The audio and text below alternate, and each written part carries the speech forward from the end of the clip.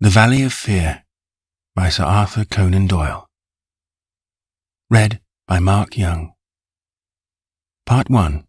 The Tragedy of Burlstone. Chapter 1. The Warning. "I am inclined to think," said I. "I should do so," Sherlock Holmes remarked impatiently.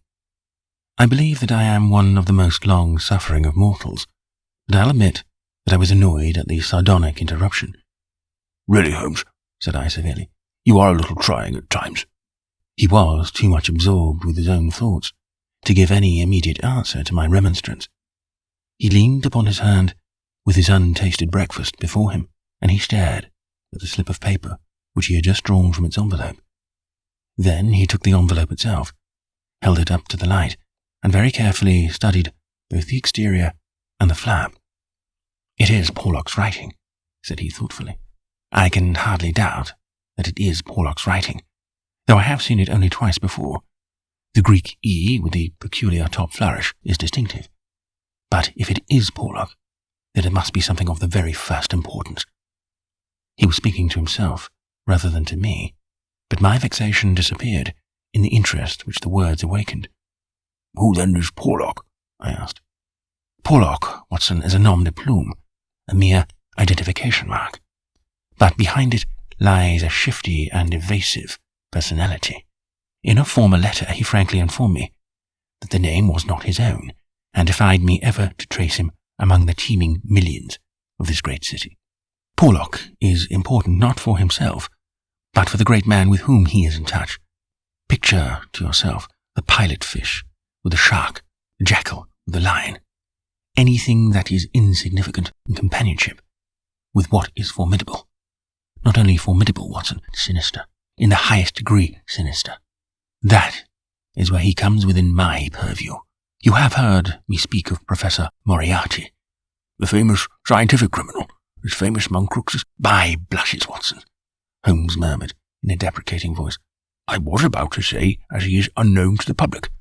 "Touch, a distinct touch," cried Holmes. "You are developing a certain unexpected vein of porky humour, Watson, against which I must learn to guard myself. But in calling Moriarty criminal, you are uttering libel in the eyes of the law, and there lie the glory and the wonder of it, the greatest schemer of all time, the organizer of every deviltry, the controlling brain of the underworld, a brain which might have made or marred the destiny of nations. That's the man. But so aloof is he from general suspicion, so immune from criticism, so admirable in his management and self-effacement, that for those very words that you have uttered, he could hale you to a court and emerge with your year's pension as a solatium for his wounded character. Is he not the celebrated author of The Dynamics of an Asteroid, a book which ascends to such rarefied heights of pure mathematics that it is said that there was no man in the scientific press capable of criticizing it? Is this a man to traduce? Foul-mouthed doctor and slandered professor. Such would be your respective roles. That's genius, Watson. But if I am spared by lesser men, our day will surely come." "May I be there to see?" I exclaimed devoutly. "You were speaking of this man Porlock." "Ah, yes. The so-called Porlock is a link in a chain some little way from its great attachment. Porlock is not quite a sound link between ourselves. He is the only flaw in that chain, so far as I have been able to test it." "But no chain is stronger than its weakest link." "Exactly, my dear Watson. Hence the extreme importance of Porlock. Led on by some rudimentary aspirations towards right, and encouraged by the judicious stimulation of an occasional £10 note sent to him by devious methods, he has once or twice given me advance information which has been of value. That highest value which anticipates and prevents rather than avenges crime. I cannot doubt that, if we had the cipher, we should find that this communication is of the nature that I indicate." Again Holmes flattened out the paper upon his unused plate. I rose and, leaning over him, stared down at the curious inscription, which ran as follows: 534, C2, 13, 127, 36, 31, 4, 17, 21, 41, Douglas, 109, 293, 5, 37, Burlstone, 26, Burlstone, 9, 47, 171. What do you make of it, Holmes? It is obviously an attempt to convey secret information. What is the use of a cipher message without cipher? In this instance, none at all. Why do you say in this instance? Because there are many ciphers which I would read as easily as I do the Apocrypha of the Agony column. Such crude devices amuse the intelligence without fatiguing it. But this is different. It is clearly a reference to the words in a page of some book. Until I am told which page and which book, I am powerless. But why Douglas and Burlstone? Clearly because those are words which were not contained in the page in question. Then why has he not indicated the book? Your native shrewdness, my dear Watson, that innate cunning which is the delight of your friends, would surely prevent you from enclosing cipher and message in the same envelope. Should it miscarry, you are undone. As it is, both have to go wrong before any harm comes from it. Our second post is now overdue, and I shall be surprised if it does not bring us either a further letter of explanation, or, as is more probable, the very volume to which these figures refer. Holmes's calculation was fulfilled within a very few minutes by the appearance of Billy, page, with the very letter which we were expecting. The same writing, remarked Holmes as he opened the envelope, and actually signed, he added in an exultant voice as he unfolded the epistle. Come, we are getting on, Watson. His brow clouded, however, as he glanced over the contents. Dear me, this is very disappointing. I fear, Watson, that all our expectations come to nothing. I trust that the man Porlock will come to no harm. Dear Mr. Holmes, he says, I will go no further in this matter. It is too dangerous. He suspects me. I can see that he suspects me. He came to me quite unexpectedly after I had actually addressed this envelope, with the intention of sending you the key to the cipher. I was able to cover it up. If he had seen it, it would have gone hard with me. But I read suspicion in his eyes. Please burn the cipher message, which can now be of no use to you. Fred Porlock. Holmes sat for some time twisting this letter between his fingers and frowning as he stared into the fire. After all, he said at last, there may be nothing in it. It may be only his guilty conscience, knowing himself to be a traitor. He may have read the accusation in the other's eyes. The other being, I presume, Professor Moriarty. No less. When any of that party talk about he, you know whom they mean. There is one predominant he for all of them. What can he do? That's a large question. When you have one of the first brains of Europe up against you, and all the powers in darkness at his back, there are infinite possibilities. Anyhow, friend Porlock is evidently scared out of his senses. Kindly compare the writing in the note to that upon its envelope, which was done, he tells us, before this ill-omened visit. The one is clear and firm, the other hardly legible. Why did he write at all? Why did he not simply drop it? Because he feared I would make some inquiry after him in that case, and possibly bring trouble to him. No doubt, said I. Of course. I had picked up the original cipher message, and was bending my brows over it. It's pretty maddening to think that an important secret may lie here on this slip of paper, and that it is beyond human power to penetrate it. Sherlock Holmes had pushed away his untasted breakfast, and lit the unsavoury pipe, which was the companion of his deepest meditations. I wonder, said he, leaning back and staring at the ceiling. Perhaps there are certain points which have escaped your Machiavellian intellect. Let us consider the problem in the light of pure reason. This man's reference is to a book that is our point of departure. A somewhat vague one. Let us see then if we can narrow it down. As I focus my mind upon it, it seems rather less impenetrable. What indications have we as to this book? None. Well, it is surely not quite so bad as that. The cipher message begins with a large 534, does it not?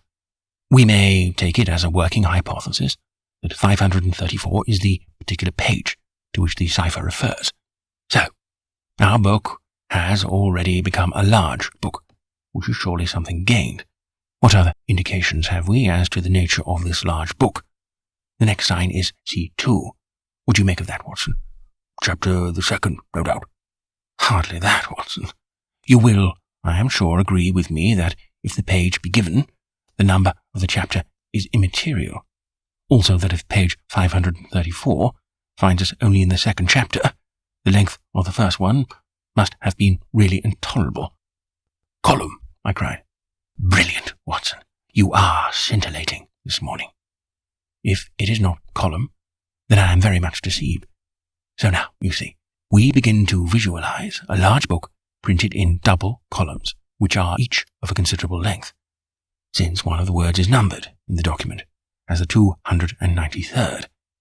Have we reached the limits of what reason can supply? I fear that we have. Surely you do yourself an injustice.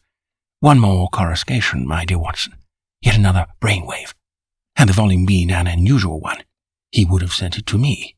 Instead of that, he had intended, before his plans were nipped, to send me the clue in this envelope. He says so in his note. This would seem to indicate that the book is one which he thought I would have no difficulty in finding for myself. He had it, and he imagined that I would have it too.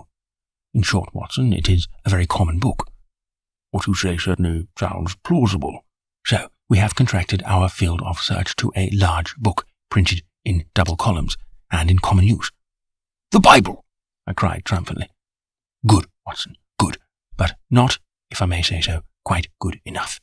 Even if I accepted the compliment for myself, I could hardly name any volume which would be less likely to lie at the elbow of one of Moriarty's associates.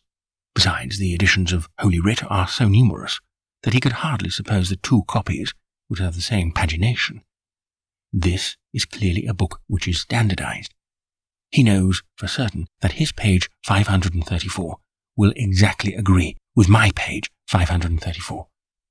But very few books would correspond with that. Exactly. Therein lies our salvation.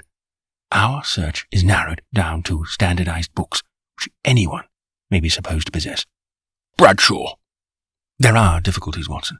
The vocabulary of Bradshaw is nervous and terse, limited. The selection of words would hardly lend itself to the sending of general messages. We will eliminate Bradshaw. The dictionary is, I fear, inadmissible for the same reason. What then is left? An almanac. Excellent, Watson. I am very much mistaken if you have not touched the spot. An almanac. Let us consider the claims of Whitaker's almanac. It is in common use.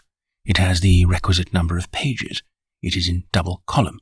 Though reserved in its earlier vocabulary, it becomes, if I remember right, quite garrulous towards the end. He picked the volume from his desk. Here is page 534, column 2. A substantial block of print dealing, I perceive, with the trade and resources of British India. Jot down the words, Watson. Number 13 is Maratha. Not, I fear, a very auspicious beginning. Number 127 is Government, which at least makes sense, though somewhat irrelevant to ourselves and Professor Moriarty. Now, let us try again. What does the Maratha government do? Alas, the word is pig's bristles. We are undone, my good Watson, it is finished. He had spoken in jesting vein, but the twitching of his bushy eyebrows bespoke his disappointment and irritation. I sat, helpless and unhappy, staring into the fire. A long silence was broken by a sudden exclamation from Holmes, who dashed to the cupboard, from which he emerged with a second yellow-covered volume in his hand. "We pay the price, Watson, for being too up-to-date," he cried. "We are before our time, and suffer the usual penalties. Being the 7th of January, we have very properly laid in the new almanac. It is more than likely that Porlock took his message from the old one. No doubt he would have told us so had his letter of explanation been written.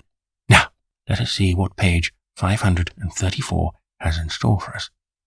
Number 13 is there, which is much more promising. Number 127 is. There is. Holmes's eyes were gleaming with excitement, and his thin, nervous fingers twitched as he counted the words. Danger. Ha ha! Capital. Put that down, Watson. There is danger. May come very soon. 1. Then we have the name Douglas. Rich country. Now at Bellstone House. Bellstone confidence is pressing. There, Watson. What do you think of pure reason and its fruit? If the greengrocer had such a thing as a laurel wreath, I should send Billy round for it. I was staring at the strange message which I had scrawled, as he deciphered it, upon a sheet of foolscap on my knee. What a queer, scrambling way of expressing his meaning, said I. On the contrary, he has done quite remarkably well, said Holmes. When you search a single column for words with which to express your meaning, you can hardly expect to get everything you want. You are bound to leave something to the intelligence of your correspondent. The purport is perfectly clear.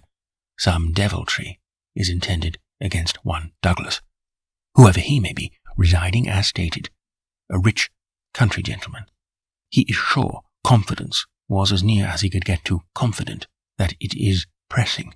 There is our result, and a very workmanlike little bit of analysis it was. Holmes had the impersonal joy of the true artist in his better work, even as he mourned darkly when it fell below the high level to which he aspired.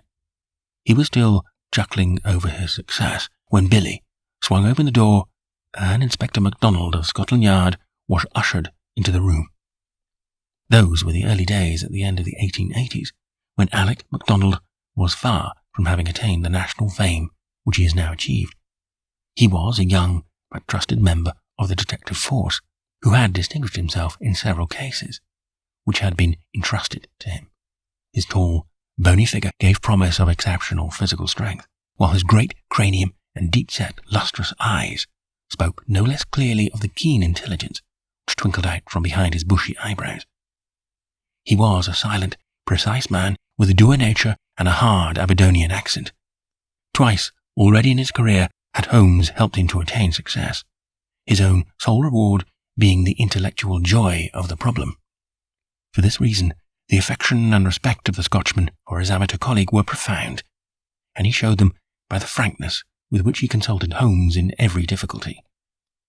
Mediocrity knows nothing higher than itself, but talent instantly recognizes genius, and MacDonald had talent enough for his profession to enable him to perceive that there was no humiliation in seeking the assistance of one who already stood alone in Europe, both in his gifts and in his experience. Holmes was not prone to friendship, but he was tolerant of the big Scotchman and smiled at the sight of him. "You are an early bird, Mr. Mac," said he. "I wish you luck with your worm. I fear this means that there is some mischief afoot." "If you said hope instead of fear, it would be nearer the truth, I'm thinking, Mr. Holmes," the inspector answered with a knowing grin. "Well, maybe a wee nip would keep out the raw morning chill. No, I won't smoke, I thank you. I'll have to be pushing on my way, for the early hours of a case are the precious ones, as no man knows better than your own self. But, The inspector had stopped suddenly and was staring with a look of absolute amazement at a paper upon the table. It was the sheet upon which I had scrawled the enigmatic message. "Douglas," he stammered. "Birlstone. What's this, Mr. Holmes? Man, it's witchcraft. Where, in the name of all that is wonderful, did you get those names?" "It is a cipher that Dr. Watson and I have had occasion to solve. But why? What's amiss with the names?" The inspector looked from one to the other of us in dazed astonishment. "Just this," said he, "that Mr. Douglas of Birlstone Manor was horribly murdered last night." Chapter 2. Sherlock Holmes Discourses. It was one of those dramatic moments for which my friend existed. It would be an overstatement to say that he was shocked or even excited by the amazing announcement. Without having a tinge of cruelty in his singular composition, he was undoubtedly callous from long overstimulation. Yet, if his emotions were dulled, his intellectual perceptions were exceedingly active.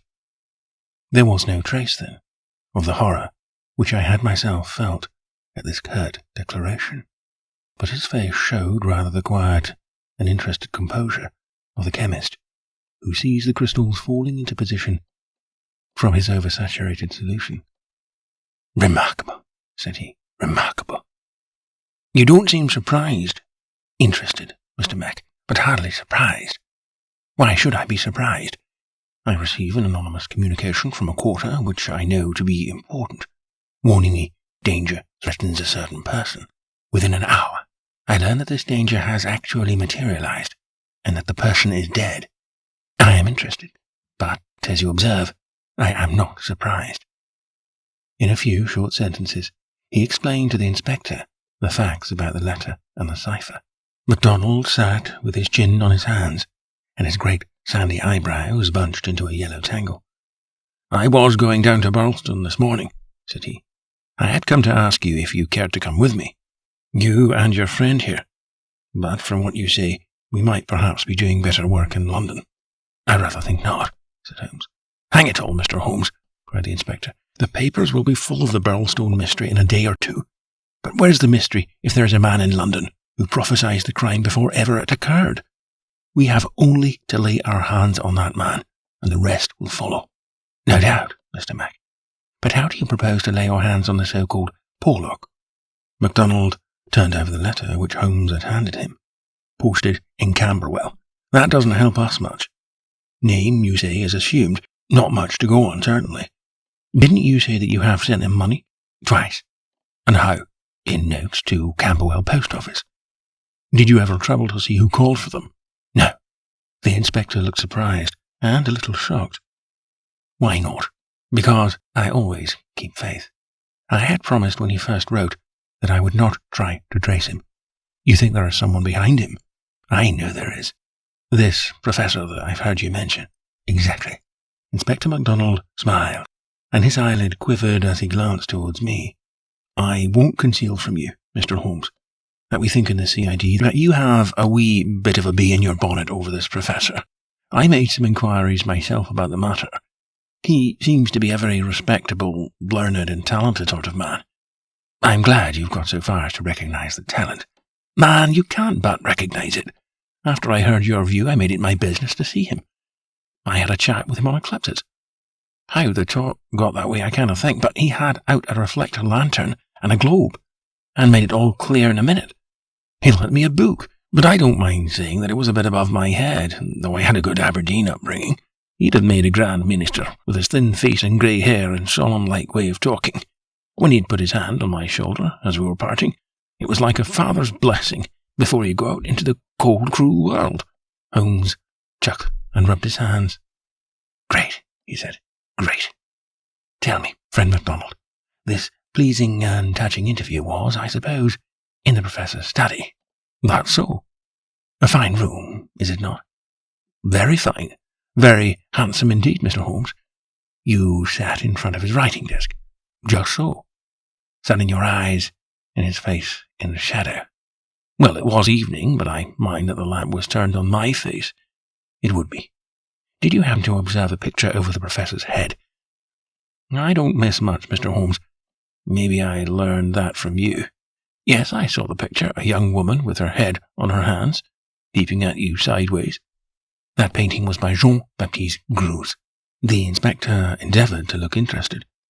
"Jean-Baptiste Greuze," Holmes continued, joining his fingertips and leaning well back in his chair, "was a French artist who flourished between the years 1750 and 1800.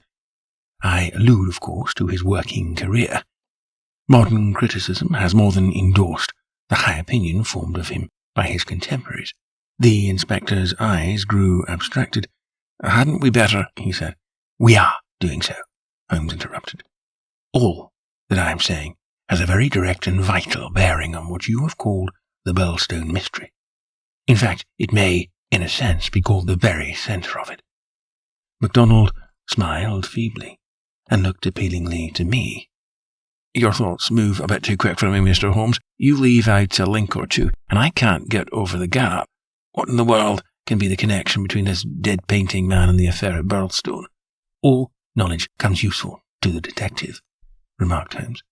"Even the trivial fact that in the year 1865, a picture by Greuze, entitled La Jeune Fille Léano, fetched 1,200,000 francs, more than £40,000, at the Portalis sale, may start a train of reflection in your mind."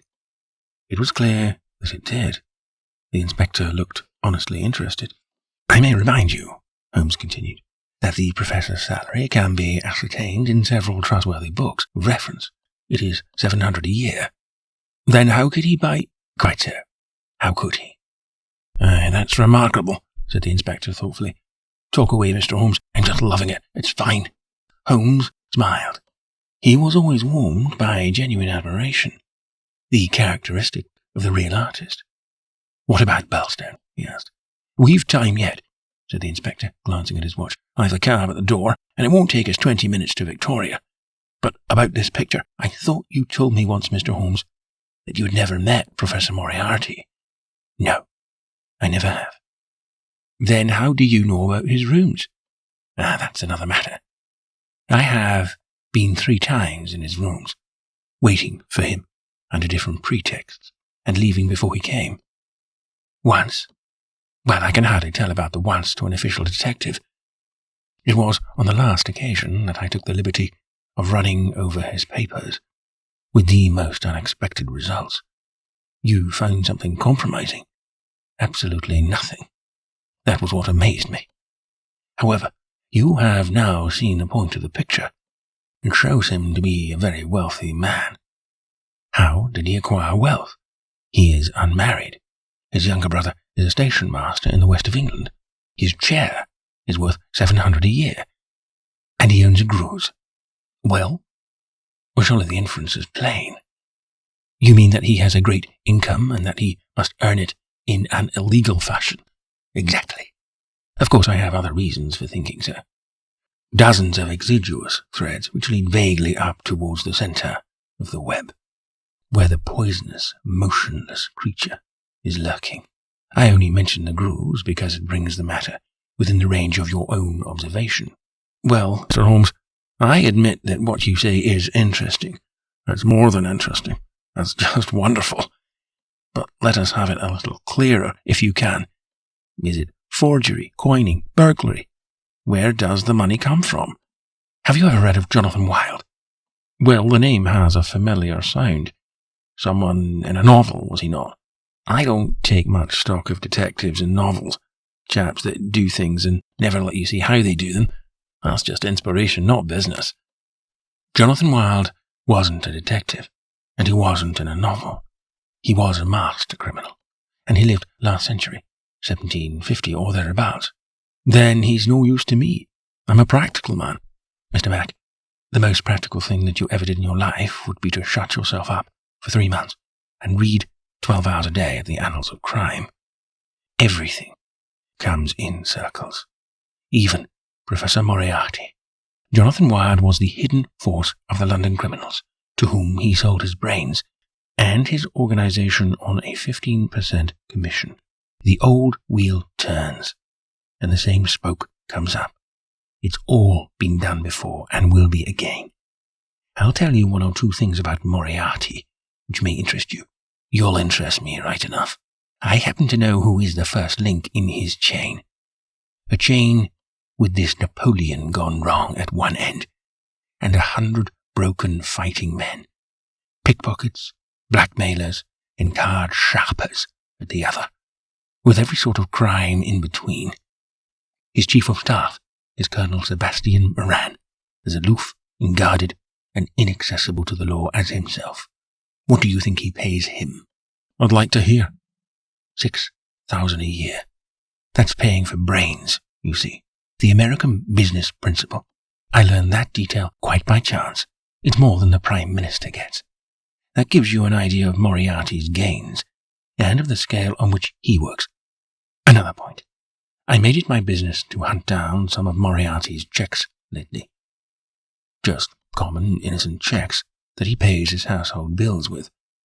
They were drawn on 6 different banks. Does that make any impression on your mind? Queer, certainly, but what do you gather from it? That he wanted no gossip about his wealth. No single man should know what he had. I have no doubt that he has 20 banking accounts, the bulk of his fortune abroad in the Deutsche Bank or the Credit Lyonnais, as likely as not. Sometime, when you have a year or 2 to spare, I commend you to the study of Professor Moriarty. Inspector MacDonald had grown steadily more impressed as the conversation proceeded. He had lost himself in his interest. Now, his practical Scotch intelligence brought him back with a snap to the matter in hand. "You can keep anyhow," said he. "You've got us sidetracked with your interesting anecdotes, Mr. Holmes. What really counts is your remark there is some connection between the Professor and the crime. That you get from the warning received through the man Porlock. Can we, for our present practical needs, get any further than that? We may form some conception as to the motives of the crime. It is, I gather, from your original remarks, an inexplicable, or at least an unexplained, murder. Now, presuming that the source of the crime is as we suspect it to be, there might be two different motives. In the first place, I may tell you that Moriarty rules with a rod of iron over his people. His discipline is tremendous. There is only one punishment in his code. It is death. Now, we might suppose that this murdered man, this Douglas, whose approaching fate was known by one of the arch-criminal's subordinates, had in some way betrayed the chief. His punishment followed, and would be known to all, if only to put the fear of death into them. Well, that is one suggestion, Mr. Holmes. The other is that it has been engineered by Moriarty in the ordinary course of business. Was there any robbery? I have not heard. If so, it would of course be against the first hypothesis, and in favour of the second. Moriarty may have been engaged to engineer it on a promise of part spoils, or he may have been paid so much down to manage it. Either is possible, but whichever it may be, or if it is some third combination, it is down at Burlstone that we must seek the solution. I know our man too well to suppose that he has left anything up here which may lead us to him. Then to Burlstone we must go, cried MacDonald, jumping from his chair. My word, it's later than I thought. I can give you, gentlemen, 5 minutes for preparation, and that is all. And ample for us both, said Holmes, as he sprang up and hastened to change from his dressing gown to his coat. While we are on our way, Mr. Mac, I will ask you to be good enough to tell me all about it. All about it proved to be disappointingly little, and yet there was enough to assure us that the case before us might well be worthy of the expert's closest attention. He brightened and rubbed his thin hands together as he listened to the meagre but remarkable details. A long series of sterile weeks lay behind us, and here at last there was a fitting object for those remarkable powers, which, like all special gifts, became irksome to their owner when they are not in use. That razor blade blunted and rusted with inaction. Sherlock Holmes's eyes glistened. His pale cheeks took a warmer hue, and his whole eager face shone with an inward light when the call for work reached him. Leaning forward in the cab, he listened intently to MacDonald's short sketch of the problem which awaited us in Sussex.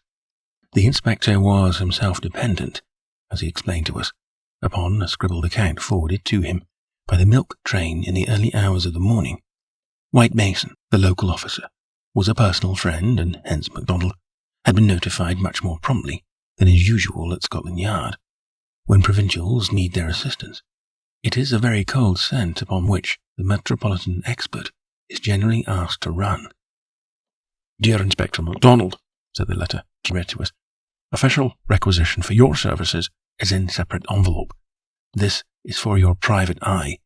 Wire me what train in the morning you can get for Burlstone, and I will meet it, or have it met if I am too occupied. This case is a snorter. Don't waste a moment in getting started. If you can bring Mr. Holmes, please do so, for he will find something after his own heart. We would think that the whole had been fixed up for theatrical effect, if there wasn't a dead man in the middle of it. My word, it is a snorter. Your friend seems to be no fool, remarked Holmes. No, sir, White Mason is a very live man, if I am any judge. Well, have you anything more? Only that he will give us every detail when we meet. Then how did you get at Mr. Douglas, and the fact that he had been horribly murdered? That was in the enclosed official report. It didn't say horrible. That's not a recognized official term. It gave the name John Douglas. It mentioned that his injuries had been in the head from the discharge of a shotgun. It also mentioned the hour of the alarm, which was close on to midnight last night. It added that the case was undoubtedly one of murder, but that no arrest had been made, and that the case was one which presented some very perplexing and extraordinary features. That's absolutely all we have at present, Mr. Holmes. Then, with your permission, we will leave it at that, Mr. Mac. The temptation to form premature theories upon insufficient data is the bane of our profession. I can see only two things for certain at present: a great brain in London and a dead man in Sussex. It's the chain between that we are going to trace. Chapter 3. The Tragedy of Birlstone. Now, for a moment, I will ask leave to remove my own insignificant personality, and to describe events which occurred before we arrived upon the scene, by the light of knowledge which came to us afterwards. Only in this way can I make the reader appreciate the people concerned, and the strange setting in which their fate was cast. The village of Birlstone is a small and very ancient cluster of half-timbered cottages on the northern border of the county of Sussex. For centuries it had remained unchanged, but within the last few years its picturesque appearance and situation have attracted a number of well-to-do residents, whose villas peep out from the woods around. These woods are locally supposed to be the extreme fringe of the great wheeled forest, which thins away until it reaches the northern chalk downs. A number of small shops have come into being to meet the wants of the increased population, so there seems some prospect that Birlstone may soon grow from an ancient village into a modern town. It is the centre for a considerable area of country, since Tunbridge Wells, the nearest place of importance, is 10 or 12 miles to the eastward, over the borders of Kent. About half a mile from the town, standing in an old park famous for its huge beech trees, is the ancient manor house of Birlstone. Part of this venerable building dates back to the time of the First Crusade, when Hugo de Capus built a fortalice in the centre of the estate, which had been granted to him by the Red King. This was destroyed by fire in 1543, and some of its smoke-blackened cornerstones were used when, in Jacobean times, a brick country house rose upon the ruins of the feudal castle. The manor house, with its many gables and its small diamond-paned windows, was still much as the builder had left it in the early 17th century. Of the double moats which had guarded its more warlike predecessor, the outer had been allowed to dry up and serve the humble function of a kitchen garden. The inner one was still there, and lay 40 feet in breadth, though now only a few feet in depth around the whole house.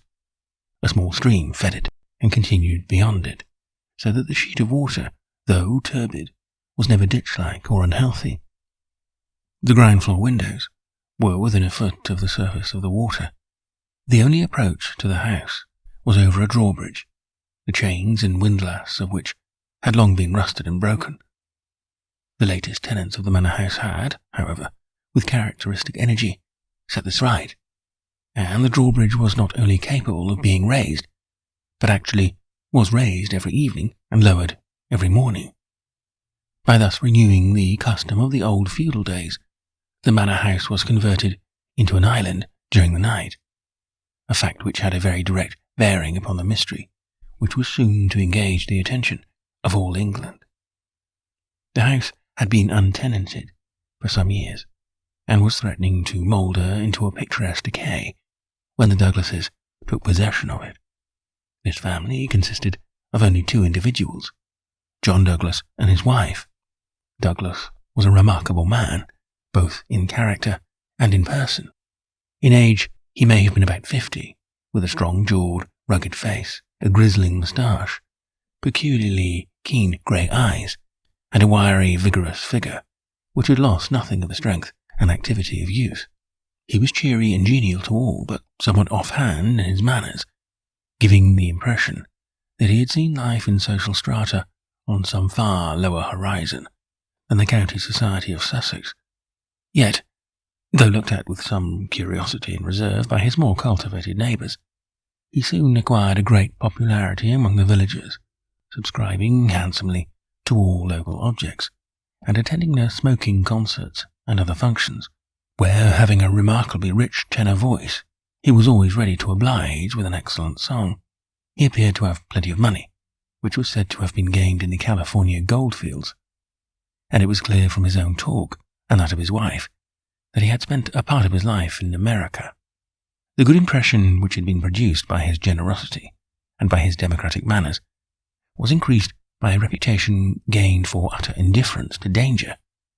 Though a wretched rider, he turned out at every meet, and took the most amazing falls in his determination to hold his own with the best. When the vicarage caught fire, he distinguished himself also by the fearlessness with which he re-entered the building to save property, after the local fire brigade had given it up as impossible. Thus it came about that John Douglas of the Manor House had, within 5 years, won himself quite a reputation in Birlstone. His wife, too, was popular with those who had made her acquaintance, though, after the English fashion, the callers upon a stranger who settled in the county without introductions were few and far between. This mattered the less to her, as she was retiring by disposition, and very much absorbed, to all appearance, in her husband and her domestic duties. It was known that she was an English lady who had met Mr. Douglas in London, he being at that time a widower.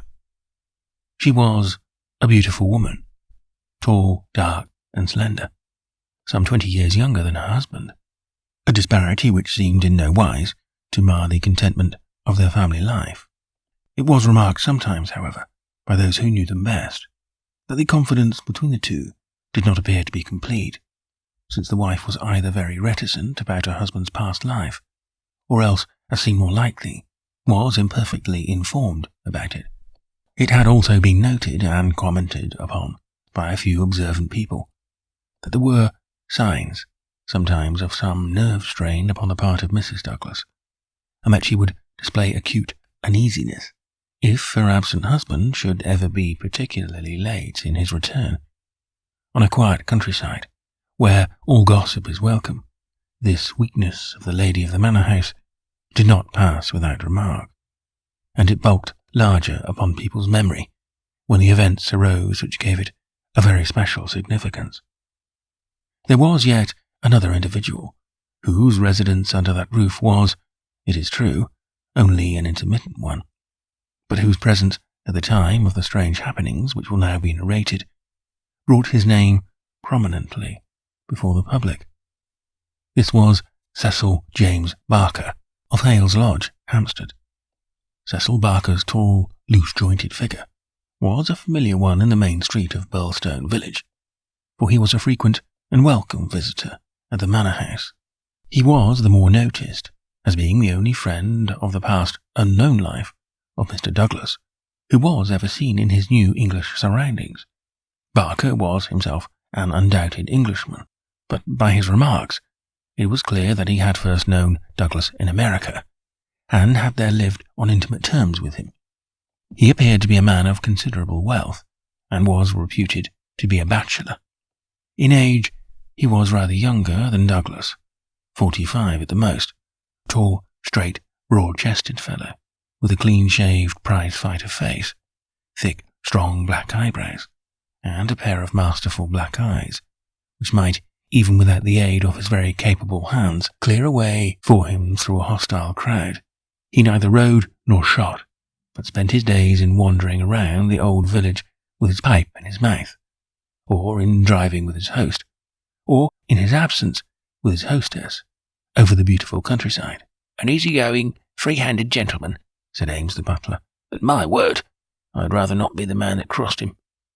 He was cordial and intimate with Douglas, and he was no less friendly with his wife, a friendship which more than once seemed to cause some irritation to the husband, so that even the servants were able to perceive his annoyance. Such was the third person, who was one of the family when the catastrophe occurred. As to the denizens of the old building, it will suffice, out of a large household, to mention the prim, respectable, and capable Ames, and Mrs. Allen, a buxom and cheerful person, who relieved the lady of some of her household cares.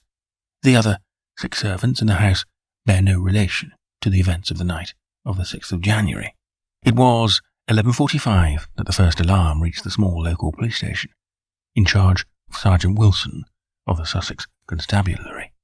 Cecil Barker, much excited, had rushed up to the door and pealed furiously upon the bell. A terrible tragedy had occurred at the manor house, and John Douglas had been murdered. That was the breathless burden of his message. He had hurried back to the house, followed within a few minutes by the police sergeant, who arrived at the scene of the crime a little after 12 o'clock, after taking prompt steps to warn the county authorities that something serious was afoot. On reaching the manor house, the sergeant had found the drawbridge down, the windows lighted up, and the whole household in a state of wild confusion and alarm. The white-faced servants were huddling together in the hall, with the frightened butler wringing his hands in the doorway. Only Cecil Barker seemed to be the master of himself and his emotions. He had opened the door which was nearest to the entrance, and he had beckoned to the sergeant to follow him. At that moment there arrived Dr. Wood, a brisk and capable general practitioner from the village. The three men entered the fatal room together, while the horror-stricken butler followed at their heels, closing the door behind him to shut out the terrible scene from the maidservants. The dead man lay on his back, sprawling with outstretched limbs in the centre of the room. He was clad only in a pink dressing gown, which covered his nightclothes. There were carpet slippers on his bare feet. The doctor knelt beside him and held down the hand lamp which had stood on the table. One glance at the victim was enough to show the healer that his presence could be dispensed with. The man had been horribly injured. Lying across his chest was a curious weapon, a shotgun with the barrel sawed off a foot in front of the triggers. It was clear that this had been fired at close range, and that he had received the whole charge in the face, blowing his head almost to pieces. The triggers had been wired together, so as to make the simultaneous discharge more destructive. The country policeman was unnerved and troubled by the tremendous responsibility which had come so suddenly upon him. "We will touch nothing until my superiors arrive," he said in a hushed voice, staring in horror at the dreadful head. "Nothing has been touched up to now," said Cecil Barker. "I'll answer for that. You'll see it all exactly as I found it." When was that?" The sergeant had drawn out his notebook. "It was just 11:30. I had not begun to undress, and I was sitting by the fire in my bedroom when I heard the report. It was not very loud. It seemed to be muffled. I rushed down. I don't suppose it was 30 seconds before I was in the room." "Was the door open?" "Yes, it was open. Poor Douglas was lying as you see him. His bedroom candle was burning on the table. It was I who lit the lamp some minutes afterward." "Did you see no one?" "No, I heard Mrs. Douglas coming down the stair behind me, and I rushed out to prevent her from seeing this dreadful sight. Mrs. Allen, the housekeeper, came and took her away. Ames had arrived, and we ran back into the room once more." "But surely I have heard that the drawbridge is kept up all night." "Yes, it was up until I lowered it." "And how could any murderer have got away?" "It is out of the question. Mr. Douglas must have shot himself." "That was our first idea, but see." Barker drew aside the curtain and showed that the long diamond-pane window was open to its full extent. "And look at this." He held the lamp down and illuminated a smudge of blood, like the mark of a boot sole upon the wooden sill. "Someone has stood there in getting out." "You mean that someone waded across the moat?" "Exactly." "Then if you were in the room within half a minute of the crime, he must have been in the water at that very moment." "I have not a doubt of it. I wish to heaven that I had rushed to the window, but the curtain screened it, as you can see, and so it never occurred to me. Then I heard the step of Mrs. Douglas, and I could not let her enter the room. It would have been too horrible." "Horrible enough," said the doctor, looking at the shattered head and the terrible marks which surrounded it. "I have never seen such injuries since the Burlston railway smash." "But I say," remarked the police sergeant, whose slow, bucolic common sense was still pondering the open window, "it's all very well your saying that a man escaped by wading this moat. But what I ask you is, how did he ever get into the house at all, if the bridge was up?" "Oh, that's the question," said Barker. "At what o'clock was it raised?" "It was nearly 6 o'clock, said Ames the butler. "Oh, I've heard," said the sergeant, that it was usually raised at sunset. That would be nearer 4:30 than 6 at this time of year. Mrs. Douglas had visitors to tea, said Ames. I couldn't raise it until they went. Then I wound it up myself. Then it comes to this, said the sergeant. If anyone came from outside, if they did, they must have got in across the bridge before 6 and been hiding ever since, until Mr. Douglas came into the room after 11. That is so. Mr. Douglas went round the house every night, the last thing before he turned in, to see that the lights were right. That brought him in here. The man was waiting and shot him. Then he got away through the window and left his gun behind him. That's how I read it, for nothing else will fit the facts. The sergeant picked up a card which lay beside the dead man on the floor. The initials VV, and under them the number 341 were crudely scrawled in ink upon it. What's this? He asked, holding it up. Barker looked at it with curiosity.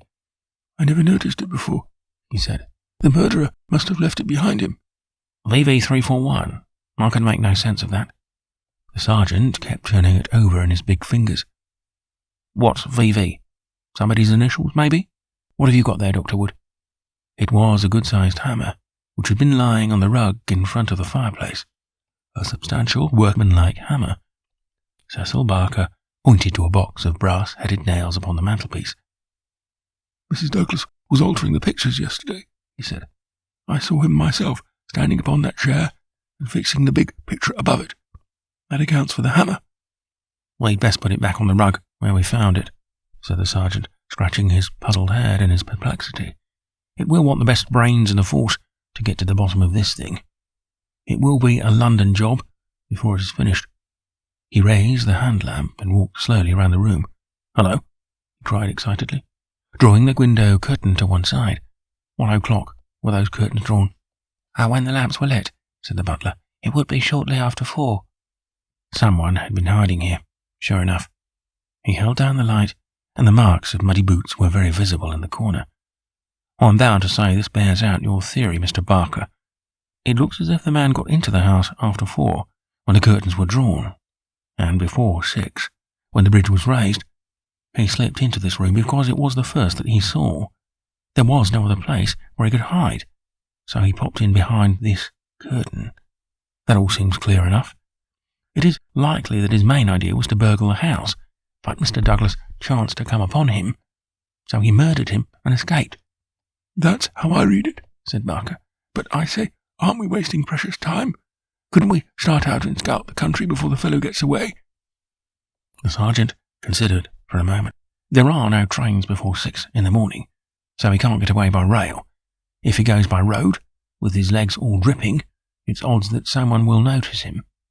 Anyhow, I can't leave here myself until I am relieved, and I think none of you should go until we see more clearly how we all stand. The doctor had taken the lamp and was narrowly scrutinizing the body. What's this mark? He asked. Could this have any connection with the crime?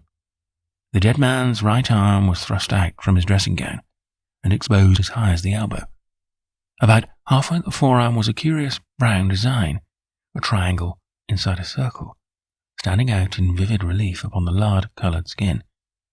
It's not tattooed, said the doctor, peering through his glasses. I never saw anything like it. The man has been branded at some time as they brand cattle. What is the meaning of this? I don't profess to know the meaning of it, said Cecil Barker, but I have seen the mark on Douglas many times this last 10 years. And so have I, said the butler. Many a time when the master had rolled up his sleeves, I have noticed that very mark. I've often wondered what it could be. Then it has nothing to do with the crime anyhow, said the sergeant. But it's a rum thing, all the same. Everything about this case is rum. Well, what is it now? The butler gave an exclamation of astonishment and was pointing at the dead man's outstretched hand. They've taken the wedding ring, he gasped. What? Yes, indeed. Master always wore his plain gold wedding ring on the little finger of his left hand. That ring with the rough nugget on it was above it, and the twisted snake ring on the third finger. There's the nugget. There's the snake. But the wedding ring is gone. He's right, said Barker. Do you tell me, said the sergeant, that the wedding ring was below the other? Always. Then the murderer, or whoever it was, first took off this ring you call the nugget ring, then the wedding ring, and afterwards put the nugget ring back again. That is so. The worthy country policeman shook his head.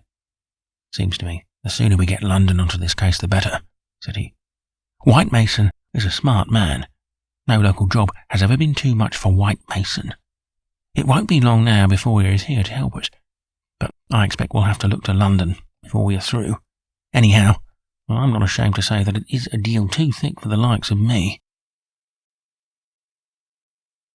Chapter 4. Darkness. At 3 a.m, the chief Sussex detective, obeying the urgent call from Sergeant Wilson of Birlstone, arrived from headquarters in a light dog-cart behind a breathless trotter. By the 5:40 train in the morning, he had sent his message to Scotland Yard, and he was at the Birlstone station at 12 o'clock to welcome us. White Mason was a quiet, comfortable-looking person in a loose tweed suit, with a clean-shaved, ruddy face, a stoutish body, and powerful, bandy legs adorned with gaiters, looking like a small farmer, a retired gamekeeper, or anything upon earth except a very favourable specimen of the provincial criminal officer. A real downright snorter, Mr. MacDonald, he kept repeating. We'll have the pressmen down like flies when they understand it. I'm hoping we'll get our work done before they get poking their noses into it and messing up all the trails. There has been nothing like this that I can remember. There are some bits that will come to you, Mr. Holmes, where I'm mistaken, and you also, Dr. Watson, for the medicos will have a word to say before we finish. Your room is at the Westville Arms. There's no other place, but I hear that it is clean and good. The man will carry your bags. This way, gentlemen, if you please. He was a very bustling and genial person, this Sussex detective. In 10 minutes, we had all found our quarters. In 10 more, we were seated in the parlour of the inn, and being treated to a rapid sketch of those events which had been outlined in the previous chapter. MacDonald made an occasional note, while Holmes sat absorbed with the expression of surprised and reverent admiration with which the botanist surveys the rare and precious bloom. Remarkable, he said, when the story was unfolded. Most remarkable. I can hardly recall any case where the features have been more peculiar. I thought you would say so, Mr. Holmes, said White Mason in great delight. We're well up with the times in Sussex. I've told you now how matters were, up to the time when I took over from Sergeant Wilson, between 3 and 4 this morning. My word, I made the old mare go, but I need not have been in such a hurry, as it turned out, for there was nothing immediate that I could do. Sergeant Wilson had all the facts. I checked them and considered them, and maybe added a few of my own. What were they? Asked Holmes eagerly. Well, I first had the hammer examined. There was Dr. Wood there to help me. We found no signs of violence upon it. I was hoping that if Mr. Douglas defended himself with the hammer, he might have left his mark upon the murderer before he dropped it on the mat. But there was no stain. That, of course, proves nothing at all, remarked Inspector MacDonald. There has been many a hammer murder, and no trace on the hammer. Quite so. It doesn't prove it wasn't used, but there might have been stains, and that would have helped us. As a matter of fact, there were none. Then I examined the gun. They were buckshot cartridges, and as Sergeant Wilson pointed out, the triggers were wired together, so that if you pulled on the hinder one, both barrels were discharged. Whoever fixed that up had made up his mind that he was going to take no chances of missing his man. The sword gun was not more than 2 foot long. One could carry it easily under one's coat. There was no complete maker's name, but the printed letters P-E-N were on the fluting between the barrels, and the rest of the name had been cut off by the saw. A big P with a flourish above it. E and N smaller? Asked Holmes. Exactly. Pennsylvania Small Arms Company, well-known American firm, said Holmes. White Mason gazed at my friend, as the little village practitioner looks at the Harley Street specialist, who, by a word, can solve the difficulties that perplex him. That is very helpful, Mr. Holmes. No doubt you are right. Wonderful, wonderful. Do you carry the names of all the gunmakers in the world in your memory? Holmes dismissed the subject with a wave. No doubt it is an American shotgun, White Mason continued. I seem to have read that a sawed-off shotgun is a weapon used in some parts of America. Apart from the name upon the barrel, the idea had occurred to me. There is some evidence, then, that this man who entered the house and killed its master was an American. MacDonald shook his head. Man, you are surely travelling over fast, said he. I have heard no evidence yet that any stranger was ever in the house at all.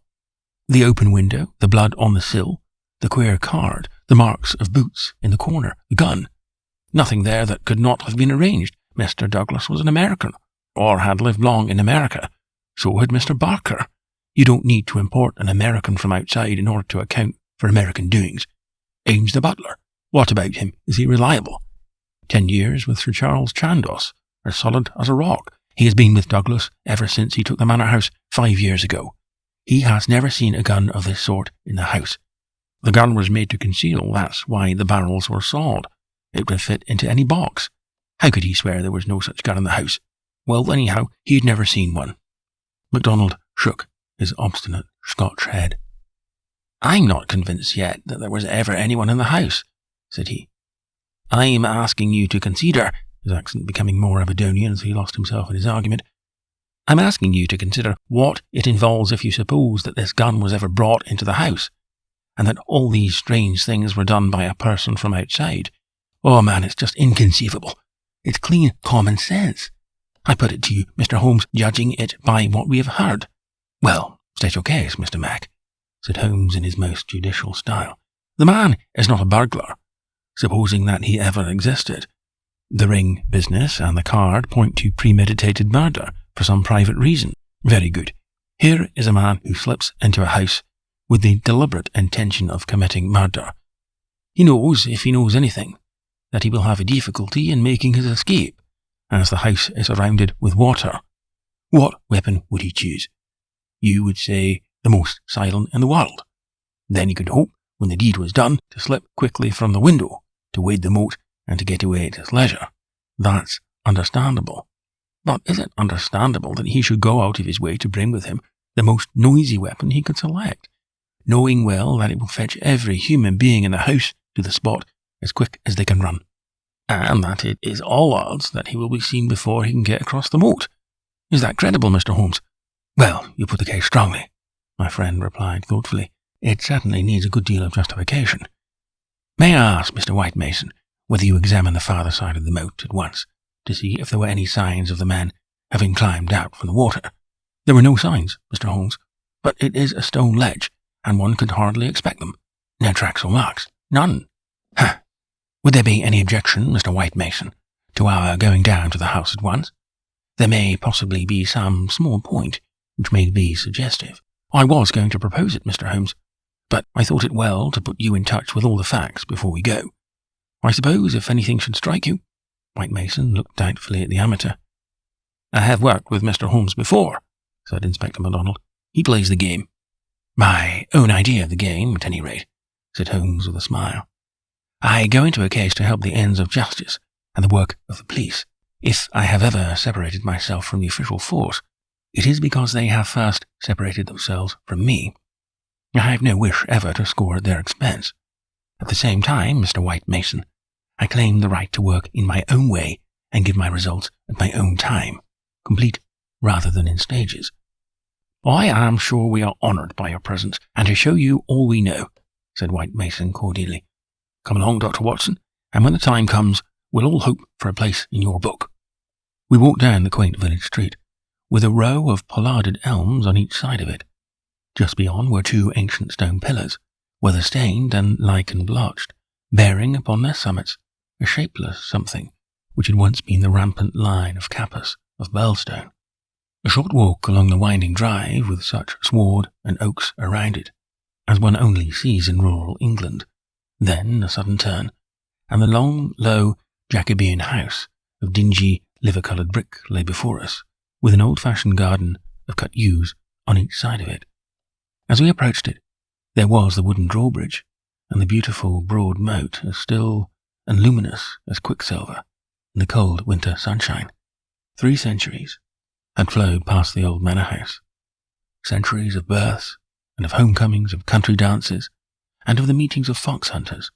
Strange that now in its old age this dark business should have cast its shadow upon the venerable walls.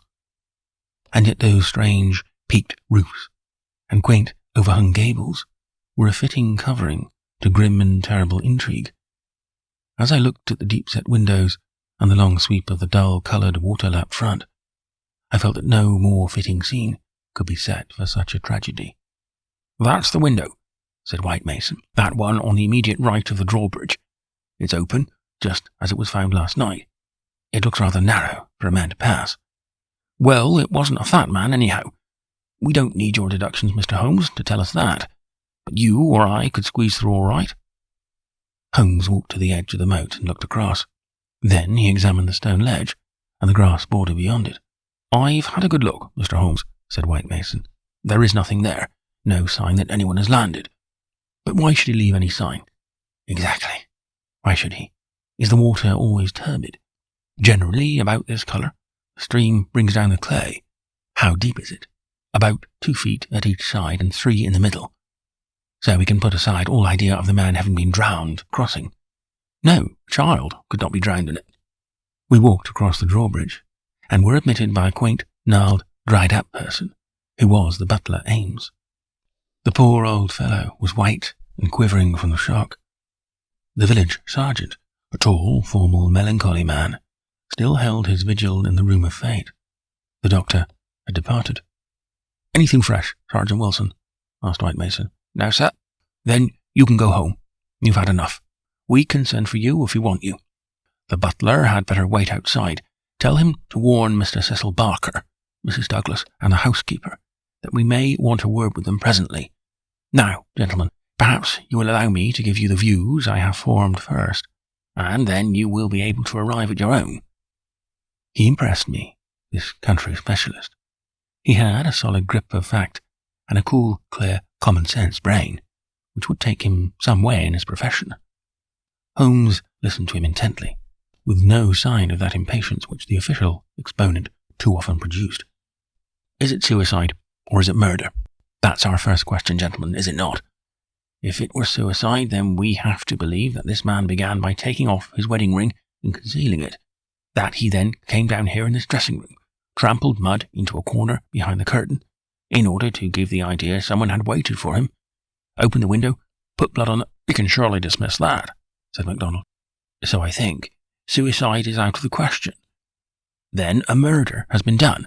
What we have to determine is whether it was done by someone outside or inside the house." "Well, let's hear the argument." "There are considerable difficulties both ways, and yet one or the other it must be. We will suppose first that some person or persons inside the house did the crime. They got this man down here at a time when everything was still, and yet no one was asleep. They then did the deed with the queerest and noisiest weapon in the world, so as to tell everyone what had happened. A weapon that was never seen in the house before. That does not seem a very likely start, does it?" "No, it does not." "Well then, everyone is agreed that after the alarm was given, only a minute at the most had passed before the whole household, not Mr. Cecil Barker alone, though he claims to have been the first, but Ames and all of them were on the spot. Do you tell me that in that time the guilty person managed to make footmarks in the corner, open the window, mark the sill with blood, take the wedding ring off the dead man's finger, and all the rest of it? It's impossible." "You put it very clearly," said Holmes. "I am inclined to agree with you."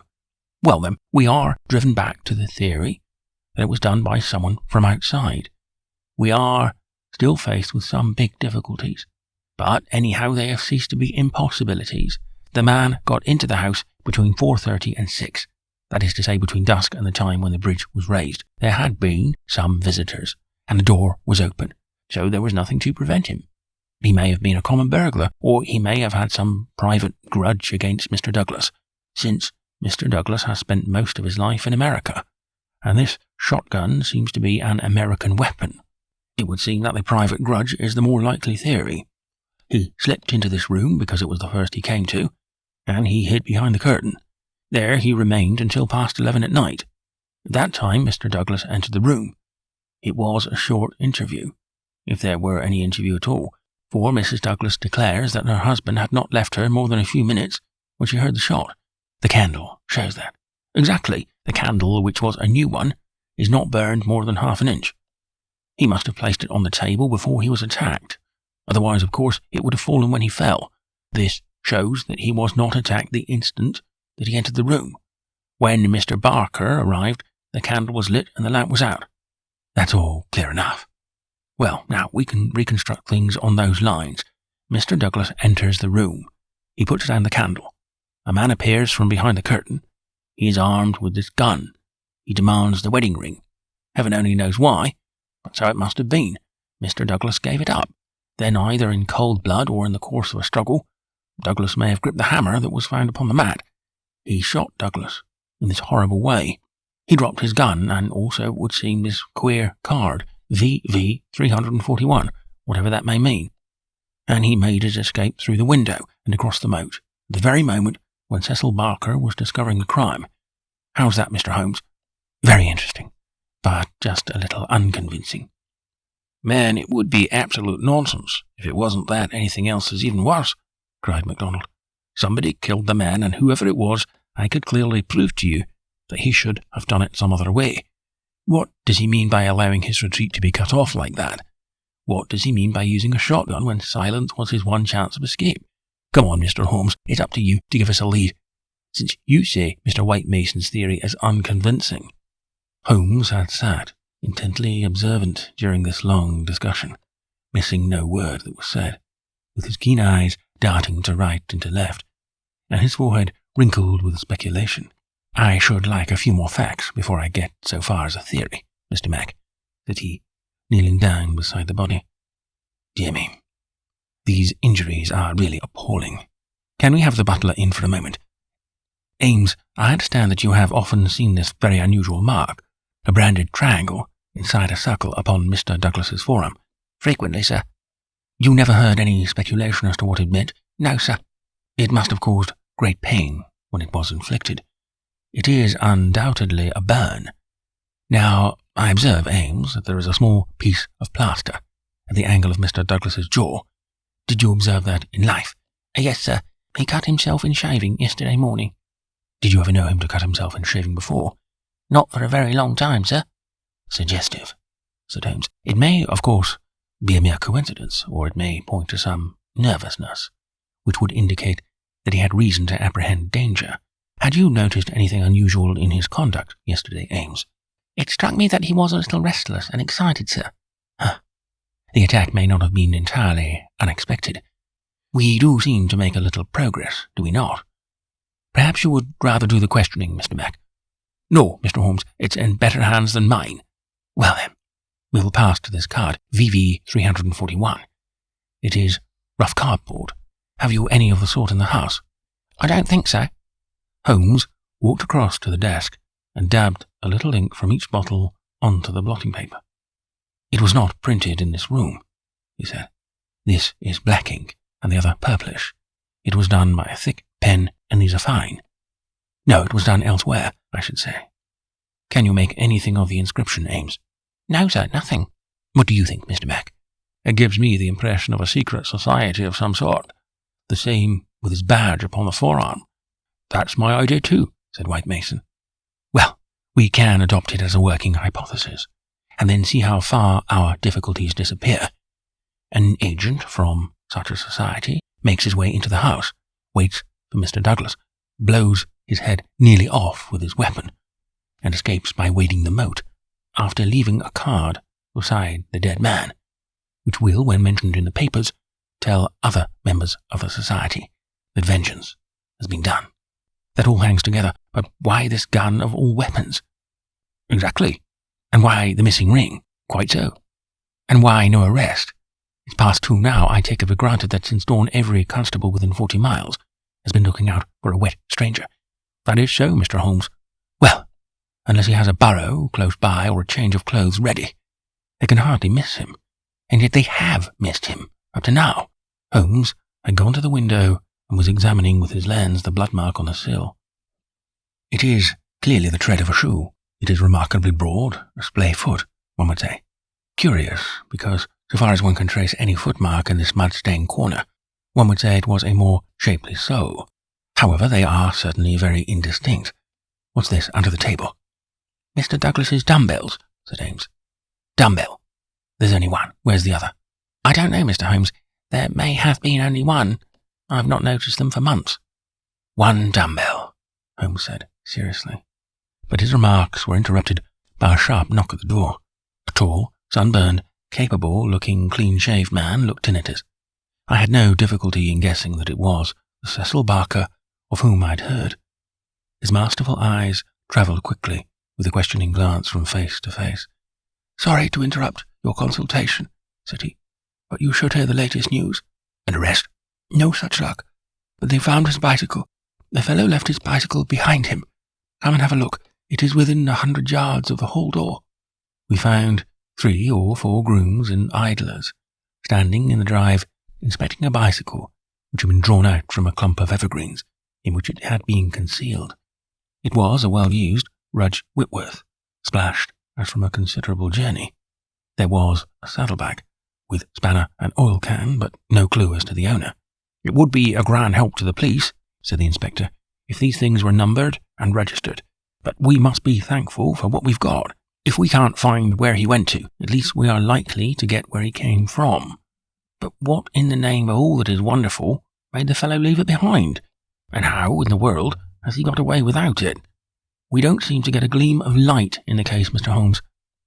"Don't we?" my friend answered thoughtfully. "I wonder." Chapter 5. The People of the Drama. "Have you seen all you want of the study?" asked White Mason as we re-entered the house. "For the time," said the inspector, and Holmes nodded. "Then perhaps you would now like to hear the evidence of some of the people in the house. We could use the dining room, Ames. Please come yourself first and tell us what you know." The butler's account was a simple and a clear one, and he gave a convincing impression of sincerity. He had been engaged 5 years before, when Douglas first came to Birlstone. He understood that Mr. Douglas was a rich gentleman who had made his money in America.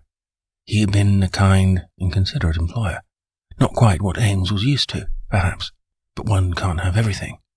He never saw any signs of apprehension in Mr. Douglas. On the contrary, he was the most fearless man he had ever known. He ordered the drawbridge to be pulled up every night, because it was the ancient custom of the old house, and he liked to keep the old ways up. Mr. Douglas seldom went to London or left the village, but on the day before the crime he had been shopping at Tunbridge Wells. He, Ames, had observed some restlessness and excitement on the part of Mr. Douglas that day, for he had seemed impatient and irritable, which was unusual with him. He had not gone to bed that night, but was in the pantry at the back of the house, putting away the silver, when he had heard the bell ring violently. He heard no shot, but it was hardly possible he would, as the pantry and kitchens were at the very back of the house, and there were several closed doors and a long passage between. The housekeeper had come out of a room, attracted by the violent ringing of the bell. They had gone to the front of the house together. As they reached the bottom of the stairs, he had seen Mrs. Douglas coming down it. No, she was not hurrying. It did not seem to him that she was particularly agitated. Just as she reached the bottom of the stair, Mr. Barker had rushed out of the study. He had stopped Mrs. Douglas and begged her to go back. "For God's sake, Jack, go back to your room," he cried. "Poor Jack is dead. You could do nothing. For God's sake, go back." After some persuasion upon the stairs, Mrs. Douglas had gone back. She did not scream. She made no outcry whatever. Mrs. Allen, the housekeeper, had taken her upstairs and stayed with her in the bedroom. Ames and Mr. Barker had then returned to the study, where they had found everything exactly as the police had seen it. The candle was not lit at that time. The lamp was burning. They had looked out of the window, but the night was very dark, and nothing could be seen or heard. They had then rushed out into the hall, where Ames had turned the windlass which lowered the drawbridge. Mr. Barker had then hurried off to get the police. Such, in its essentials, was the evidence of the butler. The account of Mrs. Allen, the housekeeper, was, so far as it went, a corroboration of that of her fellow servant. The housekeeper's room was rather nearer to the front of the house than the pantry, in which Ames had been working. She was preparing to go to bed, when the loud ringing of the bell had attracted her attention. She was a little hard of hearing. Perhaps that was why she had not heard the shot. But in any case, the study was a long way off. She remembered hearing some sound which she imagined to be the slamming of a door. That was a good deal earlier, half an hour at least before the ringing of the bell. When Mr. Ames ran to the front, she went with him.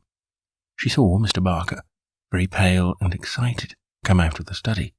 He intercepted Mrs. Douglas, who was coming down the stairs. He entreated her to go back, and she answered him, but what she said could not be heard. "Take her up, stay with her," he had said to Mrs. Allen. She had therefore taken her to the bedroom, and endeavoured to soothe her. She was greatly excited, trembling all over, but made no other attempt to go downstairs. She just sat in her dressing gown by her bedroom fire, with her head sunk in her hands. Mrs. Allen stayed with her most of the night. As to the other servants, they had all gone to bed, and the alarm did not reach them until just before the police arrived. They slept at the extreme back of the house, and could not possibly have heard anything. So far, the housekeeper could add nothing on cross-examination, save lamentations and expressions of amazement. Cecil Barker succeeded Mrs. Allen as a witness. As to the occurrences of the night before, he had very little to add to what he had already told the police. Personally, he was convinced that the murderer had escaped by the window. The bloodstain was conclusive, in his opinion, on that point. Besides, as the bridge was up, there was no other possible way of escaping. He could not explain what had become of the assassin, or why he had not taken his bicycle, if it were indeed his. He could not possibly have been drowned in the moat, which was at no place more than 3 feet deep. In his own mind, he had a very definite theory about the murder. Douglas was a reticent man, and there were some chapters in his life of which he never spoke. He had emigrated to America when he was a very young man. He had prospered well, and Barker had first met him in California, where they had become partners in a successful mining claim at a place called Benito Canyon. They had done very well, but Douglas had suddenly sold out and started for England. He was a widower at that time. Barker had afterwards realized his money and come to live in London. Thus, they had renewed their friendship. Douglas had given him the impression that some danger was hanging over his head, and he had always looked upon his sudden departure from California, and also his renting a house in so quiet a place in England, as being connected with this peril. He imagined that some secret society, some implacable organization was on Douglas's track, which would never rest until it killed him. Some remarks of his had given him this idea, though he had never told him what the society was, nor how he had come to offend it. He could only suppose that the legend upon the placard had some reference to this secret society. "How long were you with Douglas in California?" asked Inspector MacDonald. 5 years together. He was a bachelor, you see, a widower. Have you ever heard where his first wife came from? No. I remember his saying that she was of German extraction, and I have seen her portrait. She was a very beautiful woman. She died of typhoid the year before I met him. You don't associate his past with any particular part of America? I have heard him talk of Chicago. He knew that city well, and had worked there. I have heard him talk of the coal and iron districts. He had travelled a good deal in his time. Was he a politician? Had this secret society to do with politics? No, he cared nothing about politics. You have no reason to think it was criminal? On the contrary, I never met a straighter man in my life. Was there anything curious about his life in California? He liked best to stay and to work at our claim in the mountains. He would never go where other men were if he could help it. That's why I first thought someone was after him. Then, when he left, so suddenly for Europe, I made sure that it was so. I believe that he had a warning of some sort. Within a week of his leaving, 6 men were inquiring for him. What sort of men? Well, they were a mighty hard-looking crowd. They came up to the claim and wanted to know where he was. I told them that he was gone to Europe, and that I did not know where to find him. They meant him no good. It was easy to see that. Were these men Americans, Californians? Well, I don't know about Californians. They were Americans, all right, but they were not miners. I don't know what they were, and was very glad to see their backs. That was 6 years ago. Nearer 7. And then you were together 5 years in California, so that this business dates back not less than 11 years at the least. That is how. It must be a very serious feud that would be kept up with such earnestness for as long as that. It would be no light thing that would give rise to it. I think it shadowed his whole life. It was never quite out of his mind. But if a man had a danger hanging over him, and knew what it was, don't you think he would turn to the police for protection? Maybe it was some danger that he could not be protected against. There's one thing that you should know. He always went about armed. His revolver was never out of his pocket, but by bad luck he was in his dressing gown and had left it in the bedroom last night. Once the bridge was up, I guess he thought he was safe. I should like these dates a little clearer, said MacDonald. It is quite 6 years since Douglas left California. You followed him next year, did you not? That is so. And he had been married 5 years. You must have returned about the time of his marriage. About a month before. I was his best man. Did you know Mrs. Douglas before her marriage? No, I did not. I had been away from England for 10 years. But you have seen a good deal of her since. Barker looked sternly at the detective. I have seen a good deal of him since, he answered. If I have seen her, it is because you cannot visit a man without knowing his wife. If you can imagine there is any connection, I imagine nothing, Mr. Barker. I am bound to make every inquiry which can bear upon the case. But I mean no offence.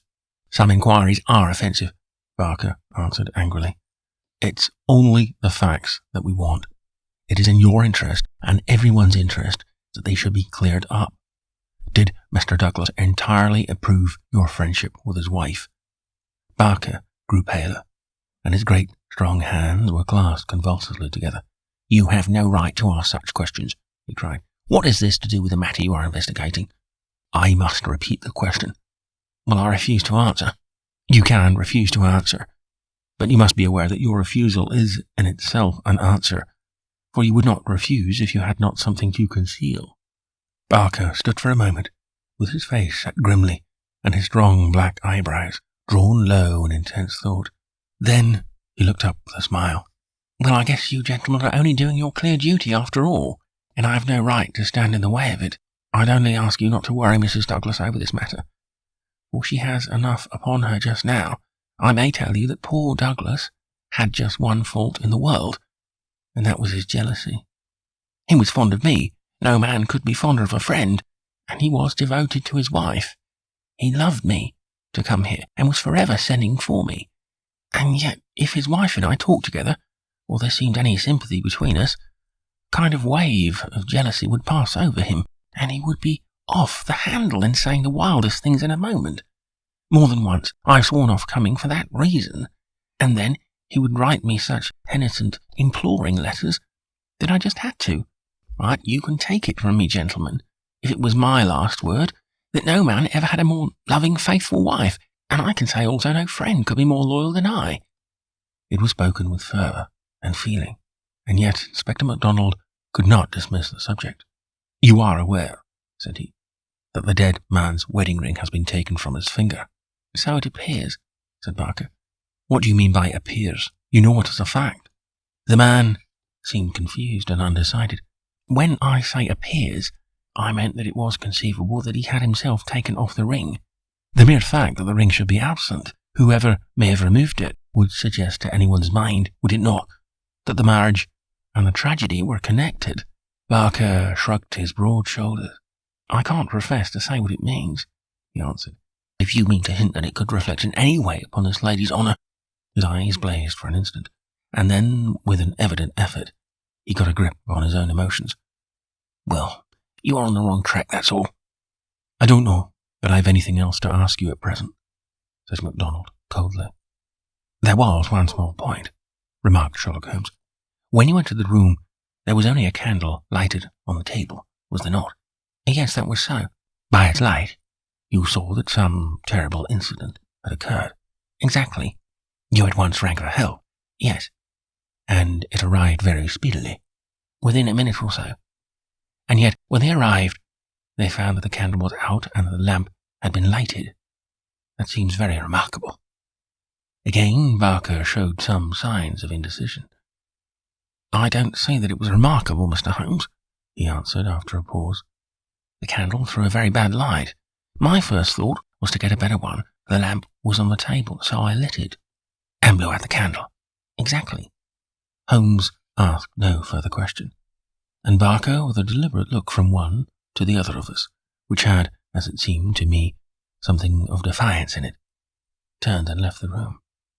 Inspector MacDonald had sent up a note to the effect that he would wait upon Mrs. Douglas in her room, but she had replied that she would meet us in the dining room. She entered now, tall and beautiful woman of 30, reserved and self-possessed to a remarkable degree, very different from the tragic and distracted figure I had pictured. It is true that her face was pale and drawn, like that of one who had endured a great shock, but her manner was composed, and the finely moulded hand, which she rested upon the edge of the table, was as steady as my own. Her sad, appealing eyes travelled from one to the other of us, with a curiously inquisitive expression. That questioning gaze transformed itself suddenly into abrupt speech. "Have you found anything out yet?" she asked. Was it my imagination? There was an undertone of fear, rather than of hope in the question. "We have taken every possible step, Mrs. Douglas," said the inspector. "You may rest assured that nothing will be neglected." "Spare no money," she said, in a dead even tone. "It is my desire that every possible effort should be made." "Perhaps you can tell us something which may throw some light upon the matter." "I fear not. But all I know is at your service." "We have heard from Mr. Cecil Barker that you did not actually see, that you were never in the room where the tragedy occurred." "No, he turned me back upon the stairs. He begged me to return to my room." "Quite so. You had heard the shot, and you had at once come down." "I put on my dressing gown, and then came down." "How long was it after hearing the shot that you were stopped on the stair by Mr. Barker?" "It may have been a couple of minutes. It is so hard to reckon time at such a moment. He implored me not to go on. He assured me that I could do nothing. Then Mrs. Allen, the housekeeper, led me upstairs again. It was all like some dreadful dream." "Can you give us any idea how long your husband had been downstairs before you heard the shot?" "No, I cannot say. He went from his dressing room, and I did not hear him go. He did the round of the house every night, for he was nervous of fire.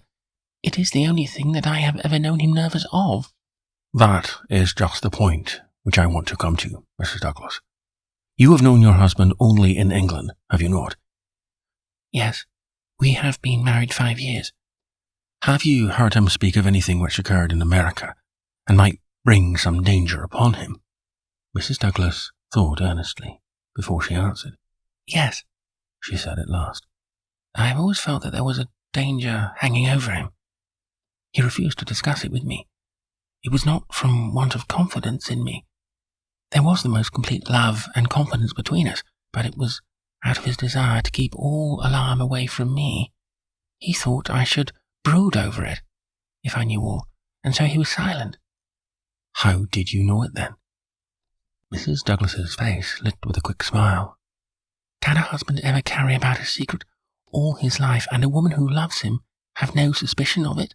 I knew it by his refusal to talk about some episodes in his American life. I knew it by certain words he let fall. I knew it by the way he looked at unexpected strangers. I was perfectly certain that he had some powerful enemies, that he believed they were on his track, and that he was always on his guard against them. I was so sure of it that for years I've been terrified if ever he came home later than was expected." "Might I ask," asked Holmes, "what the words were which attracted your attention?" "The Valley of Fear," the lady answered. "That was an expression he has used when I questioned him. I have been in the Valley of Fear. I am not out of it yet. Are we never to get out of the Valley of Fear? I have asked him when I have seen him more serious than usual. Sometimes I think that we never shall," he has answered. "Surely you asked him what he meant by the Valley of Fear?" "I did, but his face would become very grave, and he would shake his head. 'It is bad enough that one of us should have been in its shadow,' he said. 'Please God, it shall never fall upon you.' It was some real valley in which he had lived, and in which something terrible had occurred to him. Of that I am certain, but I can tell you no more." "And he never mentioned any names?" "Yes, he was delirious with fever once, when he had his hunting accident 3 years ago. Then I remember that there was a name that came continually to his lips. He spoke it with anger and a sort of horror. McGinty was the name. Bodymaster McGinty. I asked him when he recovered who Bodymaster McGinty was, and whose body he was master of. Never of mine, thank God, he answered with a laugh, and that was all I could get from him. But there is a connection between Bodymaster McGinty and the Valley of Fear. There is one other point, said Inspector MacDonald. You met Mr. Douglas in a boarding house in London, did you not, and became engaged to him there? Was there any romance, anything secret or mysterious about the wedding? There was romance. There is always romance. There was nothing mysterious. He had no rival?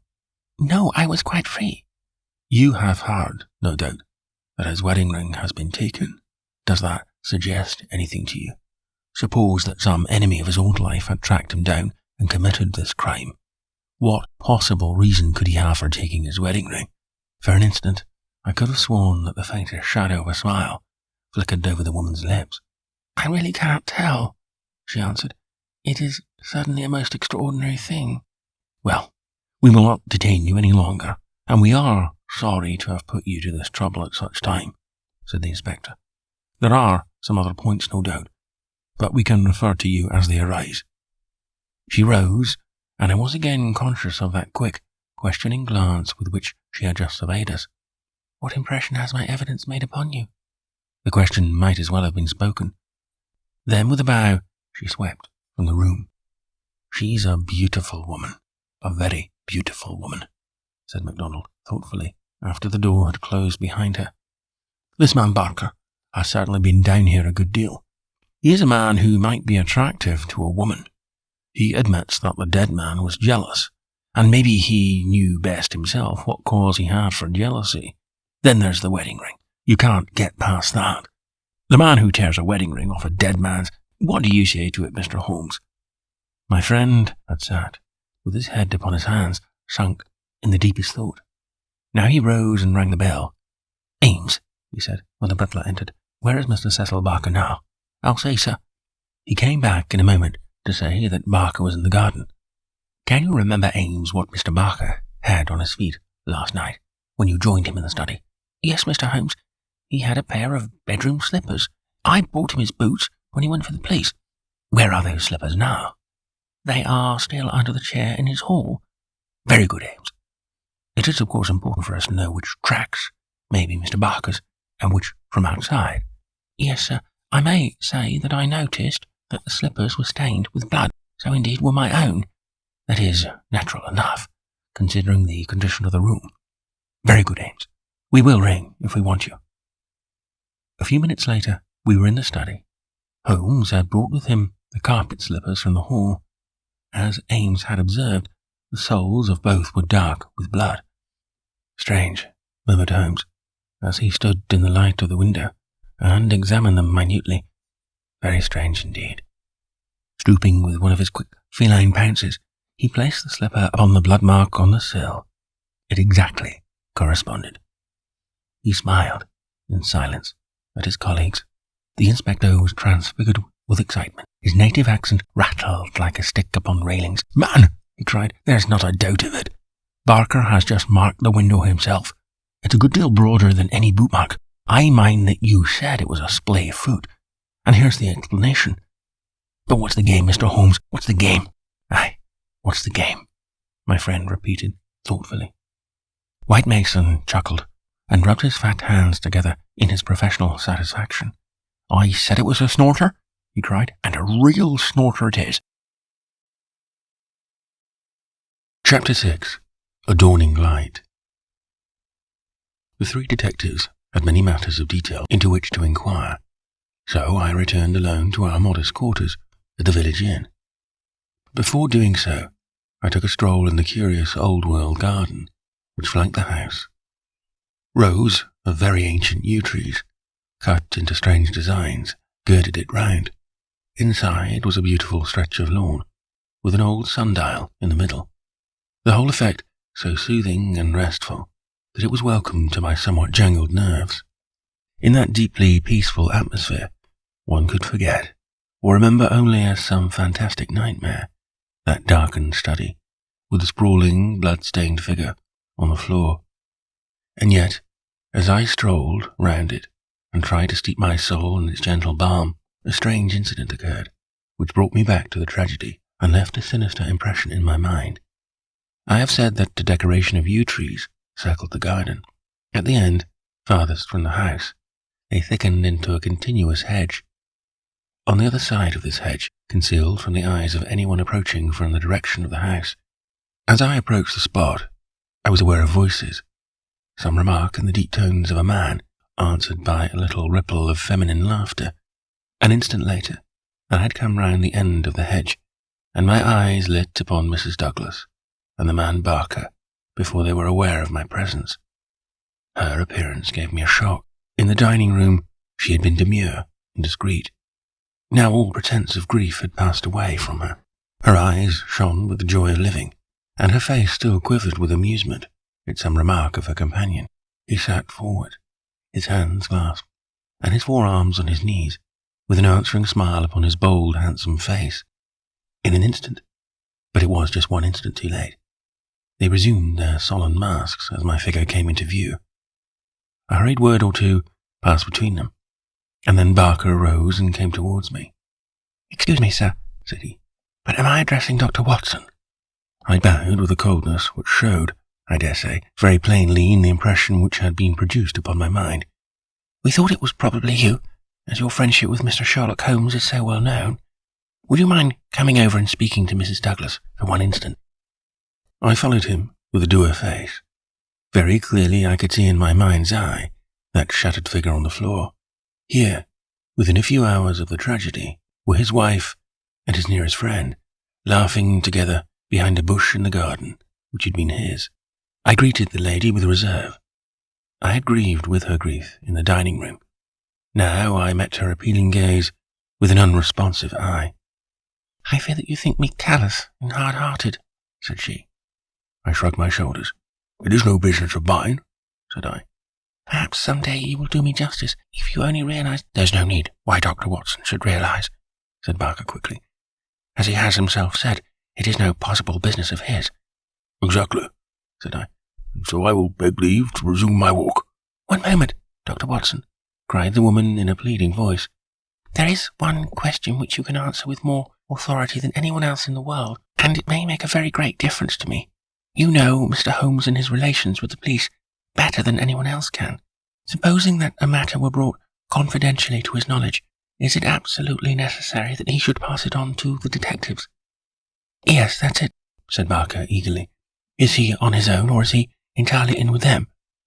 "I really don't know that I should be justified in discussing such a point." "I beg you, I implore that you will, Dr. Watson. I assure you that you will be helping us, helping me greatly, if you will guide us on that point." There was such a ring of sincerity in the woman's voice that for the instant I forgot all about her levity and was moved only to do her will. "Mr. Holmes is an independent investigator," I said.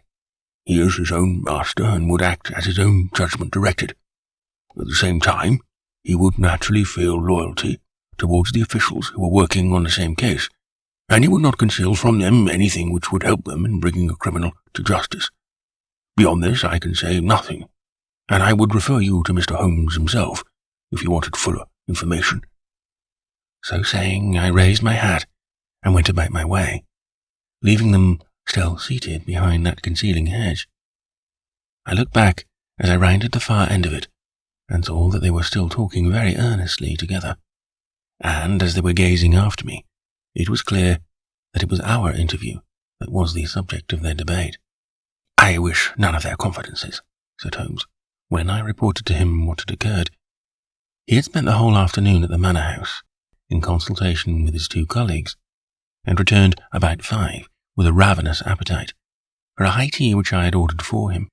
"No confidences, Watson, for they are mighty awkward if it comes to an arrest for conspiracy and murder." "You think that it will come to that?" He was in his most cheerful and debonair manner. "My dear Watson, when I have exterminated that 4th egg, I shall be ready to put you in touch with the whole situation. I don't say that we have fathomed it, far from it, but when we have traced the missing dumbbell—" "Dumbbell? Dear me, Watson, is it possible that you have not penetrated the fact that the case hangs upon the missing dumbbell? Well, we need not be downcast, For between ourselves, I don't think that either Inspector Mac or the excellent local practitioner has grasped the overwhelming importance of this incident. One dumbbell, Watson. Consider an athlete with one dumbbell. Picture to yourself the unilateral development, the imminent danger of a spinal curvature. Shocking, Watson, shocking. He sat, with his mouth full of toast and his eyes sparkling with mischief, watching my intellectual entanglement. The mere sight of his excellent appetite was an assurance of success, for I had very clear recollections of days and nights without a thought of food, when his baffled mind had chafed before some problem, while his thin, eager features became more attenuated with the asceticism of complete mental concentration. Finally, he lit his pipe, and sitting in the ingle-nook of the old village inn, he talked slowly and at random about his case, rather as one who thinks aloud than as one who makes a considered statement. A lie, Watson. A great, big, thumping, obtrusive, uncompromising lie. That's what meets us on the threshold. There is our starting point. The whole story told by Barker is a lie. But Barker's story is corroborated by Mrs. Douglas. Therefore she is lying also. They are both lying, and in a conspiracy. So now we have the clear problem. Why are they lying? And what is the truth which they are trying so hard to conceal? Let us try, Watson, you and I, if we can get behind the lie and reconstruct the truth. How do I know that they are lying? Because it is a clumsy fabrication which simply could not be true. Consider. According to the story given to us, the assassin had less than a minute after the murder had been committed to take that ring, which was under another ring, from the dead man's finger, to replace the other ring, a thing which he would surely never have done, and to put that singular card beside his victim. I say that this was obviously impossible. You may argue, but I have too much respect for your judgment, Watson, to think that you will do so. The ring may have been taken before the man was killed. The fact that the candle had been lit only a short time shows that there had been no lengthy interview. Was Douglas, from what we hear of his fearless character, a man who would be likely to give up his wedding ring at such short notice? Or could we conceive of his giving it up at all? No, Watson. The assassin was alone with the dead man for some time, with the lamp lit. Of that I have no doubt at all. But the gunshot was apparently the cause of death. Therefore the shot must have been fired some time earlier than we are told. But there could be no mistake about such a matter as that. We are in the presence, therefore, of a deliberate conspiracy upon the part of the two people who heard the gunshot, of the man Barker and of the woman Douglas. When on top of this I am able to show that the blood mark on the windowsill was deliberately placed there by Barker in order to give a false clue to the police, you will admit that the case grows dark against him. Now, we have to ask ourselves at what hour the murder actually did occur. Up to 10:30 the servants were moving about the house, so it was certainly not before that time. At 11:15, they had all gone to their rooms, with the exception of Ames, who was in the pantry. I have been trying some experiments after you left us this afternoon. At 11:45, they had all gone to their rooms, with the exception of Ames, who was in the pantry. I have been trying some experiments after you left us this afternoon, and I find that no noise which MacDonald can make in the study can penetrate to me in the pantry when the doors are all shut. It is otherwise, however, from the housekeeper's room. It is not so far down the corridor, and from it I could vaguely hear a voice when it was very loudly raised. The sound from a shotgun is to some extent muffled when the discharge is at very close range, as it undoubtedly was in this instance. It would not be very loud, and yet in the silence of the night it should have easily penetrated to Mrs. Allen's room. She is, as she has told us, somewhat deaf, but nonetheless she mentioned in her evidence that she did hear something like a door slamming. Half an hour before the alarm was given would be 11:15. I have no doubt that what she heard was the report of the gun, and that this was the real instant of the murder. If this is so, we have now to determine what Barker and Mrs. Douglas, presuming that they are not the actual murderers, could have been doing from 11:15, when the sound of the shot brought them down, until 11:15, when they rang the bell and summoned the servants. What were they doing? And why did they not instantly give the alarm? That is the question which shall surely have gone some way to solve our problem. I'm convinced myself, said I. There is an understanding between those two people. She must be a heartless creature to sit laughing at some jest within a few hours of her husband's murder. Exactly. She does not shine as a wife, even in her own account of what had occurred. I am not a whole-souled admirer of womankind, as you are aware, Watson, but my experience of life has taught me that there are few wives, having any regard for their husbands, who would let any man's spoken word stand between them and that husband's dead body. Should I ever marry, Watson, I'd hope to inspire my wife with some feeling which would prevent her from being walked off by a housekeeper when my corpse was lying within a few yards of her. It was badly stage-managed, for even the rawest investigators must be struck by the absence of the usual feminine ululation. If there had been nothing else, this incident alone would have suggested a prearranged conspiracy to my mind. You think then definitely that Barker and Mrs. Douglas are guilty of the murder?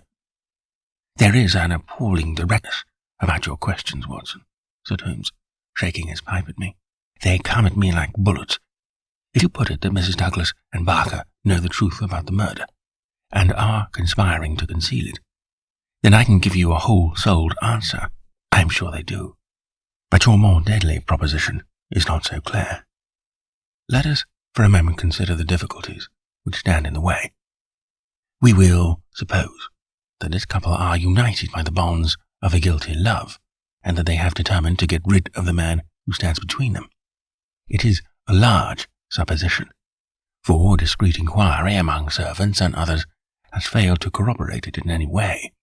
On the contrary, there is a good deal of evidence that the Douglases were very attached to each other. That, I'm sure, cannot be true, said I, thinking of the beautiful smiling face in the garden. Well, at least they gave that impression. However, we will suppose that they are an extraordinarily astute couple, who deceive everyone upon this point, and conspire to murder the husband. He happens to be a man over whose head some danger hangs. We've only their word for that. Holmes looked thoughtful. I see, Watson. You are sketching out a theory by which everything they say from the beginning is false. According to your idea, there was never any hidden menace, or secret society, or valley of fear, or boss McSomebody, or anything else. Well, that is a good sweeping generalization. Let us see what that brings us to. They invent this theory to account for the crime. They then play up to the idea by leaving this bicycle in the park as proof of the existence of some outsider.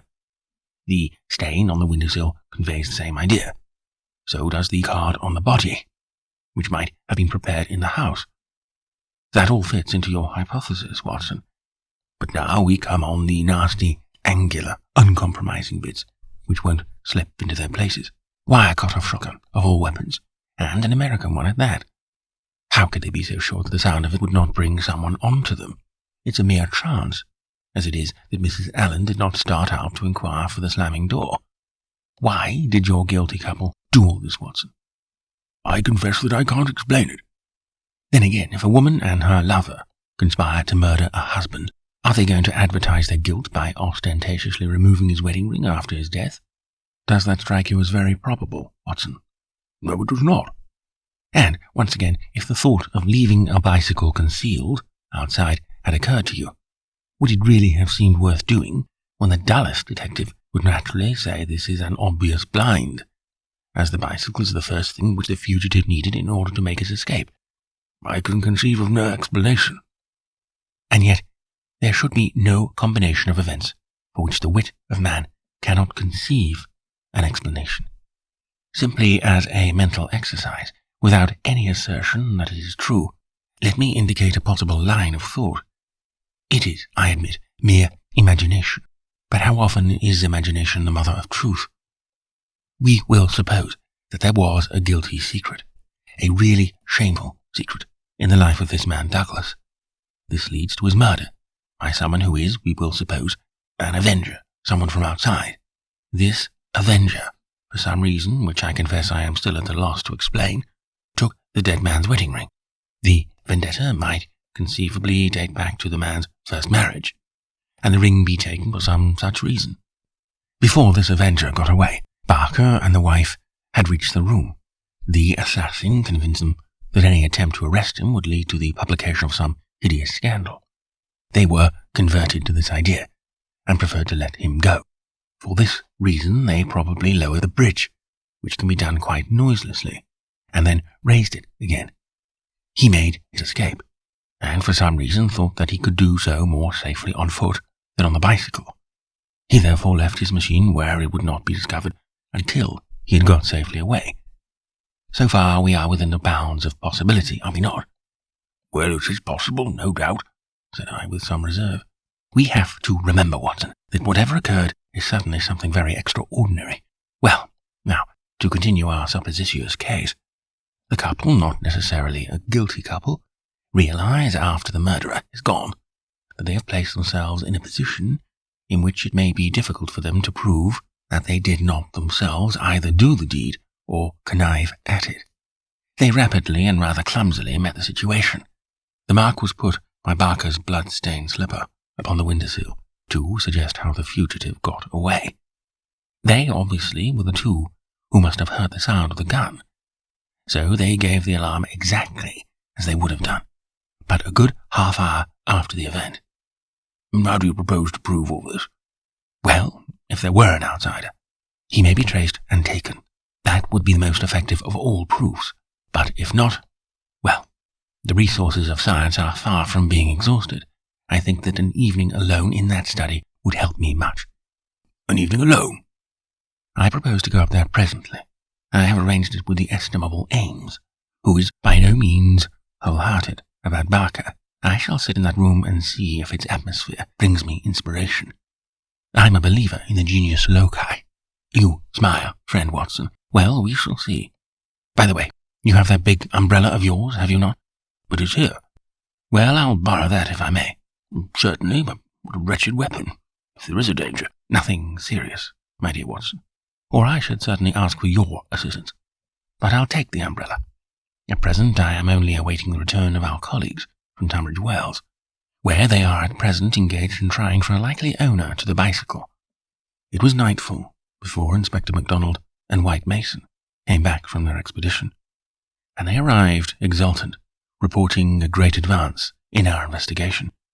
Man, I'll admit that I had my doubts if there was ever an outsider, said MacDonald. Well, that's all past now. We've had the bicycle identified, and we have a description of our man, so that's a long step on our journey. It sounds to me like the beginning of the end, said Holmes. I'm sure I congratulate you both with all my heart. Well, I started from the fact that Mr. Douglas had seemed disturbed since the day before, when he had been at Tunbridge Wells.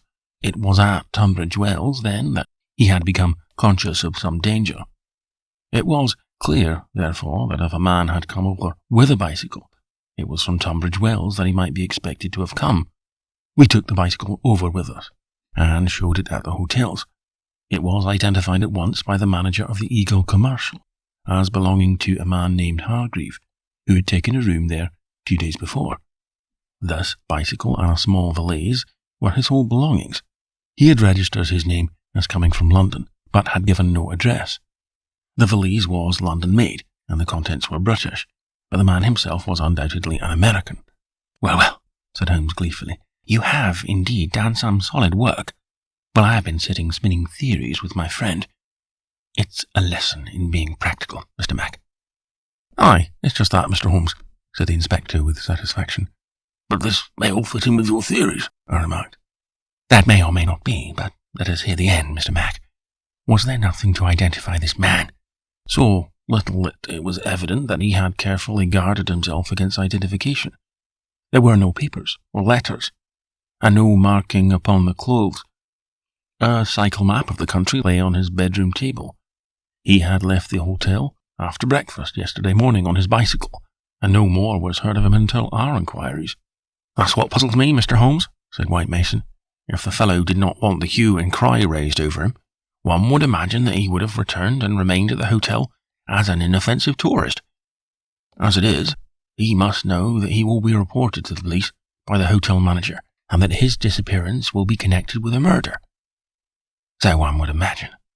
Still, he has been justified of his wisdom up to date, at any rate, since he has not been taken. But his description, what of that? MacDonald referred to his notebook. Here we have it so far as they could give it. They don't seem to have taken any very particular stock of him, but still the porter, clerk, and the chambermaid are all agreed that this about covers the points. He was a man of about 5'9" in height, 50 or so years of age, his hair slightly grizzled, a greyish moustache, a curved nose, and a face which all of them described as fierce and forbidding. Well, bar the expression, that might almost be a description of Douglas himself, said Holmes. He is just over 50, with a grizzled hair and moustache, and about the same height. Did you get anything else? He was dressed in a heavy grey suit, with a reefer jacket, and he wore a short yellow overcoat and a soft cap. What about the shotgun? It is less than 2 feet long. It could very well have fitted into his valise. He could have carried it inside his overcoat without difficulty. How do you consider that all this bears upon the general case? Well, Mr. Holmes, said MacDonald, when we have got our man, and you may be sure that I had his description on the wires within minutes of hearing it, we shall be better able to judge. But even as it stands, we have surely gone a long way. We know that an American calling himself Hargrave came to Tunbridge Wells 2 days ago with bicycle and valise. In the latter was a sawed-off shotgun, so he came with the deliberate purpose of crime. Yesterday morning he set off for this place on his bicycle, with his gun concealed in his overcoat. No one saw him arrive so far as we can learn, but he need not pass through the village to reach the park gate, and there are many cyclists upon the road. Presumably he at once concealed his cycle among the laurels where it was found, and possibly lurked there himself, with his eye on the house, waiting for Mr. Douglas to come out. The shotgun is a strange weapon to use inside a house, but he had intended to use it outside, and there it has very obvious advantages, as it would be impossible to mess with it. And the sound of shots is so common in an English sporting neighbourhood that no particular notice would be taken. That is all very clear, said Holmes. Well, Mr. Douglas did not appear. What was he to do next? He left his bicycle and approached the house in the twilight. He found the bridge down and no one about. He took his chance, intending, no doubt, to make some excuse if he met anyone. He met no one. He slipped into the first room that he saw and concealed himself behind the curtain. Thence he could see the drawbridge go up, and he knew that his only escape was through the moat. He waited until 11:15 when Mr. Douglas, upon his usual nightly round, came into the room. He shot him and escaped as arranged. He was aware that the bicycle would be described by the hotel people and be a clue against him, so he left it there and made his way by some other means to London, or to some safe hiding place which he had already arranged. How is that, Mr. Holmes? Well, Mr. Mac, it is very good and very clear, so far as it goes. That is your end of the story. My end is that the crime was committed half an hour earlier than reported, that Mrs. Douglas and Barker are both in a conspiracy to conceal something, that they aided the murderer's escape, or at least that they reached the room before he escaped, and that they fabricated evidence of his escape through the window, whereas in all probability they had themselves let him go by lowering the bridge. That's my reading of the first half. The two detectives shook their head.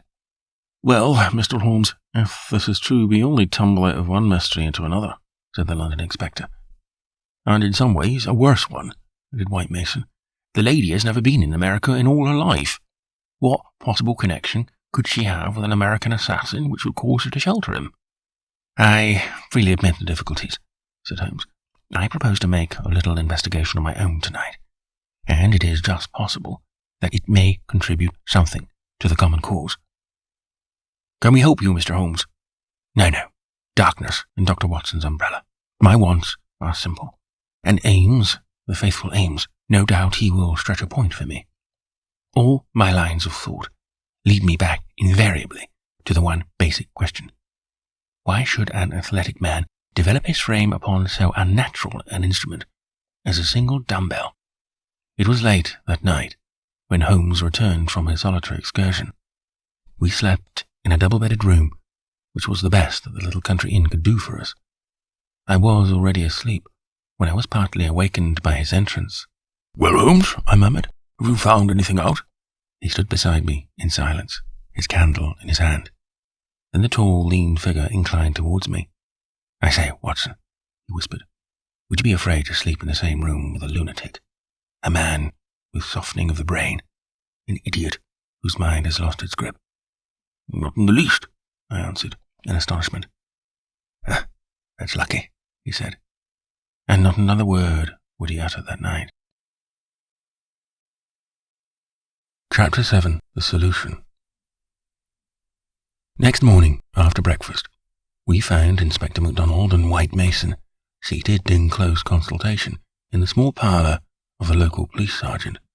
On the table in front of them were piled a number of letters and telegrams, which they were carefully sorting and docketing. 3 had been placed on one side. "Still on the track of the elusive bicyclist?" Holmes asked cheerfully. "What is the latest news of the ruffian?" MacDonald pointed ruefully to his heap of correspondence. "He is at present reported from Leicester, Nottingham, Southampton, Derby, East Ham, Richmond, and 14 other places. In 3 of them, East Ham, Leicester, and Liverpool, there is a clear case against him, and he has actually been arrested. The country seems to be full of the fugitives with the yellow coats." "Dear me," said Holmes sympathetically. "Now, Mr. Mac, and you, Mr. White Mason, I wish to give you a very earnest piece of advice. When I went into this case with you, I bargained, as you will no doubt remember, that I should not present you with half-proved theories, but I should retain and work out my own ideas until I had satisfied myself that they were correct. For this reason, I am not, at the present moment, telling you all that is in my mind. On the other hand, I said that I would play the game fairly by you, and I do not think it is a fair game to allow you for one unnecessary moment to waste your energies upon a profitless task. Therefore, I am here to advise you this morning, and my advice to you is summed up in 3 words. Abandon the case." MacDonald and White Mason stared in amazement at their celebrated colleague. "You consider it hopeless?" cried the inspector. "I consider your case to be hopeless. I do not consider that it is hopeless to arrive at the truth. But the cyclist is not an invention. We have his description, his valise, his bicycle. The fellow must be somewhere. Why should we not get him? Yes, no doubt he is somewhere, and no doubt we shall get him. But I would not have you waste your energies in East Ham or Liverpool. I am sure that we can find some shorter cut to a result." "You are holding something back. It's hardly fair of you, Mr. Holmes." The inspector was annoyed. "You know my methods of work, Mr. Mac, but I will hold it back for the shortest time possible. I only wish to verify my details in one way, which can very readily be done, and then I make my bow and return to London, leaving my results entirely at your service. I owe you too much to act otherwise, for in all my experience, I cannot recall any more singular and interesting study. This is clean beyond me, Mr. Holmes. We saw you when we returned from Tunbridge Wells last night, and you were in general agreement with our results. What has happened since then to give you a completely new idea of the case? Well, since you ask me, I spent, as I told you that I would, some hours last night at the Manor House. Well, what happened? I can only give you a very general answer to that for the moment. By the way, I have been reading a short-cut but clear and interesting account of the old building, purchasable at the modest sum of 1 penny from the local tobacconist. Here, Holmes drew a small tract embellished with a rude engraving of the ancient manor house from his waistcoat pocket. It immensely adds to the zest of an investigation, my dear Mr. Mac, when one is in conscious sympathy with the historical atmosphere of one's surroundings. Don't look so impatient, for I assure you that even so bald an account as this raises some sort of picture of the past in one's mind.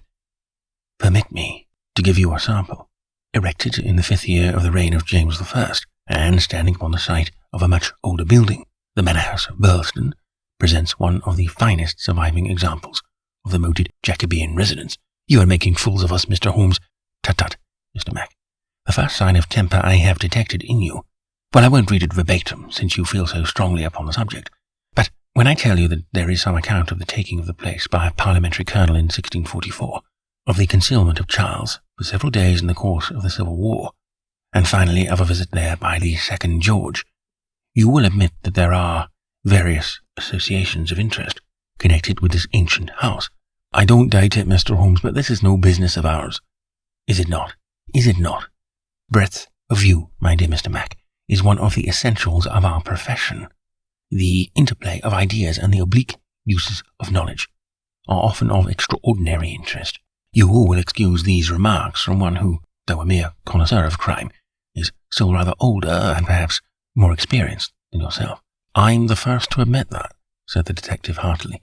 You get your point, I admit, but you have such a deuced round-the-corner way of doing it. Well, I'll drop past history and get down to present-day facts. I called last night, as I have already said, at the Manor House. I did not see either Barker or Mrs. Douglas. I saw no necessity to disturb them, but I was pleased to hear that the lady was not visibly pining, and that she had partaken of an excellent dinner. My visit was specially made to the good Mr. Ames, with whom I exchanged some amiabilities, which culminated in his allowing me, without reference to anyone else, to sit alone for a time in the study. What? With that? I ejaculated.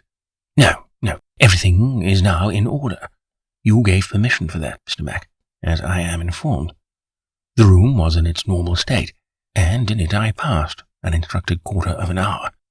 What were you doing? Well, not to make a mystery of so simple a matter, I was looking for the missing dumbbell. It has always bulked rather large in my estimate of the case. I ended by finding it. Where? There we come to the edge of the unexplored. Let me go a little further, a very little further, and I will promise that you shall share everything that I know. Well, we're bound to take you on your own terms, said the inspector. But when it comes to telling us to abandon the case, why in the names of goodness should we abandon the case? For the simple reason, my dear Mr. Mac, that you have not got the first idea what it is that you are investigating. We are investigating the murder of Mr. John Douglas of Birlstone Manor. Yes, so you are, but don't trouble to trace the mysterious gentleman upon the bicycle. I assure you that it won't help you. Then what do you suggest that we do? I will tell you exactly what to do, if you will do it. Well, I'm bound to say I've always found you had reason behind all your queer ways. I'll do what you advise. And you, Mr. White Mason. The country detective looked helplessly from one to the other. Holmes and his methods were new to him. Well, if it is good enough for the inspector, it's good enough for me, he said at last. Capital. Well then, I should recommend a nice, cheery country walk for both of you. They tell me that the views from Birlstone Ridge over the Weald are very remarkable. No doubt lunch could be got at some suitable hostelry, though my ignorance of the country prevents me from recommending one. In the evening, tired but happy— Man, this is getting past a joke, cried MacDonald, rising angrily from his chair. Well, spend the day as you like, said Holmes, patting him cheerfully upon the shoulder. Do what you like and go where you will, but meet me here before dusk, without fail, Mr. Mac. That sounds more like sanity. All of it was excellent advice, but I don't insist, so long as you are here when I need you. But now, before we part, I want you to write a note to Mr. Baker. Well, I'll dictate it, if you like. Ready? Dear Sir, it has struck me that it is our duty to drain the moat, in the hope that we may find some— It's impossible, said the inspector. I've made inquiry. Tut. My dear sir, please do what I ask you. Well, go on. In the hope that we may find something which may bear upon our investigation. I have made arrangements, and the workmen will be at work early tomorrow morning, diverting the stream. Impossible. Diverting the stream. So I thought it best to explain matters beforehand. Now, sign that, and send it by hand about 4 o'clock. At that hour we shall meet again in this room. Until then, we may each do what we like, for I can assure you that this inquiry has come to a definite pause. Evening was drawing in when we reassembled. Holmes was very serious in his manner, myself curious, and the detectives obviously critical and annoyed. Well, gentlemen, said my friend gravely, I am asking you now to put everything to the test with me, and you will judge for yourselves whether the observations I have made justify the conclusions to which I have come. It is chill evening, and I do not know how long our expedition may last, so I beg that you will wear your warmest coats. It is of the first importance that we should be in our places before it grows dark. So, with your permission, we shall get started at once. We passed along the outer bounds of the Manor House Park until we came to a place where there was a gap in the rails which fenced it. Through this we slipped, and then in the gathering gloom we followed Holmes until we had reached a shrubbery which lies nearly opposite to the main door and the drawbridge. The latter had not been raised. Holmes crouched down behind the screen of laurels, and we all three followed his example. "Well, what are we to do now?" asked MacDonald with some gruffness. "Possess our souls in patience and make as little noise as possible," Holmes answered. "What are we here for at all? I really think that you might treat us with more frankness." Holmes laughed. "Watson insists that I am the dramatist in real life," said he. "Some touch of the artist wells up within me and calls instantly for a well-staged performance. Surely our profession, Mr. Mac, would be a drab and sordid one if we did not sometimes set the scene so as to glorify our results. The blunt accusation, the brutal tap upon the shoulder, what can one make of such a denouement? But the quick inference, the subtle trap, the clever forecast of coming events, the triumphant vindication of bold theories, are these not the pride and the justification of our life's work? At the present moment, you thrill with the glamour of the situation and the anticipation of the hunt. Where would be that thrill if I had been as definite as a timetable? I only ask a little patience, Mr. Mac, and all will be clear to you." "Well, I hope the pride and justification and the rest of it will come before we all get our death of cold," said the London detective with comic resignation. We all had good reason to join in the aspiration, for our vigil was a long and bitter one. Slowly the shadows darkened over the long, sombre face of the house.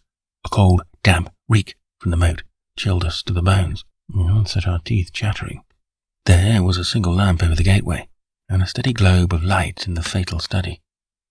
Everything else was dark and still. "How long is this to last?" asked the inspector finally. "And what is it we are watching for?" "I have no more notion than you how long it is to last," Holmes answered with some asperity. "If criminals would always schedule their movements like railway trains, it would certainly be more convenient for all of us. As to what it is well, that's what we are watching for." As he spoke, the bright yellow light in the study was obscured by somebody passing to and fro before it. The laurels among which we lay were immediately opposite the window, and not more than 100 feet from it. Presently it was thrown open with a whining of hinges, and we could dimly see the dark outline of a man's head and shoulders looking out into the gloom. For some minutes he peered forth in furtive, stealthy fashion, as one who wishes to be assured that he is unobserved. Then he leaned forward, and in the intense silence we were aware of the soft lapping of agitated water. He seemed to be stirring up the moat with something which he held in his hand.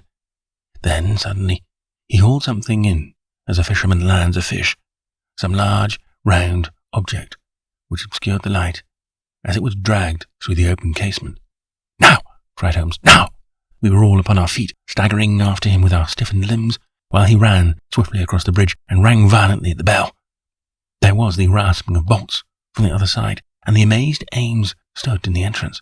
Holmes brushed him aside without a word, and followed by all of us, rushed into the room which had been occupied by the man whom we had been watching. The oil lamp on the table represented the glow which we had seen from outside. It was now in the hand of Cecil Barker, who held it towards us as we entered. Its light shone upon his strong, resolute, clean-shaved face and his menacing eyes. "What the devil is the meaning of all this?" he cried. "What are you after, anyhow?" Holmes took a swift glance round, and then pounced upon a sodden bundle tied together with cord, which lay where it had been thrust under the writing table. "This is what we are after, Mr. Barker. This bundle weighted with a dumbbell, which you have just raised from the bottom of the moat." Barker stared at Holmes with amazement in his face. "How in thunder came you to know anything about it?" he asked. "Simply that I put it there." "You put it there? You?" "Perhaps I should have said replaced it there," said Holmes. You will remember, Inspector MacDonald, that I was somewhat struck by the absence of a dumbbell. I drew your attention to it, but with the pressure of other events you had hardly the time to give it the consideration which would have enabled you to draw deductions from it. When water is near and a weight is missing, it is not a very far-fetched supposition that something has been sunk in the water. The idea was, at least, worth testing. So, with the help of Ames, who admitted me to the room, and the crook of Dr. Watson's umbrella, I was able last night to fish up and inspect this bundle. It was of the first importance, however, that we should be able to prove who placed it there. This was accomplished by the very obvious device of announcing that the moat would be dried tomorrow, which had of course the effect that whoever had hidden the bundle would most certainly withdraw it the moment that darkness enabled them to do so. We have no less than 4 witnesses as to who it was who took advantage of the opportunity. And so, Mr. Barker, I think the word lies now with you. Sherlock Holmes put the sopping bundle upon the table beside the lamp and undid the cord which bound it. From within he extracted a dumbbell, which he tossed down to its fellow in the corner. Next he drew forth a pair of boots. American, as you perceive, he remarked, pointing to the toes. Then he laid upon the table a long, deadly sheathed knife. Finally he unravelled a bundle of clothing, comprising a complete set of underclothes, socks, a grey tweed suit, and a short yellow overcoat. The clothes are commonplace, remarked Holmes, save only the overcoat, which is full of suggestive touches. He held it tenderly towards the light. Here, as you perceive, is the inner pocket prolonged into the lining in such a fashion as to give ample space for the truncated fowling piece. The tailor's tab is on the neck. Neil, Outfitter, Vermissa, USA. I have spent an instructive afternoon in the rector's library, and have enlarged my knowledge by adding the fact that Vermissa is a flourishing little town at the head of one of the best-known coal and iron valleys in the United States. I have some recollection, Mr. Barker, that you associated the coal districts with Mr. Douglas's first wife, and that it would surely not be too far-fetched an inference that the VV upon the card by the dead body might stand for Vermissa Valley, or that this very valley which sends forth emissaries of murder may be that Valley of Fear of which we have heard. So much is fairly clear. And now, Mr. Barker, I seem to be standing rather in the way of your explanation. It was a sight to see Cecil Barker's expressive face during this exposition of the great detective. Anger, amazement, consternation, and indecision swept over it in turn. Finally, he took refuge in a somewhat acrid irony. You know a lot, Mr. Holmes. Perhaps you had better tell us some more. He sneered. I have no doubt that I could tell you a great deal more, Mr. Barker, but it would come with a better grace from you. Oh, you think so, do you? Well, all I can say is that if there's any secret here, it is not my secret, and I am not the man to give it away. Well, if you take that line, Mr. Barker, said the inspector quietly, we must just keep you in sight until we have the warrant and can hold you. You can do what you damn please about that, said Barker defiantly. The proceedings seemed to have come to a definite end, so far as he was concerned. For one had only to look at that granite face to realize that no bien fort adieu would ever force him to plead against his will. The deadlock was broken, however, by a woman's voice. Mrs. Douglas had been standing, listening at the half-open door, and now she entered the room. "You've done enough for now, Cecil," said she. "Whatever comes of it in the future, you've done enough." "Enough, and more than enough," remarked Sherlock Holmes gravely. "I have every sympathy with you, madam, and should strongly urge you to have some confidence in the common sense of our jurisdiction, and to take the police voluntarily into your complete competence. It may be that I am myself at fault for not following up the hint which you conveyed to me through my friend Dr. Watson, but at that time I had every reason to believe that you were directly concerned in the crime. Now I am assured that this is not so.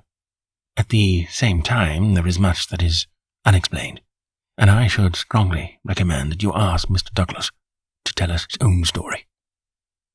Mrs. Douglas gave a cry of astonishment at Holmes's words.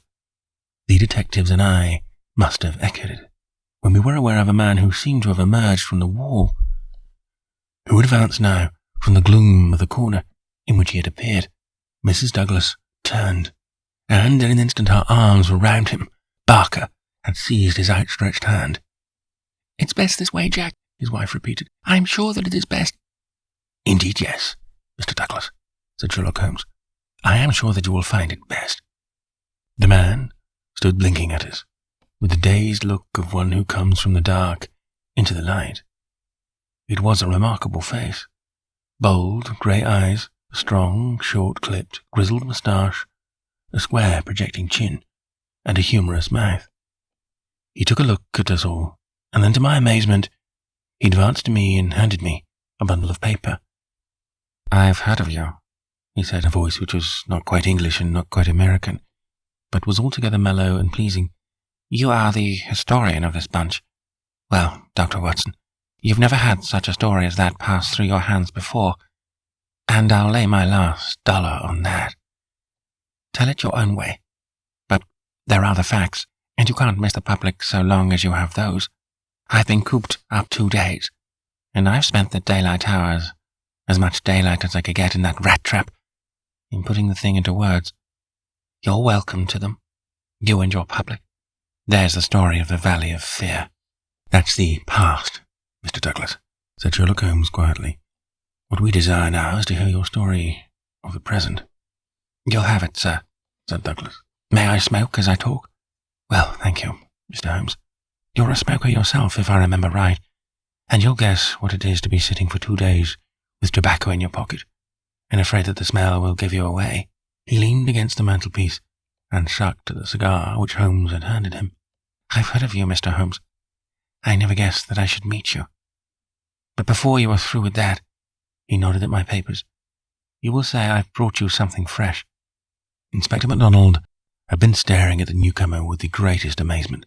"Well, this fairly beats me," he cried at last. "If you are John Douglas of Birlstone Manor, then whose death have we been investigating for these 2 days? And where in the world have you sprung from now? You seem to me to come out of the floor like a jack-in-the-box." "Ah, Mr. Mac," said Holmes, shaking a reproving forefinger, "you would not read that excellent local compilation which described the concealment of King Charles.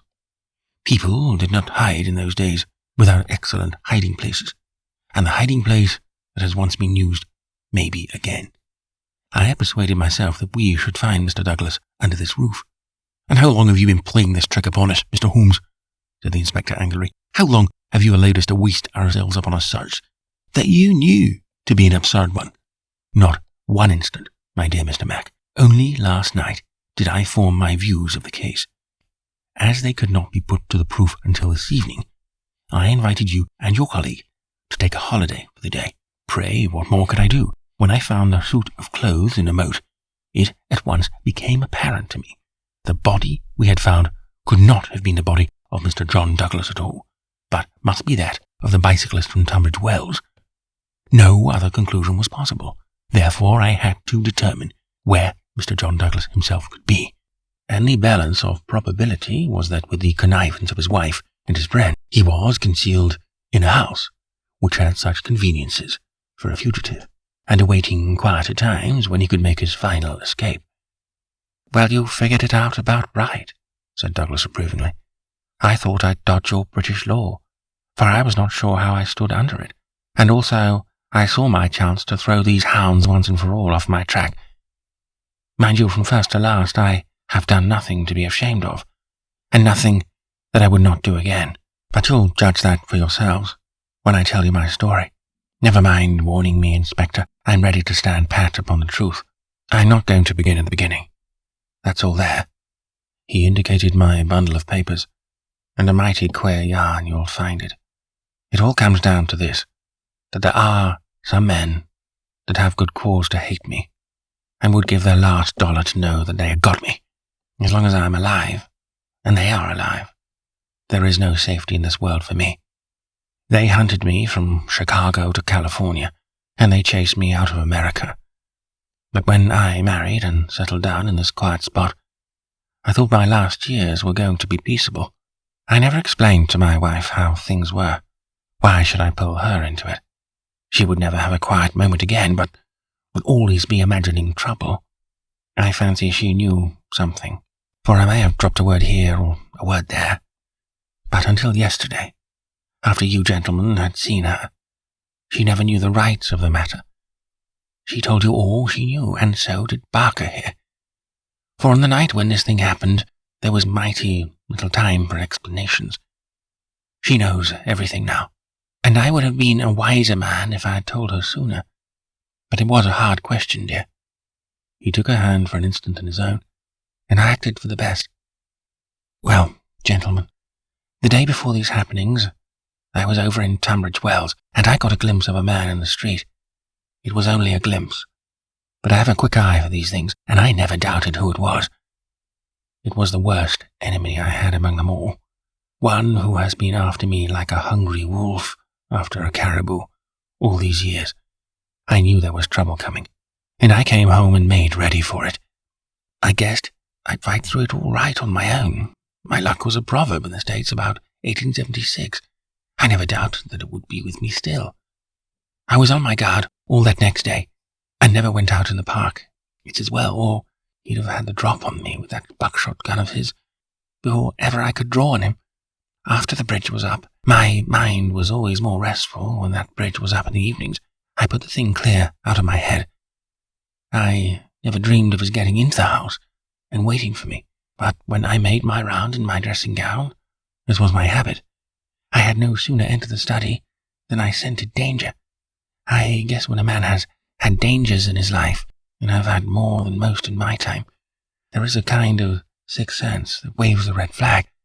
I saw the signal clear enough, and yet I couldn't tell you why. Next instant, I spotted the boot under the window curtain, and then I saw why, plain enough. I just had the one candle that was in my hand, but there was a good light in the hall lamp through the open door. I put down the candle and jumped for a hammer that I'd left on the mantel. At the same time, he sprang at me. I saw the glint of a knife, and I lashed at him with a hammer. I got him somewhere, for the knife tinkled down on the floor. He dodged round the table as quick as an eel, and a moment later he'd got his gun from under his coat. I heard him cock it, but I had got hold of it before he could fire. I had it by the barrel, and we wrestled for it all ends up for a minute or more. It was death to the man that lost his grip. He never lost his grip, but he got it butt downward for a moment too long. Maybe it was I that pulled the trigger. Maybe we just jolted it off between us. Anyhow, he got both barrels in the face. And there I was staring down at all that was left of Ted Baldwin. I'd recognized him in the township, and again when he sprang for me, but his own mother wouldn't recognize him as I saw him then. I'm used to rough work, but I fairly turned sick at the sight of him. I was hanging on the side of the table when Barker came hurrying down. I heard my wife coming, and I ran to the door and stopped her. It was no sight for a woman. I promised I'd come to her soon. I said a word or two to Barker. He took it all in at a glance, and we waited for the rest to come along, but there was no sign of them. Then we understood that they could hear nothing, and that all that had happened was known only to ourselves. It was at that instant that the idea came to me. I was fairly dazzled by the brilliance of it. The man's sleeve had slipped up, and there was the branded mark of the lodge upon his forearm. See here. The man whom we had known as Douglas turned up his own coat and cuff to show a brown triangle within a circle, exactly like that which we had seen upon the dead man. It was the sight of that which started me on it. I seemed to see it all clear at a glance. There was his height, in hair, in figure, about the same as my own. No one could swear to his face, poor devil. I brought down the suit of clothes, and in a quarter of an hour, Barker and I had put my dressing gown on him, and he lay as you found him. We tied all his things into a bundle, and I weighted them with the only weight I could find, and put them through the window. The card he had meant to lay upon my body was lying beside his own.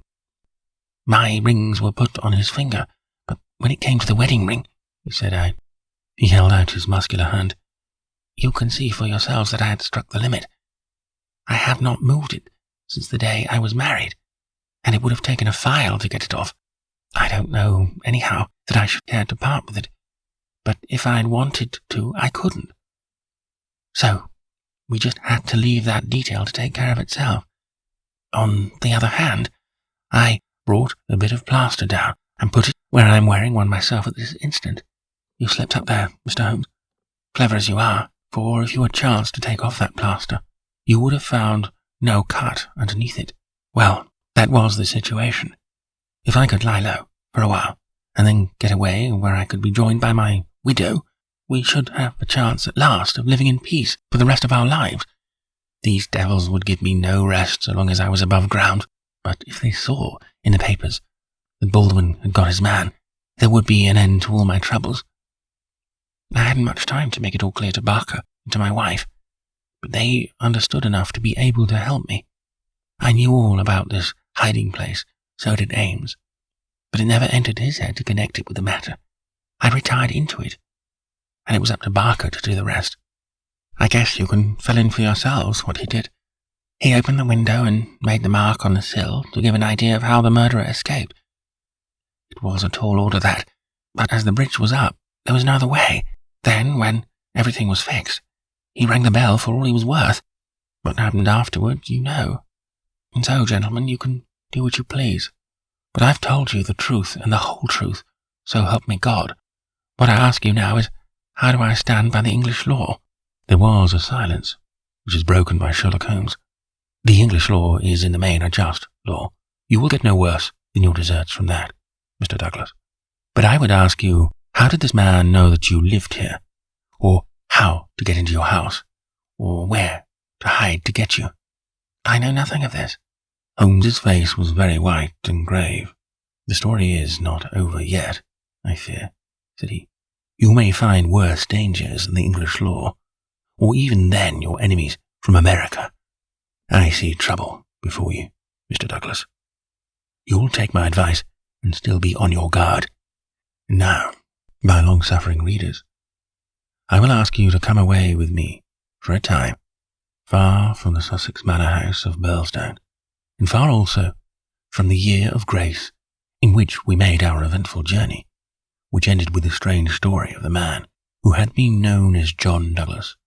I wish you to journey back some 20 years in time, and westward, some thousands of miles in space, that I may lay before you a singular and terrible narrative, so singular and so terrible, that you may find it hard to believe that even as I tell it, even so did it occur.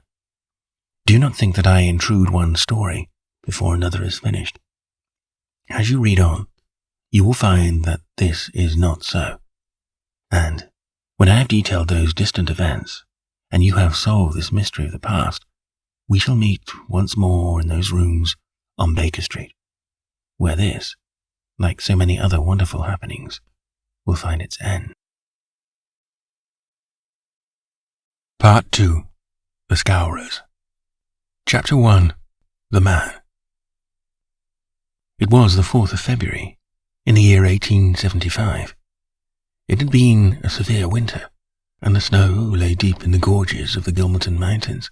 The steam ploughs had, however, kept the railroad open, and the evening train which connects the long line of coal mining and iron-working settlements was slowly groaning its way up the steep gradients which lead from Stagville on the plain to Vermissa, the central township, which lies at the head of Vermissa Valley.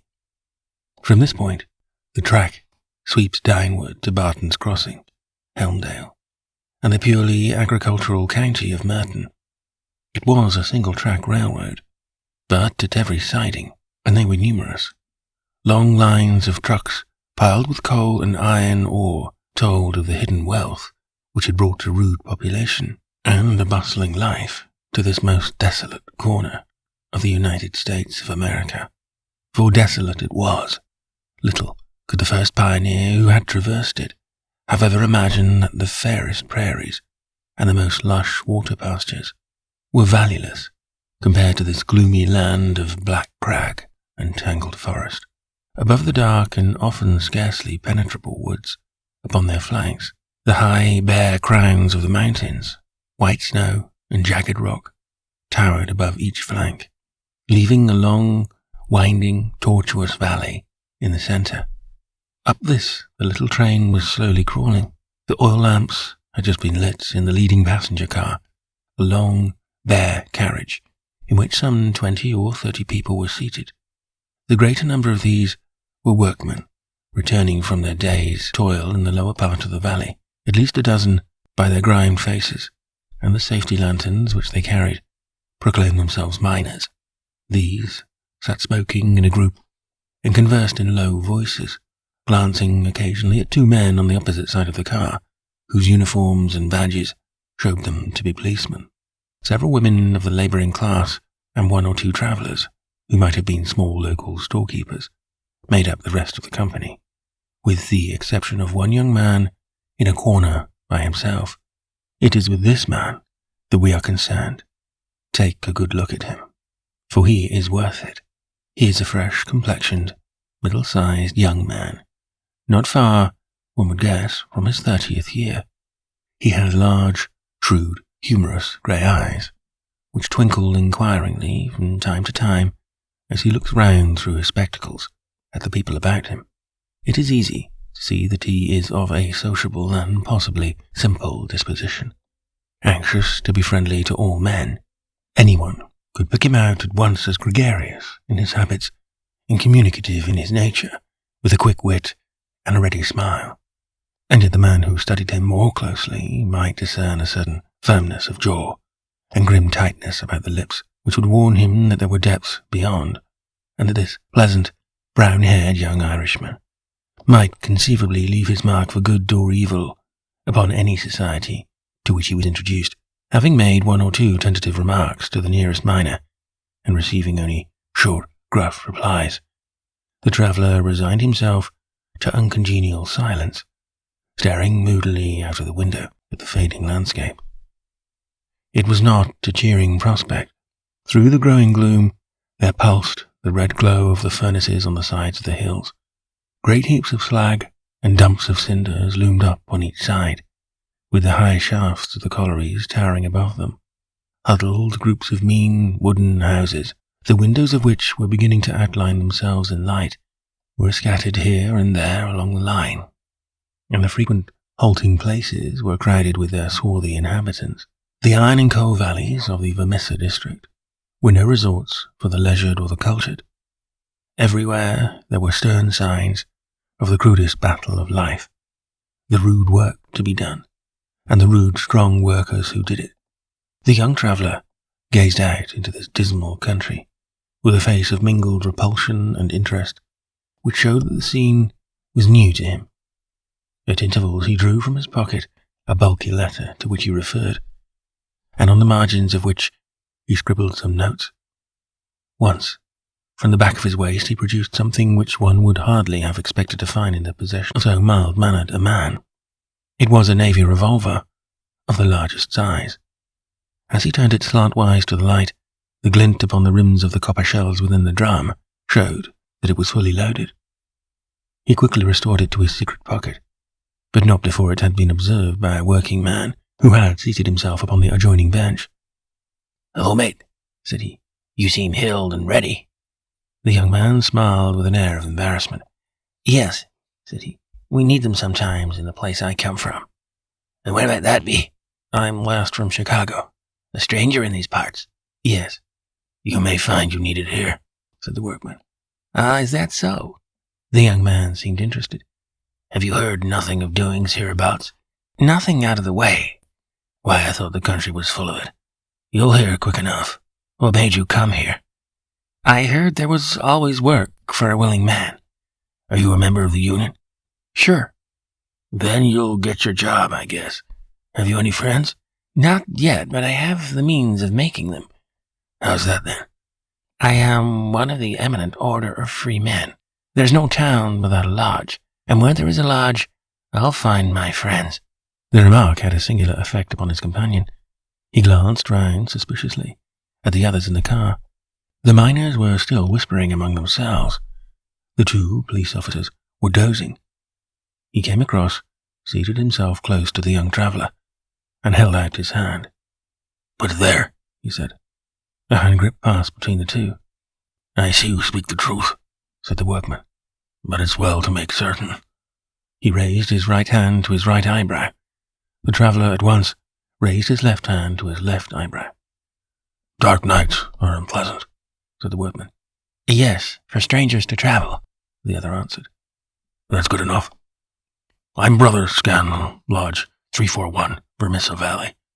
Glad to see you in these parts." "Thank you. I'm Brother John McMurdo, Lodge 29, Chicago, Bodymaster J.H. Scott.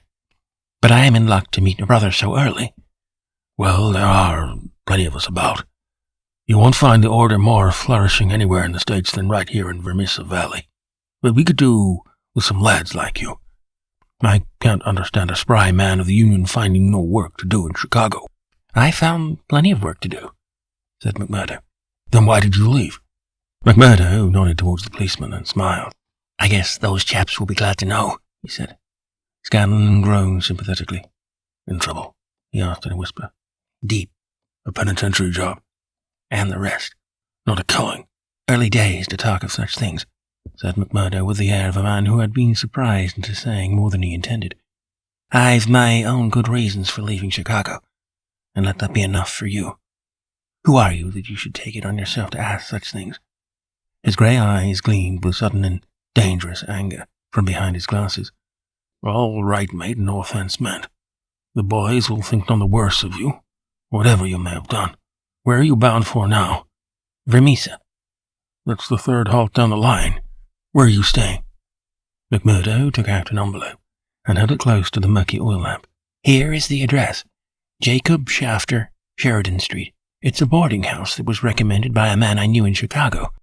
"Well, I don't know it, but Vermissa is out of my beat. I live at Hobson's Patch, and that's here where we are drawing up. But say, there's one bit of advice I'll give you before we part. If you're in trouble in Vermissa, go straight to the Union House and see Boss McGinty. He's the bodymaster of Vermissa Lodge, and nothing can happen in these parts unless Black Jack McGinty wants it. So long, mate. Maybe we'll meet in Lodge one of these evenings. But mind my words, if you're in trouble, go to Boss McGinty." Scanlon descended, and McMurdo was left once again to his thoughts. Night had now fallen, and the flames of the frequent furnaces were roaring and leaping in the darkness.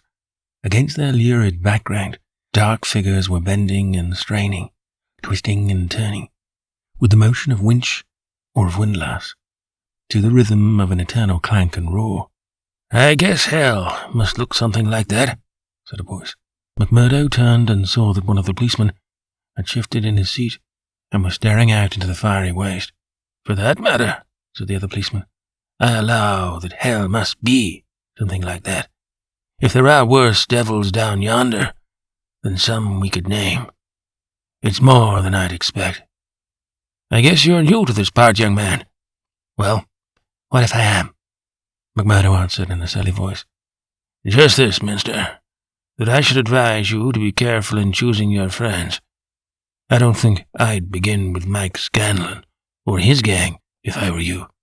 "What the hell is it to you? Who are my friends?" roared McMurdo in a voice which brought every head in the carriage round to witness the altercation. "Did I ask you for your advice, or did you think me such a sucker that I couldn't move without it? You speak when you are spoken to, and by the Lord you'd have to wait a long time if it was me." He thrust out his face and grinned at the patrolman like a snarling dog. The two policemen, heavy, good-natured men, were taken aback by the extraordinary vehemence with which their friendly advances had been rejected. "No offence, stranger," said one. "It was a warning for your own good, seeing that you are, by your own showing, new to the place." "I'm new to the place, but I'm not new to you and your kind," cried McMurdo in cold fury. "I guess you're all the same in all places, shoving your advice in when nobody asks for it." "Maybe we'll see more of you before very long," said one of the patrolmen with a grin. "You're a real hand-picked one, if I'm a judge." "I was thinking the same," remarked the other. "I guess we may meet again." "I'm not afraid of you, and don't you think it," cried McMurdo. "My name's Jack McMurdo, see? If you want me, you'll find me at Jacob Shafter's on Sheridan Street, Vermissa. So I'm not hiding from you, am I? Day or night, I dare to look the like of you in the face. Don't make any mistake about that." There was a murmur of sympathy and admiration from the miners at the dauntless demeanour of the newcomer. Well, the two policemen shrugged their shoulders and renewed a conversation between themselves. A few minutes later, the train ran into the ill-lit station, and there was a general clearing. For Vermissa was by far the largest town on the line. McMurdo picked up his leather gripsack and was about to start off into the darkness when one of the miners accosted him. "By God, mate, you know how to speak to the cops," he said in a voice of awe. "It was grand to hear you. Let me carry your grip and show you the road. I'm passing shafters on the way to my own shack." There was a chorus of friendly good nights from the other miners as they passed from the platform. Before ever he had set foot in it, McMurdo, the turbulent, had become a character in Vermissa. The country had been a place of terror, but the town was, in its way, even more depressing. Down that long valley, there was at least a certain gloomy grandeur in the huge fires and the clouds of drifting smoke, while the strength and industry of man found fitting monuments in the hills which he had spilled by the side of his monstrous excavations. But the town showed a dead level of mean ugliness and squalor. The broad street was churned up by the traffic into a horrible rutted paste of muddy snow. The sidewalks were narrow and uneven. The numerous gas lamps served only to show more clearly a long line of wooden houses, each with its veranda facing the street, unkempt and dirty. As they approached the centre of the town, the scene was brightened by a row of well-lit stores, and even more by a cluster of saloons and gaming houses, in which the miners spent their hard-earned but generous wages. "That's the Union House," said the guide, pointing to one saloon which rose almost to the dignity of being a hotel. "Jack McGinty is the boss there." "What sort of man is he?" McMurdo asked. "What? Have you never heard of the boss?" "How could I have heard of him when you know that I am a stranger in these parts?" "Well, I thought his name was known, clear across the country. It's been in the papers often enough." "What for?" "Well," the miner lowered his voice, "over the affairs." "What affairs?" "Good Lord, mister, you are queer. If I may say it without offence, there's only one set of affairs that you'll hear of in these parts, and that's the affairs of the Scourers." "Why, I seem to have read of the Scourers in Chicago. A gang of murderers, are they not?"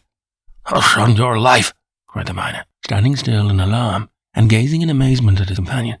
"Man, you won't live long in these parts if you speak in the open street like that. Many a man has had the life beaten out of him for less."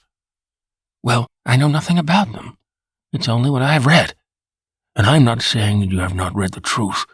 The man looked nervously around him as he spoke, peering into the shadows, as if he feared to see some lurking danger. "If killing is murder, then God knows there is murder and to spare. But don't you dare to breathe the name of Jack McGinty in connection with it, stranger, for every whisper goes back to him, and he is not one that is likely to let it pass. Now, that's the house you're after, that one standing back from the street. You'll find old Jacob Shafter that runs it is as honest a man as lives in this township." "I thank you," said McMurdo, and shaking hands with his new acquaintance, he plodded, gripsack in hand, up the path which led to the dwelling house, at the door of which he gave a resounding knock. It was opened at once by someone very different from what he had expected. It was a woman, young and singularly beautiful. She was of the German type, blonde and fair-haired, with the piquant contrast of a pair of beautiful dark eyes, with which she surveyed the stranger with surprise and a pleasing embarrassment which brought a wave of colour over her pale face. Framed in the bright light of the open doorway, it seemed to McMurdo that he had never seen a more beautiful picture, the more attractive for its contrast with the sordid and gloomy surroundings. A lovely violet growing upon one of those black slag heaps of the mines would not have seemed more surprising. So entranced was he that he stood staring without a word, and it was she who broke the silence. "I thought it was father," said she, with a pleasing little touch of a German accent. "Did you come to see him? He is downtown. I expect him back every minute." McMurdo continued to gaze at her in open admiration until her eyes dropped in confusion before this masterful visitor. "No, miss," he said at last. "I'm in no hurry to see him. But your house was recommended to me for board. I thought it might suit me, and now I know it will." "You are quick to make up your mind," said she with a smile. "Anyone but a blind man could do as much," the other answered. She laughed at the compliment. "Come right in, sir. I'm Miss Etty Shafter. Mr. Shafter's daughter. My mother's dead and I run the house. You can sit down by the stove in the front room until Father comes along. Ah, here he is. So you can fix your things with him right away." A heavy, elderly man came plodding up the path. In a few words, McMurdo explained his business. A man of the name of Murphy had given him the address in Chicago. He, in turn, had it from someone else. Old Shafter was quite ready. The stranger made no bones about terms, agreed at once to every condition, and was apparently fairly flush of money. For $7 a week, paid in advance, he was to have board and lodging. So it was that McMurdo, the self-confessed fugitive from justice, took up his abode under the roof of the Shafters, the first step which was to lead to so long and dark a train of events, ending in a far distant land. Chapter 2. The Body Master. McMurdo was a man who made his mark quickly. Wherever he was, the folk around soon knew it. Within a week, he had become infinitely the most important person at Shafters. There were 10 or a dozen boarders there, but they were honest foremen or commonplace clerks from the stores, of a very different calibre from the young Irishman. Of an evening, when they gathered together, his joke was always the readiest, his conversation the brightest, and his song the best. He was a born boon companion, with a magnetism which drew good humour from all around him, and yet he showed again and again, as he had shown in the railway carriage, a capacity for sudden fierce anger, which compelled the respect and even the fear of those who met him. For the law, too, and all who were connected with it, he exhibited a bitter contempt which delighted some and alarmed others of his fellow boarders. From the first, he made it evident, by his open admiration, that the daughter of the house had won his heart. From the instant that he had set eyes upon her beauty and her grace, he was no backward suitor. On the second day, he told her that he loved her, and from then onward he repeated the same story with an absolute disregard of what she might say to discourage him. "Someone else," he would cry. "Well, the worse luck for someone else. Let him look out for himself. Am I to lose my life's chance and all my heart's desire for someone else? You can keep on saying no, Etty. The day will come when you will say yes, and I'm young enough to wait." He was a dangerous suitor, with his glib Irish tongue and his pretty, coaxing ways. There was about him also that glamour of experience and of mystery which attracts a woman's interest, and finally her love. He could talk of the sweet valleys of County Mourne, from which he came, of the lovely distant island, the low hills and green meadows, of which seemed the more beautiful when imagination viewed them from this place of grime and snow. Then he was versed in the life of the cities of the north, of Detroit, and the lumber camps of Michigan, and finally of Chicago, where he had worked in a planing mill. And afterwards came the hint of romance, the feeling that strange things had happened to him in that great city, so strange and so intimate that they might not be spoken of. He spoke wistfully of a sudden leaving, a breaking of old ties, a flight into a strange world, ending in this dreary valley. And Etty listened, her dark eyes gleaming with pity and with sympathy, those two qualities which may turn so rapidly and so naturally to love. McMurdo had obtained a temporary job as bookmaker, for he was a well-educated man. This kept him out most of the day, and he had not found occasion yet to report himself to the head of the lodge of the eminent order of freemen. He was reminded of his omission, however, by a visit one evening from Mike Scanlon, the fellow member whom he had met in the train. Scanlon, the small, sharp-faced, nervous, black-eyed man, seemed glad to see him once more. After a glass or two of whisky, he broached the object of his visit. "Say, McMurdo," said he, "I remembered your address, so I made bold to call. I'm surprised that you've not reported to the bodymaster. Why haven't you seen Boss McGinty yet?" "Well, I had to find a job. I've been busy." "You must find time for him, if you have none for anything else. Good Lord, man, you're a fool not to have been down to the Union House and registered your name the first morning after you came here. If you run against him, well, you mustn't, that's all." McMurdo showed mild surprise. "I've been a member of the lodge for over 2 years, Scanlon, but I never heard that duties were so pressing as all that." "Maybe not in Chicago. Well, it's the same society here, is it? Scanlon looked at him long and fixedly. There was something sinister in his eyes. Isn't it? You'll tell me that in a month's time. I hear you had a talk with the patrolman after I left train. How did you know that? Oh, it got about. Things do get about for good or for bad in this district. Well, yes, I told the hounds what I thought of them. By the Lord, he'll be a man after McGinty's heart. What, does he hate the police too? Scanlon burst out laughing. You go and see him, my lad, said he, as he took his leave. It's not the police, but you, that he'll hate if you don't. Now, take a friend's advice and go at once. Chanced that on the same evening, McMurdo had another more pressing interview, which urged him in the same direction. It may have been that his attentions to Etty had been more evident than before, or that they had gradually obtruded themselves into the slow mind of his good German host. But whatever the cause, the boarding-house keeper beckoned the young man into his private room and started on the subject without any circumlocution. It seems to me, mister, said he, that you are getting set on my Etty. Ain't that so, or am I wrong? Yes, that is so, the young man answered. Well, I want to tell you right now that it ain't no matter of use. There's someone slipped in afore you. She told me so. Well, you can lay that she told you truth, but did she tell you who it was? No, I asked her, but she wouldn't tell. I dare say not. The little baggage.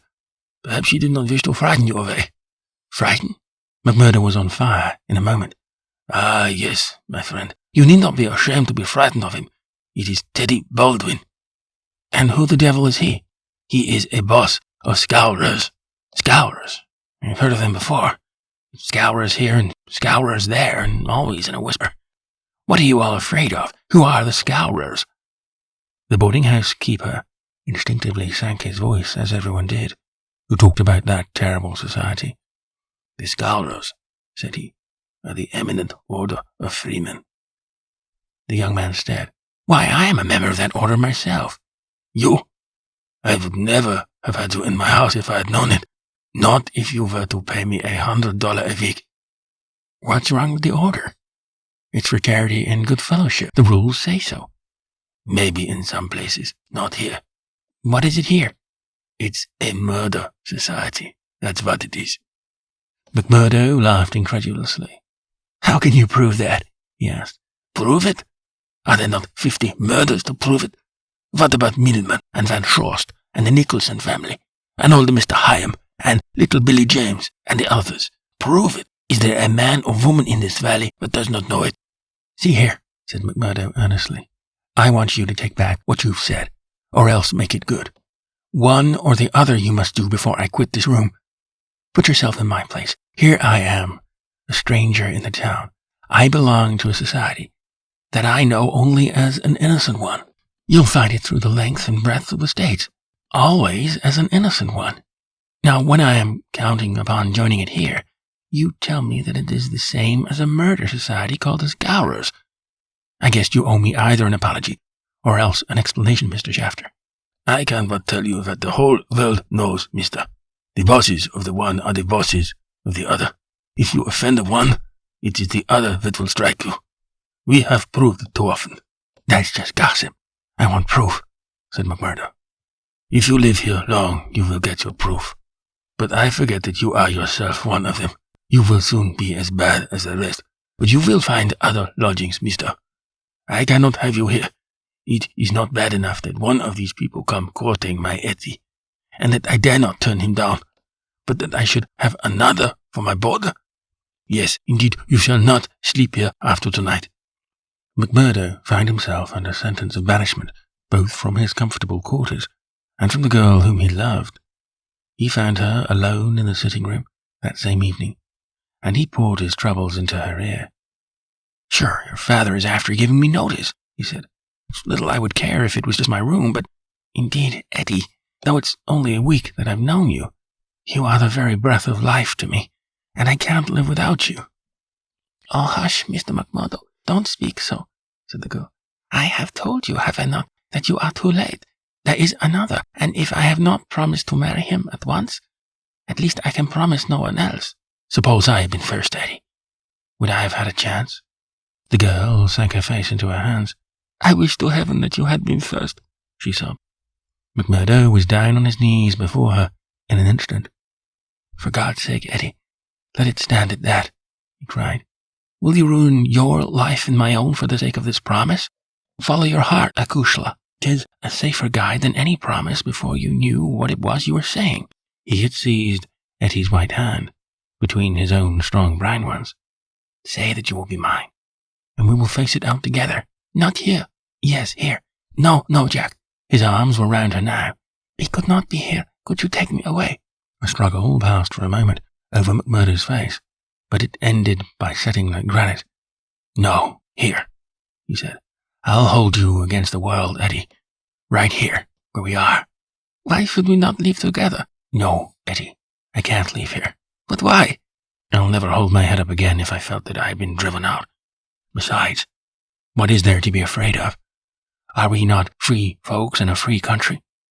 If you love me and I you, who will dare to come between? You don't know, Jack. You've been here too short a time. You don't know this Baldwin. You don't know McGinty and his Scowrers. No, I don't know them. And I don't fear them. And I don't believe in them, said McMurdo. I've lived among rough men, my darling. And instead of fearing them, it has always ended. They have feared me. Always, Eddie. It's mad on the face of it.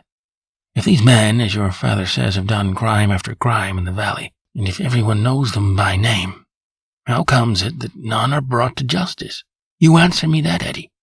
Because no witness dares to appear against them. He would not live a month if he did. And also because they have always their own men to swear that the accused one was far from the scene of the crime. But surely, Jack, you must have read all this. I had understood that every paper in the United States was writing about it. Well, I have read something, it is true. But I thought it was a story. Maybe these men have some reason in what they do. Maybe they are wronged and have no other way to help themselves. Oh, Jack, don't let me hear you speak so. That is how he speaks, the other one. Baldwin? He speaks like that, does he? And that is why I loathe him. Oh, Jack, now I can tell you the truth. I loathe him with all my heart. But I fear him also. I fear him for myself. But above all, I fear him for Father. I know that some great sorrow would come upon us if I dared to say what I really felt. That is why I have put him off with half promises. It was in real truth our only hope. But if you would fly with me, Jack, we could take Father with us and live forever, far from the power of these wicked men. Again there was the struggle upon McMurdo's face, and again it set like granite. No harm shall come to you, Eddie, nor to your father either. As to wicked men, I expect you may find that I am as bad as the worst of them before we're through. No, Jack, I would trust you anywhere. McMurdo laughed bitterly. Good Lord, how little you know of me. Your innocent soul, my darling, did not even guess what is passing in mine. But hello, who's the visitor? The door had opened suddenly, and a young fellow came swaggering in with the air of one who was the master. He was a handsome, dashing young man of about the same age and build as McMurdo himself, under his broad-brimmed black felt hat, which he had not troubled to remove. A handsome face, with fierce, domineering eyes and a curved hawk bill of a nose, looked savagely at the pair who sat by the stove. Etty had jumped to her feet, full of confusion and alarm. I'm glad to see you, Mr. Baldwin, said she. You're earlier than I had thought. Come and sit down. Baldwin stood with his hands on his hips, looking at McMurdo. Who is this? He asked curtly. It's a friend of mine, Mr. Baldwin, a new boarder here, Mr. McMurdo. May I introduce you to Mr. Baldwin? The young men nodded in surly fashion to each other. Maybe Miss Etty has told you how it is with us, said Baldwin. I didn't understand that there was any relation between you. Didn't you? Well, you can understand it now. You can take it from me that this young lady is mine, and you'll find it a very fine evening for a walk. Thank you, I am in no humor for a walk, aren't you? The man's savage eyes were blazing with anger. Maybe you are in a humor for a fight, Mr. Boarder. That I am, cried McMurdo, springing to his feet. You never said a more welcome word. For God's sake, Jack, oh, for God's sake, cried poor distracted Etty. Oh, Jack, he will hurt you. Oh, Jack, is it? Said Baldwin, with an oath. You've come to that already, have you? Oh, Ted, be reasonable, be kind. For my sake, Ted, if you ever loved me, be big-hearted and forgiving. I think, Eddie, that if you were to leave us alone, we could get this thing settled, said McMurdo quietly. Or maybe, Mr. Baldwin, you will take a turn down the street with me. It's a fine evening, and there's some open ground beyond the next block. I'll get even with you without needing to dirty my hands, said his enemy. You'll wish you had never set foot in this house before I am through with you. No time like the present, cried McMurdo. I'll choose my own time, mister. You can leave the time to me. See here. He suddenly rolled up his sleeve and showed upon his forearm a peculiar sign which appeared to have been branded there. It was a circle with a triangle within it. Do you know what that means? I neither know nor care. Well, you will know. I'll promise you that. You won't be much older, either. Perhaps Miss Etty can tell you something about. As to you, Etty, you'll come back to me on your knees, do you hear, girl? On your knees. And then I'll tell you what your punishment may be. You sowed, and by the Lord, I'll see that you reap. He glanced at them both in fury. Then he turned upon his heel, and an instant later, the outer door had banged behind him. For a few moments, McMurdo and the girl stood in silence. Then she threw her arms around him. Oh, Jack, how brave you were! But it is no use. You must fly. Tonight, Jack, tonight, it's your only hope. He will have your life. I read it in his horrible eyes. What chance have you against a dozen of them, with Boss McGinty and all the power of the lodge behind them? McMurdo disengaged her hands, kissed her, and gently pushed her back into a chair. There, Acushla, there. Don't be disturbed or fear for me. I'm a free man myself. I'm after telling your father about it. Maybe I am no better than the others, so don't make a saint of me. Perhaps you hate me too, now that I've told you as much. Hate you, Jack? While life lasts, I could never do that. I've heard that there is no harm in being a freeman anywhere but here. So why would I think the worse of you for that? But if you are a freeman, Jack, why should you not go down and make a friend of Boss McGinty? Oh, hurry, Jack, hurry, get your word in first, or the hounds will be on your trail. I was thinking the same thing, said McMurdo. I'll go right now and fix it. You can tell your father that I'll sleep here tonight and find some other quarters in the morning. The bar of McGinty's saloon was crowded as usual, for it was the favourite loafing place of all the rougher elements of the town. The man was popular, for he had a rough, jovial disposition, which formed a mask, covering a great deal which lay behind it. But apart from this popularity, the fear in which he was held throughout the township, and indeed down the whole 30 miles of the valley, and past the mountains on each side of it, was enough, in itself, to fill his bar, for none could afford to neglect his goodwill. Besides those secret powers which it was universally believed that he exercised in so pitiless a fashion, he was a high public official, a municipal councillor, and a commissioner of roads, elected to the office through the votes of the ruffians who, in turn, expected to receive favours at his hands. Assessments and taxes were enormous. The public works were notoriously neglected. The accounts were slurred over by bribed auditors, and the decent citizen was terrorized into paying public blackmail and holding his tongue lest some worse thing befall him. Thus it was that, year by year, Boss McGinty's diamond pins became more obtrusive, his gold chains more weighty across a more gorgeous vest, and his saloon stretched farther and farther, until it threatened to absorb one whole side of the market square.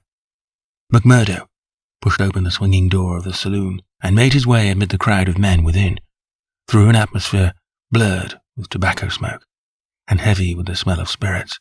The place was brilliantly lighted, and the huge, heavily gilt mirrors upon every wall reflected and multiplied the garish illumination. There were several bartenders in their shirt sleeves, hard at work mixing drinks for the loungers who fringed the broad, brass-trimmed counter. At the far end, with his body resting upon the bar and a cigar stuck at an acute angle from the corner of his mouth, stood a tall, strong, heavily built man who could be none other than the famous McGinty himself. He was a black-maned giant, bearded to the cheekbones, and with a shock of raven hair which fell to his collar. His complexion was as swarthy as that of an Italian, and his eyes were of a strange dead black, which combined with a slight squint, gave him a particularly sinister appearance. All else in the man, his noble proportions, his fine features, and his frank bearing, fitted in with that jovial man-to-man manner which he affected. Here, one would say, is a bluff, honest fellow, whose heart would be signed, however rude his outspoken words might seem. It was only when those dead, dark eyes, deep and remorseless, were turned upon a man, that he shrank within himself, feeling that he was face to face with an infinite possibility of latent evil, with a strength and courage and cunning behind it, which made it 1,000 times more deadly. Having had a look at his man, McMurdo elbowed his way forward with his usual careless audacity, and pushed himself through the little group of courtiers who were fawning upon the powerful boss, laughing uproariously at the smallest of his jokes. The young stranger's bold grey eyes looked back fearlessly through their glasses at the deadly black ones which turned sharply upon him. Well, young man, I can't call your face to mind. I'm new here, Mr. McGinty. You are not so new that you can't give a gentleman his proper title. He's Councillor McGinty, young man, said a voice from the group. I'm sorry, Councillor, I'm strange to the ways of the place, but I was advised to see you. Well, you see me. This is all there is. What do you think of me? Well, it's early days. If your heart is as big as your body, your soul as fine as your face, then I'd ask for nothing better, said McMurdo. By gar, you've got an Irish tongue in your head anyhow, cried the saloon-keeper, not quite certain whether to humour this audacious visitor, or to stand upon his dignity. So, you're good enough to pass my appearance? Sure, said McMurdo. And you were told to see me? I was. And who told you? Brother Scanlon of Lodge 341, Vermisa. I drink your health, Councillor, and to our better acquaintance. He raised a glass with which he had been served to his lips, and elevated his little finger as he drank it. McGinty, who had been watching him narrowly, raised his thick black eyebrows. Oh, it's like that, is it? Said he. I'll have to look a bit closer into this, Mr. McMurdo. A bit closer, McMurdo. For we don't take folk on trust in these parts, nor believe all we're told, neither. Come in here for a moment, behind the bar. There was a small room there, lined with barrels. McGinty carefully closed the door, and then seated himself on one of them, biting thoughtfully on his cigar, and surveying his companion with those disquieting eyes. For a couple of minutes he sat in complete silence. McMurdo bore the inspection cheerfully, one hand in his coat pocket, the other twisting his brown moustache. Suddenly, McGinty stooped and produced a wicked-looking revolver. See here, my joker, said he. If I thought you were playing any game on us, it would be short work for you. This is a strange welcome, McMurdo answered with some dignity, for the bodymaster of a lodger freeman to give to a stranger brother. Aye, but it's just that same that you have to prove, said McGinty. And God help you if you fail. Where were you made? Lodge 29, Chicago. When? June 24th, 1872. What bodymaster? James H. Scott. Who is your district ruler? Bartholomew Wilson. You seem glib enough in your tests. What are you doing here? Working, the same as you, but a poorer job. You have your back answer quick enough. Yes, I was always quick of speech. Are you quick of action? I have had that name among those that knew me best. Well, we may try you sooner than you think. Have you heard anything of the lodge in these parts? I've heard that it takes a man to be a brother. True for you, Mr. McMurdo. Why did you leave Chicago? I'm damned if I'll tell you that. McGinty opened his eyes. He was not used to being answered in such fashion, and it amused him. Why won't you tell me? Because no brother may tell another a lie. Then the truth is too bad to tell? You can put it that way if you like. See here, mister. You can't expect me as bodymaster to pass into a lodge a man for whose past he can't answer. McMurdo looked puzzled. Then he took a worn newspaper cutting from an inner pocket. You wouldn't squeal on a fellow, said he. I'll wipe my hand across your face if you say such words to me, cried McGinty hotly. You are right, Counselor, said McMurdo weakly. I should apologize. I spoke without thought. Well, I know that I am safe in your hands. Look at that clipping. McGinty glanced his eyes over the account of the shooting of one Jonas Pinto in the Lake Saloon, Market Street, Chicago, in the New Year week of 1874. Your work? He asked, as he handed back the paper. McMurdo nodded. Why did you shoot him? I was helping Uncle Sam to make dollars. Maybe mine were not as good gold as his, but they looked as well and were cheaper to make. This man, Pinto, helped me to shove the To do what? Well, it means to pass the dollars out into circulation. Then he said he would split. Maybe he did split. I didn't wait to see. I just killed him and lighted out for the coal country. Where the coal country? 'Cause I had read in the papers they weren't too particular in these parts. McGinty laughed. You were first a coiner, and then a murderer, and you came to these parts because you thought you'd be welcome. That's about the size of it, McMurdo answered. Well, I guess you'll go far. Say, can you make those dollars yet? McMurdo took half a dozen from his pocket. Those never passed the Philadelphia Mint, said he. You don't say. McGinty held them to the light in his enormous hand, which was hairy as a gorilla's. I can see no difference, God. You'll be a mighty useful brother, I'm thinking. We can do with a bad man or two among us, friend McMurdo. For there are times when we have to take our own part. We'd soon be against the wall if we didn't shove back at those that were pushing us. Well, I guess I'll do my share of shelling with the rest of the boys. You seem to have a good nerve. You didn't squirm when I shoved this gun at you. It was not me that was in danger. Who then? It was you, Counselor. McMurdo drew a cocked pistol from the side pocket of his pea jacket. I was covering you all the time. I guess my shot would have been as quick as yours. By gar! McGinty flushed an angry red and then burst into a roar of laughter. Say, we've had no such holy terror come to hand this many a year. I reckon the lodge will learn to be proud of you. Well, what the hell do you want? And can't I speak alone with a gentleman for 5 minutes, but you must butt in on us? The bartender stood abashed. I'm sorry, Counselor, but it's Ted Baldwin. He says he must see you this very minute. The message was unnecessary, for the set, cruel face of the man himself was looking over the servant's shoulder. He pushed the bartender out and closed the door on him.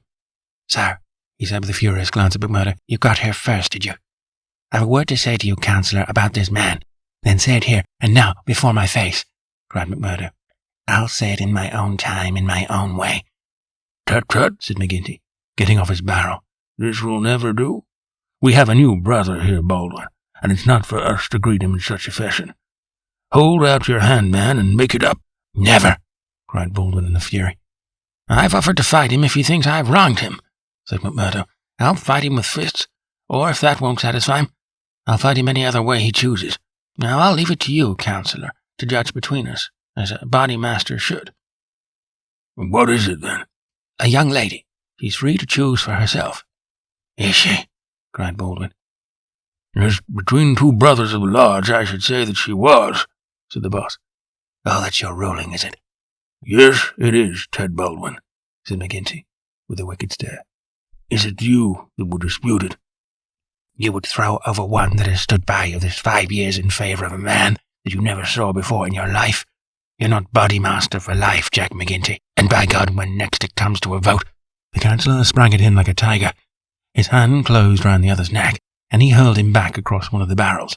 In his mad fury, he would have squeezed the life out of him if McMurdo had not interfered. Easy, Counsellor, for heaven's sake, go easy, he cried as he dragged him back. McGinty released his hold, and Baldwin, cowed and shaken, gasping for breath and shivering in every limb, as one who has looked over the very edge of death, sat up on the barrel over which he had been hurled. You've been asking for it this many a day, Ted Baldwin. Now you've got it, cried McGinty, his huge chest rising and falling. Maybe you think if I was voted down from the body master, you would find yourself in my shoes. It's for the lodge to say that. But so long as I am the chief, I'll have no man lift his voice against me or my rulings. I have nothing against you, mumbled Baldwin, feeling his throat. Well then, cried the other, relapsing in a moment into a bluff joviality. We are all good friends again, and there's an end to the matter. He took a bottle of champagne down from the shelf and twisted out the cork. "See now," he continued, as he filled 3 high glasses. "Let us drink the quarrelling toast of the lodge. After that, as you know, there can be no bad blood between us. Now then, the left hand on the apple of my throat. I say to you, Ted Weldon, what is the offence, sir?" "The clouds are heavy." "But they will forever brighten." "And this I swear." The men drank their glasses, and the same ceremony was performed between Baldwin and McMurdo. "There," cried McGinty, rubbing his hands. "That's the end of the black blood. You come under lodge discipline if it goes further, and that's a heavy hand in these parts, as Brother Baldwin knows, and as you will damn soon find out, Brother McMurdo, if you ask for trouble." "Faith, I'd be slow to do that," said McMurdo. He held out his hand to Baldwin. "I'm quick to quarrel and quick to forgive. It's my hot Irish blood, they tell me. But it's over for me, and I bear no grudge." Baldwin had to take the proffered hand, for the baleful eye of the terrible boss was upon him.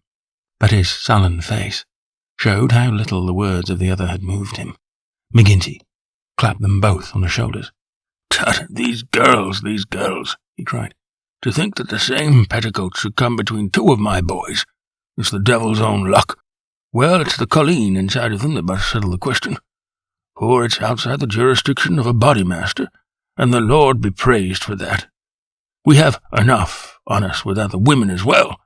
You'll have to be affiliated to Lodge 341, Brother McMurdo. We have our own ways and methods, different from Chicago. Saturday night is our meeting, and if you come then, we'll make you free forever of the Vermisa Valley." Chapter 3. Lodge 341, Vermisa. On the day following the evening, which had contained so many exciting events, McMurdo moved his lodgings from old Jacob Shafter's and took up his quarters at the widow McNamara's on the extreme outskirts of the town. Scanlon, his original acquaintance aboard the train, had occasion shortly afterwards to move into Vermisa, and the two lodged together. There was no other boarder, and the hostess was an easygoing old Irishwoman who left them to express themselves, so that they had a freedom for speech and action welcome to men who had secrets in common. Shafter had relented, to the extent of letting McMurdo come to his meals there when he liked, so that his intercourse with Etty was by no means broken. On the contrary, it drew closer and more intimate as the weeks went by. In his bedroom at his new abode, McMurdo felt it safe to take out the coining moulds, and under a pledge of secrecy, a number of brothers from the lodge were allowed to come in and see them, each carrying away in his pocket some examples of the false money, so cunningly struck that there was never the slightest difficulty or danger in passing it. Why, with such a wonderful art at his command, McMurdo should condescend to work at all was a perpetual mystery to his companions, though he made it clear to anyone who asked him that if he lived without any visible means, it would very quickly bring the police upon his track.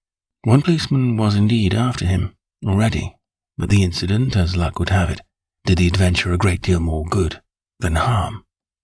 After the first introduction, there were few evenings when he did not find his way to McGinty's saloon, there to make closer acquaintance with the boys, which was the jovial title by which the dangerous gang who infested the place were known to one another.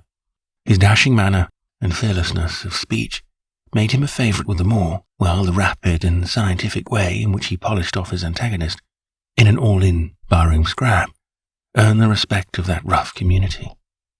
Another incident, however, raised him even higher in their estimation. Just at the crowded hour one night, the door opened, and a man entered with the quiet blue uniform and peaked cap of the mine police. This was a special body raised by the railways and colliery owners to supplement the efforts of the ordinary civil police, who were perfectly helpless in the face of the organized ruffianism which terrorized the district. There was a hush as he entered, and many a curious glance was cast at him, but the relations between policemen and criminals are peculiar in some parts of the States, and McGinty himself, standing behind his counter, showed no surprise when the policeman enrolled himself among his customers. "Straight whiskey, for the night is bitter," said the police officer. "I don't think we have met before, Councillor." "You'll be the new captain," said McGinty. That's so. We're looking to you, Counselor, and to the other leading citizens, to help us in upholding law and order in this township. Captain Marvin is my name." "We do better without you, Captain Marvin," said McGinty coldly, "for we have our own police of the township, and no need for any imported goods. What are you but the paid tool of the capitalists, hired by them to club or shoot your poorer fellow citizen?" Well, we won't argue about that," said the police officer, good-humouredly. "I expect we all do our duty same as we see it, but we can't all see it the same." He had drunk off his glass, and had turned to go, when his eyes fell upon the face of Jack McMurdo, who was scowling at his elbow. Hello, he cried, looking him up and down. "Here's an old acquaintance." McMurdo shrank away from him.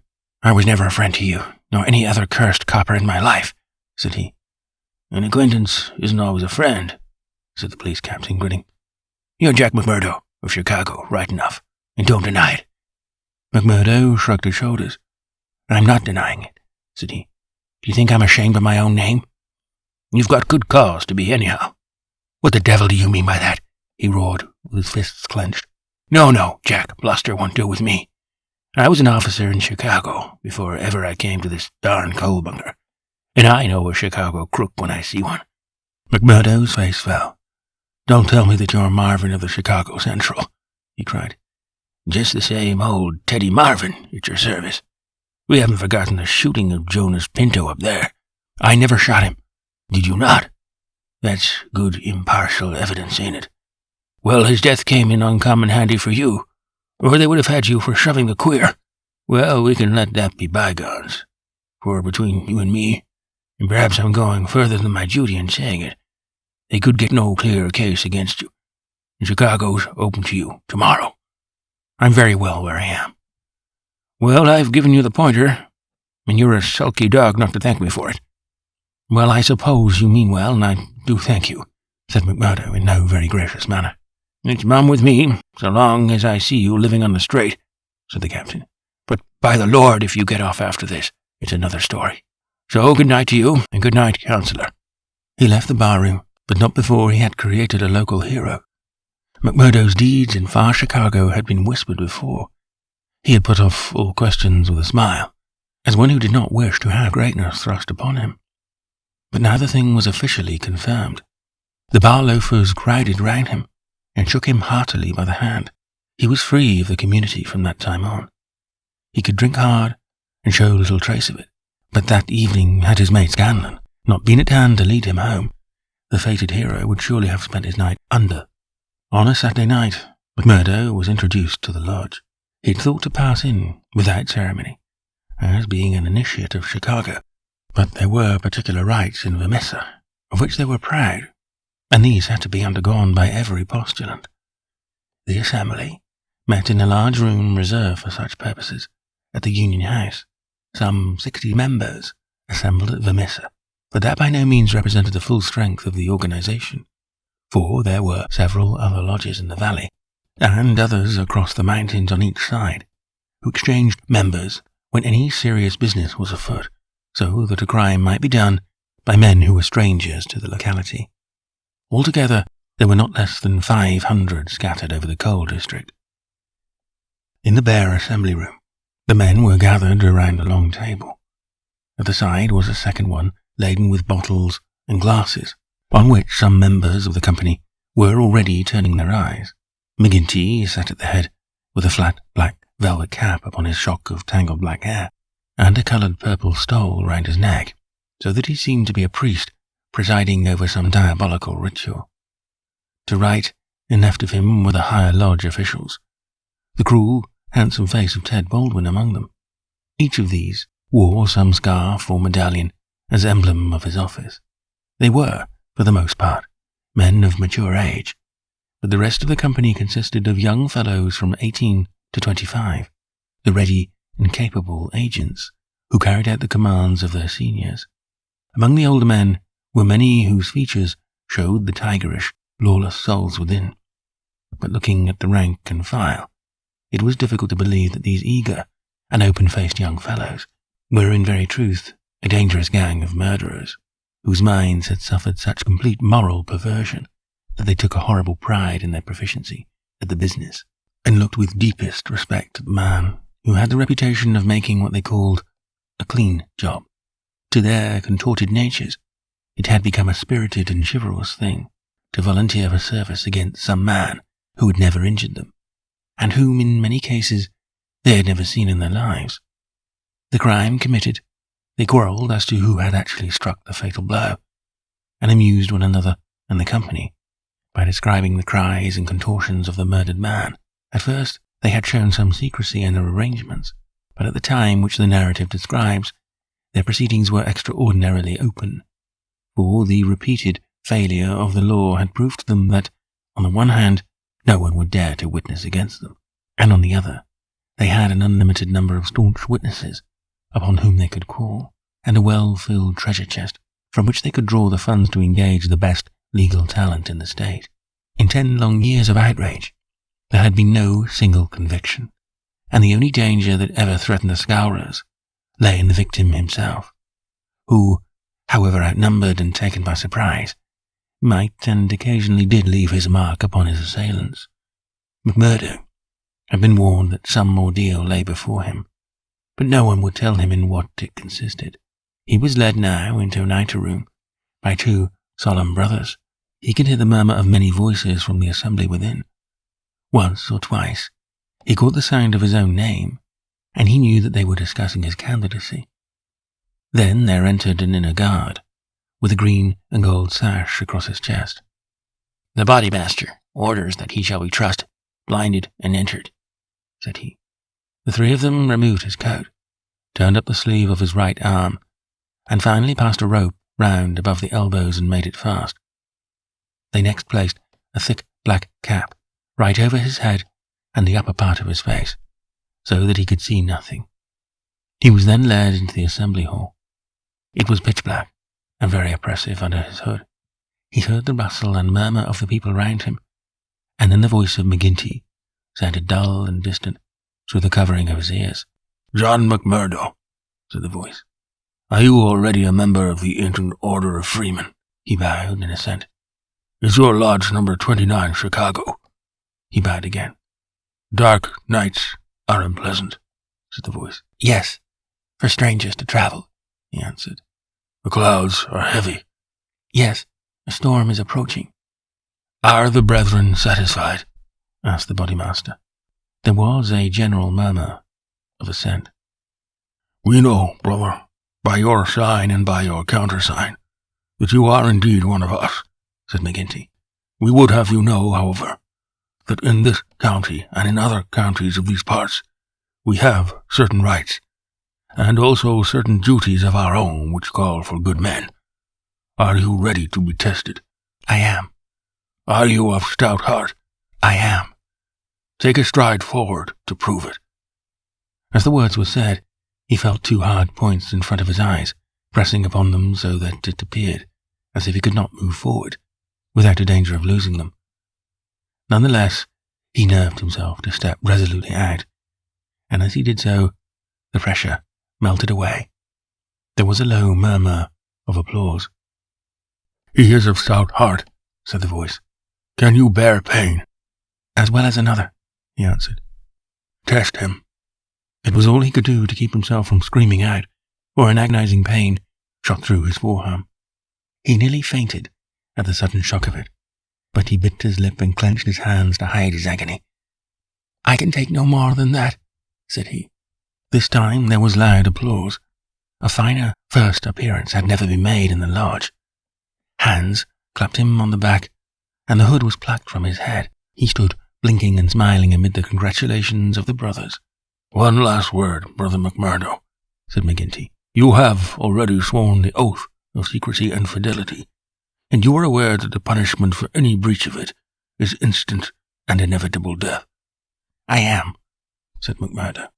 "And you accept the rule of the bodymaster for the time being, under all circumstances?" "I do." "Then in the name of Lodge 341 Vermissa, I welcome you to its privileges and debates.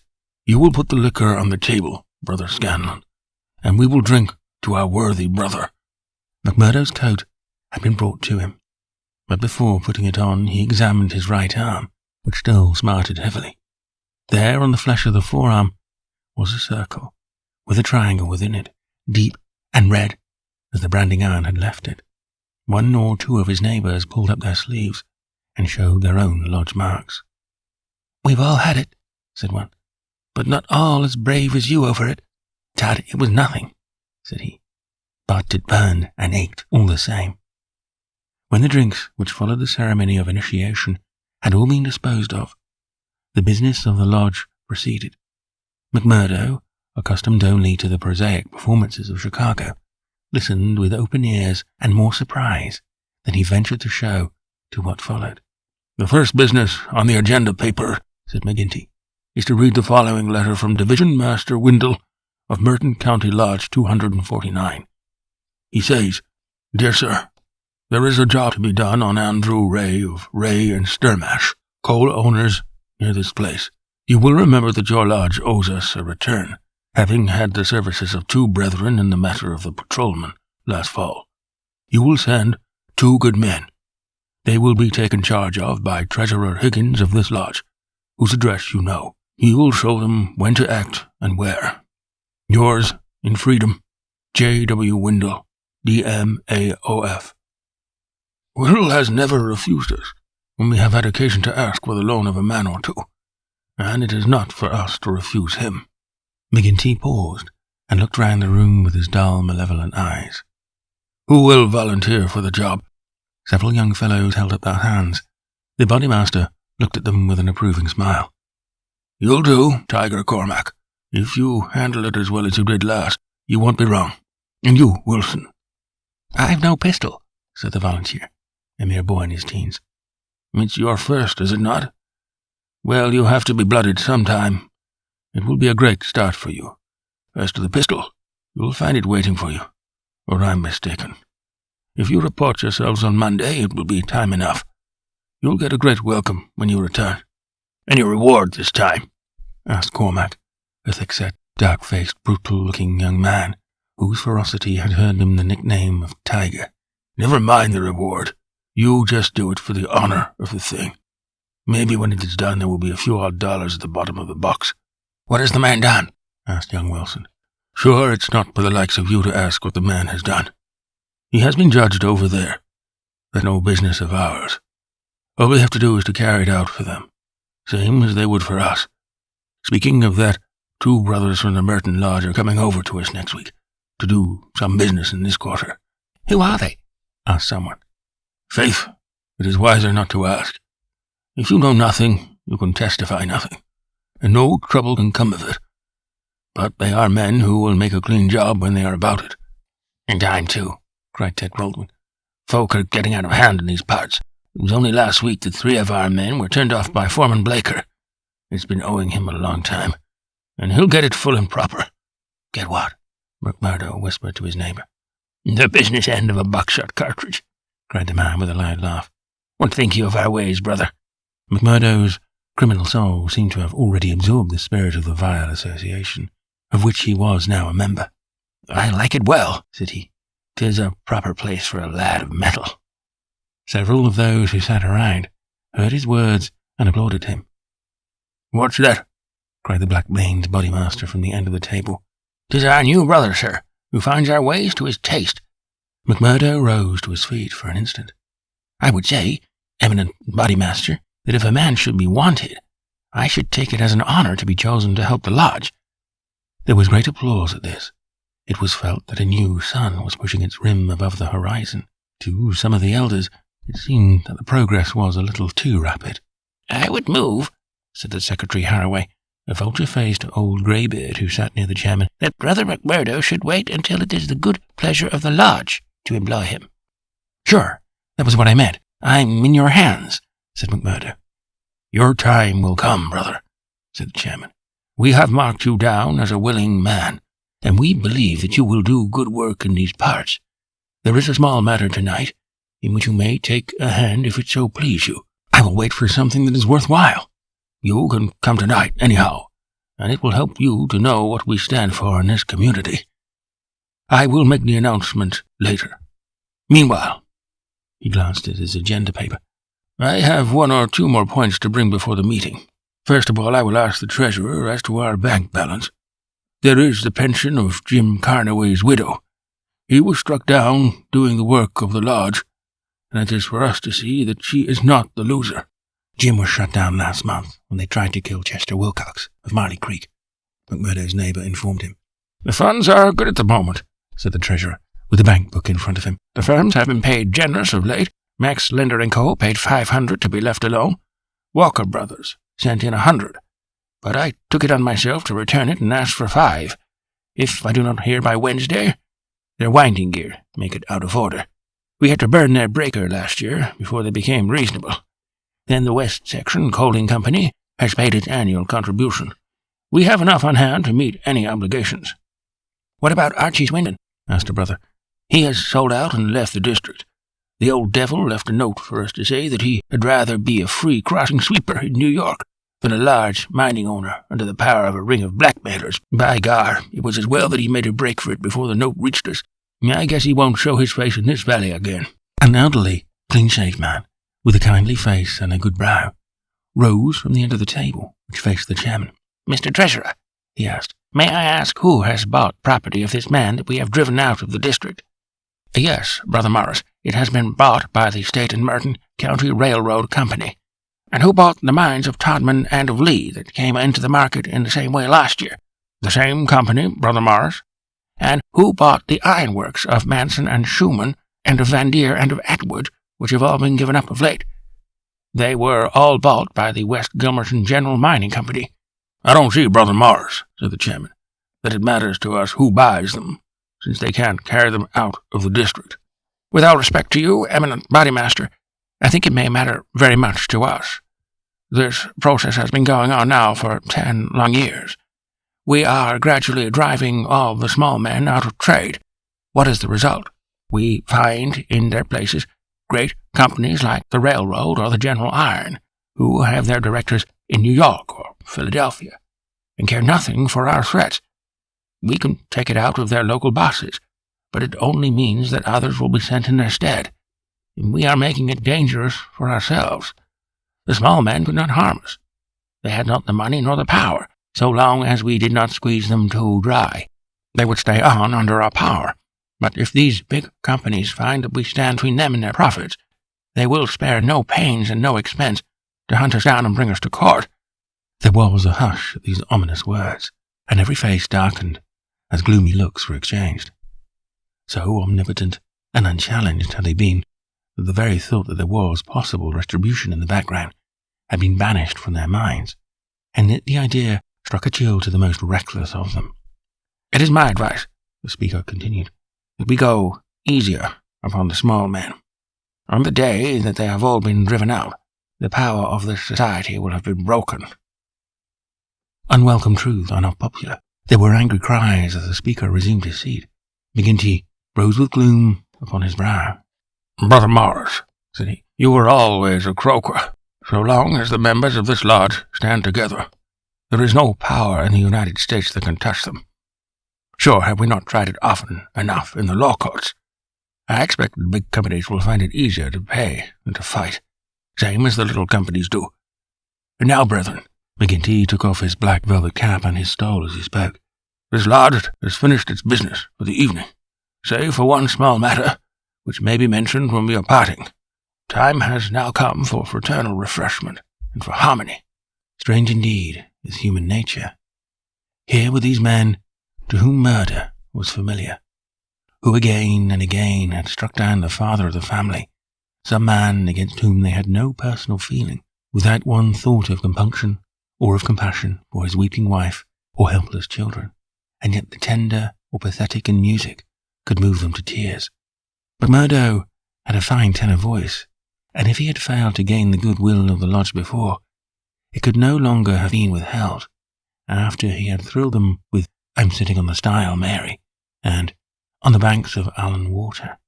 In his very first night, the new recruit had made himself one of the most popular of the brethren, marked already for advancement and high office. There were other qualities needed, however, besides those of good fellowship, to make a worthy freeman, and of those he was given an example before the evening was over. The whisky bottle had passed round many times, and the men were flushed and ripe for mischief when their bodymaster rose once more to address them. "Boys, there's one man in this town that wants trimming up, and it's for you to see that he gets it. I'm speaking of James Stanger of the Herald. You've seen how he's been opening his mouth against us again." There was a murmur of assent, with many a muttered oath. McGinty took a slip of paper from his waistcoat pocket. "Law and order. That's how he heats it. Reign of terror in the coal and iron district. 12 years have now elapsed since the first assassinations, which proved the existence of a criminal organization in our midst. From that day, these outrages have never ceased. Until now they have reached a pitch which makes us the opprobrium of the civilized world. It is for such results as this that our great country welcomes to its bosom the alien who flies from the despotisms of Europe. Is it that they shall themselves become tyrants over the very men who have given them shelter, and that a state of terrorism and lawlessness shall be established under the very shadow of the sacred folds of the starry flag of freedom, which would raise horror in our minds if we read of it as existing under the most effete monarchy of the East? The men are known. The organization is patent and public. How long are we to endure it? Can we forever live?" "Sure, I've read enough of the slush," cried the chairman, tossing the paper down upon the table. "That's what he says of us. The question I'm asking you is, what shall we say to him?" "Kill him," cried a dozen fierce voices. "I protest against that," said Brother Morris, the man of the good brow and shaved face. "I tell you, brethren, that our hand is too heavy in this valley, and that there will come a point where, in self-defense, every man will unite to crush us out. James Stanger is an old man. He is respected in the township and the district. His paper stands for all that is solid in the valley.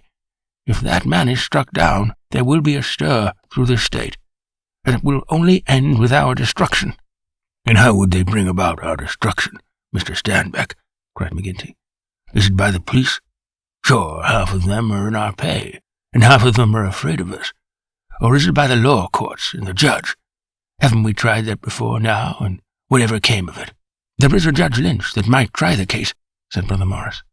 A general shout of anger greeted the suggestion. "I have but to raise my finger," cried McGinty, "and I could put 200 men into this town that would clear it out from end to end." Then, suddenly raising his voice and bending his huge black brows into a terrible frown, "See here, Brother Morris, I have my eye on you, and have had for some time. You've no heart yourself, and you try to take the heart out of others. It will be an ill day for you, Brother Morris, when your own name comes on our agenda paper, and I'm thinking that it's just there that I ought to place it." Morris had turned deadly pale, and his knees seemed to have given way under him as he fell back into his chair. He raised his glass in his trembling hand, and drank before he could answer. "I apologize, eminent bodymaster, to you and to every brother in this lodge, if I have said more than I should. I am a faithful member. You will know that. And it is my fear lest evil come to the lodge which makes me speak in anxious words. But I have greater trust in your judgment than in my own, eminent bodymaster, and I promise you that I will not offend again."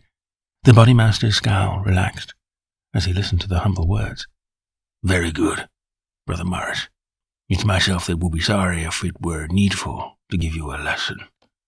But so long as I am in this chair, we shall be a united lodge in word and in deed.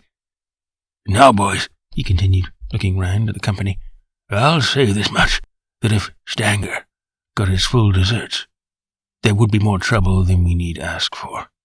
These editors hang together, and every journal in the state would be crying out for police and troops. But I guess you can give him a pretty severe warning. Will you fix it, Brother Baldwin?" "Sure," said the young man eagerly. "How many will you take?" "Half a dozen, and 2 to guard the door. You'll come, Gower, and you, Mansell, and you, Scanlon, and the 2 Willoughbys. I promised the new brother he should go," said the chairman. Ted Baldwin looked at McMurdo with eyes which showed that he had not forgotten nor forgiven. "Well, he can come if he wants," he said in a surly voice. "That's enough. The sooner we get to work, the better." The company broke up with shouts and yells and snatches of drunken song. The bar was still crowded with revellers, and many of the brethren remained there.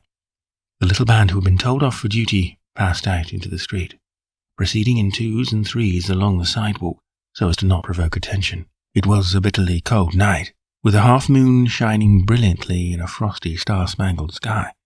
The men stooped and gathered in a yard which faced a high building. The words "The Missa Herald" were printed in gold lettering between the brightly lit windows. From within came the clanking of the printing press. "Here you," said Baldwin to McMurdo. "You can stand below the door and see that the road is kept open for us. Arthur Willoughby can stay with you. You others, come with me.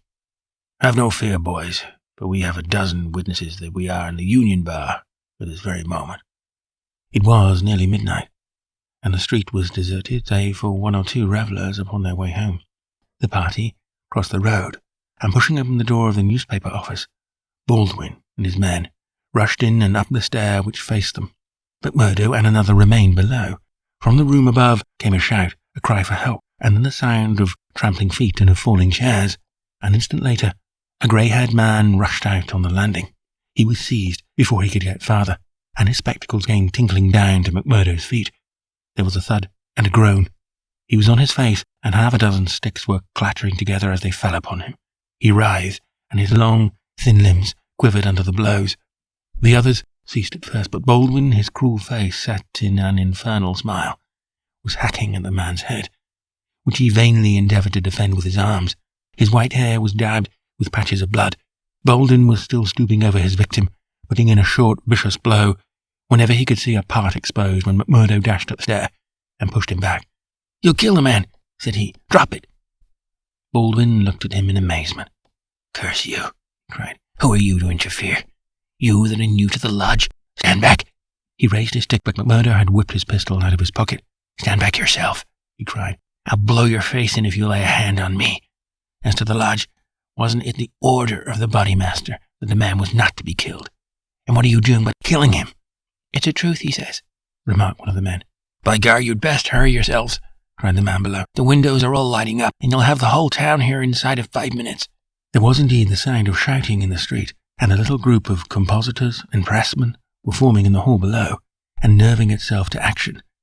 Leaving the limp and motionless body of the editor at the head of the stair, the criminals rushed down and made their way swiftly along the street. Having reached the Union House, some of them mixed with the crowd in McGinty's saloon, whispering across the bar to the boss that the job had been well carried through. Others, and among them McMurdo, broke away into side streets, and so by devious paths to their own homes. Chapter 4. The Valley of Fear. When McMurdo awoke next morning, he had good reason to remember his initiation into the lodge. His head ached with the effect of the drink, and his arm, where he had been branded, was hot and swollen. Having his own peculiar source of income, he was irregular in his attendance at his work, so he had a late breakfast, and remained at home for the morning, writing a long letter to a friend. Afterwards he read the Daily Herald. In a special column put in at the last moment, he read, "Outrage at the Herald office. Editor seriously injured." It was a short account of the facts with which he was himself more familiar than the writer could have been. It ended with the statement, "The matter is now in the hands of the police, but it can hardly be hoped that their exertions will be attended by any better results than in the past. Some of the men were recognized, and there is hope that a conviction may be obtained. The source of the outrage was, it need hardly be said, that infamous society which has held its community in bondage for so long a period, and against which the Herald has taken so uncompromising a stand. Mr. Stanger's many friends will rejoice to hear that though he has been cruelly and brutally beaten, and though he has sustained severe injuries about the head, there is no immediate danger to his life." Below it stated that a guard of police, armed with Winchester rifles, had been requisitioned for the defence of the office. McMurdo had laid down the paper, and was lighting his pipe with a hand which was shaky from the excesses of the previous evening, when there was a knock outside, and his landlady brought to him a note which had just been handed in by a lad. It was unsigned, and ran thus: "I should wish to speak to you, but would rather not do so in your house. You will find me beside the flagstaff upon Miller Hill. If you'll come there now, I have something which it is important for you to hear, and for me to say." McMurdo read the note twice, with the utmost surprise, for he could not imagine what it meant, or who was the author of it. Had it been in a feminine hand, he might have imagined that it was the beginning of one of those adventures which had been familiar enough in his past life, but it was the writing of a man, and of a well-educated one too. Finally, after some hesitation, he determined to see the matter through. Miller Hill is an ill-kept public park in the very centre of the town. In summer it is a favourite resort of the people, but in winter it is desolate enough. From the top of it one has a view not only of the whole straggling, grimy town, but of the winding valley beneath, with its scattered mines and factories, blackening the snow on each side of it, and of the wooded and white-capped ranges flanking it. McMurdo strolled up the winding path, hedged in with evergreens, until he reached the deserted restaurant which forms the centre of summer gaiety. Beside it was a bare flagstaff, and underneath it a man, his hat drawn down and the collar of his overcoat turned up. When he turned his face, McMurdo saw that it was Brother Morris, he who had incurred the anger of the bodymaster the night before. The lodge sign was given and exchanged as they met. "I wanted to have a word with you, Mr. McMurdo," said the older man, speaking with a hesitation which showed that he was on delicate ground. "It was kind of you to come." "Why did you not put your name to the note?" "One has to be cautious, mister. One never knows in times like these how a thing may come back at one. One never knows either who to trust or who not to trust." "Surely one may trust brothers of the lodge." No, not always," cried Morris with vehemence. "Whatever we say, even what we think, seems to go back to that man McGinty." "Look here," said McMurdo sternly, "it was only last night, as you well know, that I swore good faith to our bodymaster. Will you be asking me to break my oath?" "If that is the view you take," said Morris sadly, "I can only say that I am sorry I gave you the trouble to come and meet me. Things have come to a bad pass when two free citizens cannot speak their thoughts to each other." McMurdo, who had been watching his companion very narrowly, relaxed somewhat in his bearing. "Sure, I spoke for myself only," said he. "I am a newcomer, as you know, and I am strange to it all. It is not for me to open my mouth, Mr. Morris, and if you think well to say anything to me, I am here to hear it." "And to take back to Boss McGinty," said Morris bitterly. "Indeed, then, you do me injustice there," cried McMurdo. "For myself, I am loyal to the lodge, and so I tell you straight. But I would be a poor creature if I were to repeat to any other what you might say to me in confidence. It will go no further than me, though I warn you that you may get neither help nor sympathy." "I have given up looking for either the one or the other," said Morris. "I may be putting my very life in your hands by what I say, but bad as you are, and it seemed to me last night that you were shaping to be as bad as the worst. Still, you are new to it, and your conscience cannot yet be as hardened as theirs. That was why I thought to speak with you." "Well, what have you to say?" "If you give me away, may a curse be on you." "Sure, I said I would not." "I would ask you then, when you joined the Freemen's Society in Chicago, and swore vows of charity and fidelity, did it ever cross your mind that you might find it would lead you to crime?" "If you call it crime," McMurdo answered. "Call it crime?" cried Morris, his voice vibrating with passion. "You have seen little of it, if you can call it anything else. Was it crime last night, when a man old enough to be your father was beaten till the blood dripped from his white hairs? Was that crime, or what else would you call it?" "There are some would say it was war," said McMurdo. "A war of two classes, with all in, so that each struck as best it could. Well, did you think of such a thing when you joined the Freemasons at Chicago?" "No, I am bound to say I did not." "Nor did I when I joined it at Philadelphia.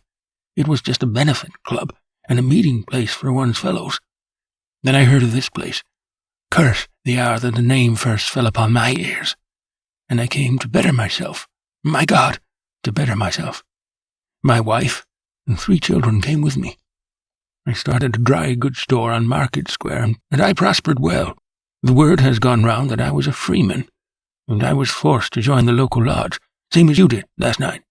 I've the badge of shame on my forearm and something worse branded on my heart. I found that I was under the orders of a black villain and caught in a meshwork of crime. What could I do? Every word I said to make things better was taken as treason, same as it was last night. I can't get away, for all I have in the world is in my store.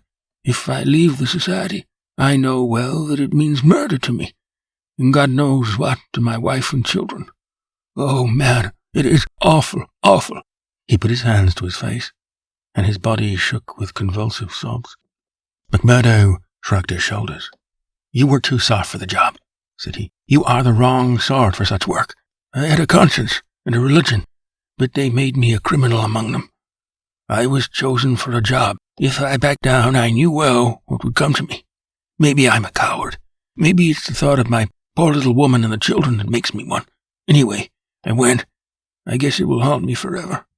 It was a lonely house, 20 miles from here over the range yonder. I was told off for the door, same as you were last night. They could not trust me with the job. The others went in. When they came out, their hands were crimson to the waist. As we turned away, a child was screaming out of the house behind us.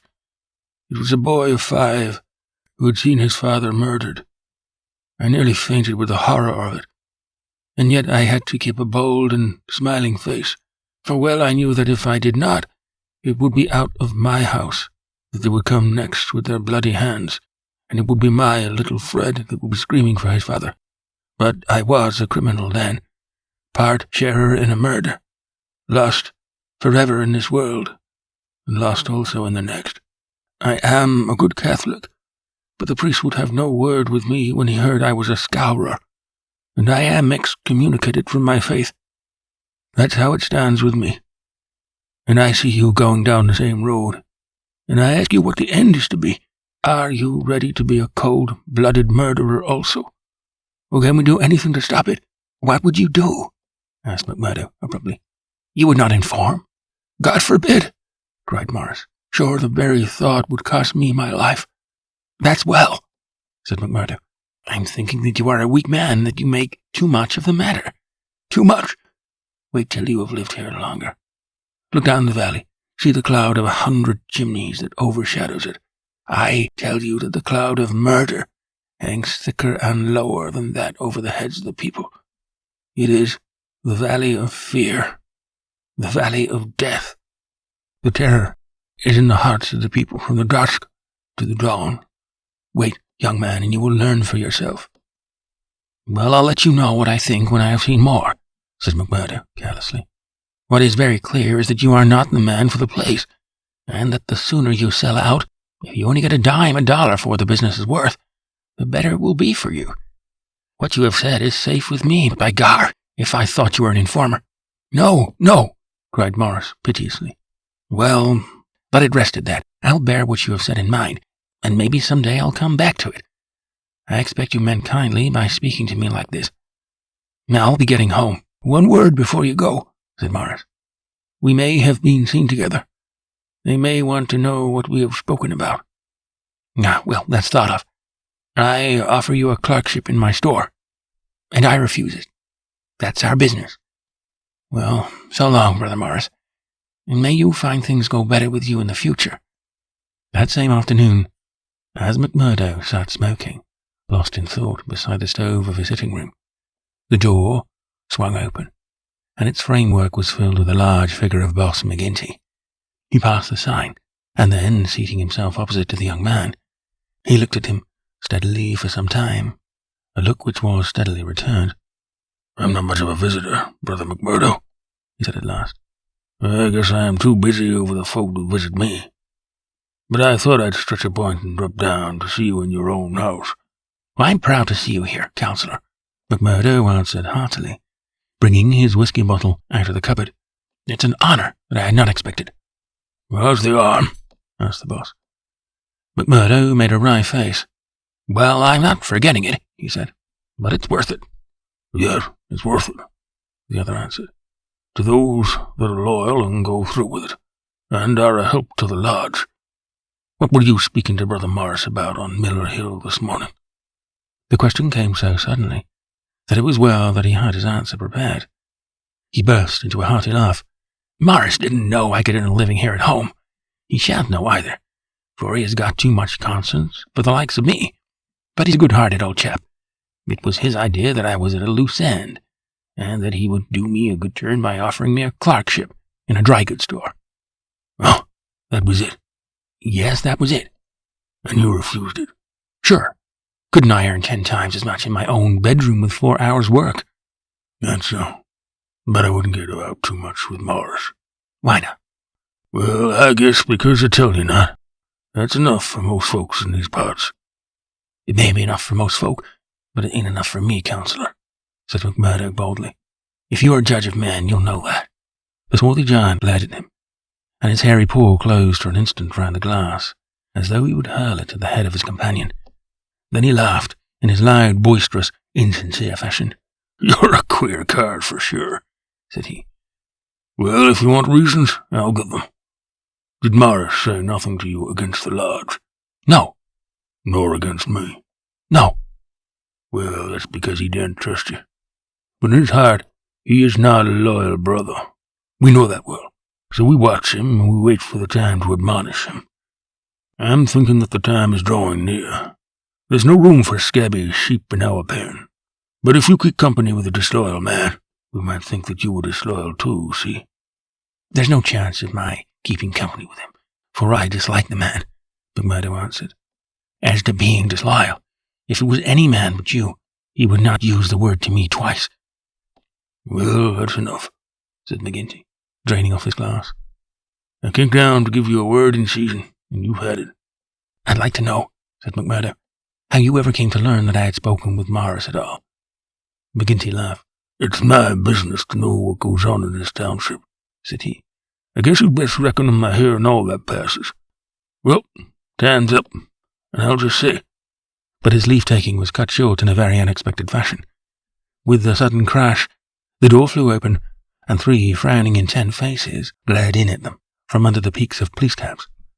McMurdo sprang to his feet and half drew his revolver, but his arm stopped midway as he became conscious that 2 Winchester rifles were levelled at his head. A man in uniform advanced into the room, a six-shooter in his hand. It was Captain Marvin, once of Chicago, and now of the Maine Constabulary. He shook his head with a half-smile at McMurdo. "I thought you'd be getting into trouble, Mr. Crooked McMurdo of Chicago," said he. "You can't keep out of it, can you? Take your hat and come along with us." "I guess you'll pay for this, Captain Marvin," said McGinty. "Who are you, I'd like to know, to break into a house in this fashion and molest honest, law-abiding men?" "You're standing out in this deal, Councillor McGinty," said the police captain. "We are not out after you, but after this man McMurdo. It is for you to help, not hinder us in our duty." "He is a friend of mine, and I'll answer for his conduct," said the boss. "By all accounts, Mr. McGinty, you may have to answer for your own conduct some of these days," the captain answered. "This man McMurdo was a crook before ever he came here, and he's a crook still. Cover him, patrolman, while I disarm him." "There's my pistol," said McMurdo coolly. "Maybe, Captain Marvin, if you and I were alone and face to face, you would not take to me so easily." "Where's your warrant?" asked McGinty. "By gar, a man might as well live in Russia as in Vermissa, while folk like you are running the police. It's a capitalist outrage, and you'll hear more of it, I reckon." "You do what you think is your duty, the best way you can, Councillor. We'll look after ours." "What am I accused of?" asked McMurdo. "Of being concerned in the beating of old Editor Stanger at the Herald office. It wasn't your fault that it isn't a murder charge." "Well, if that's all you have against him," cried McGinty with a laugh, "you can save yourself a deal of trouble by dropping it right now. This man was with me in my saloon playing poker up to midnight, and I can bring a dozen to prove it."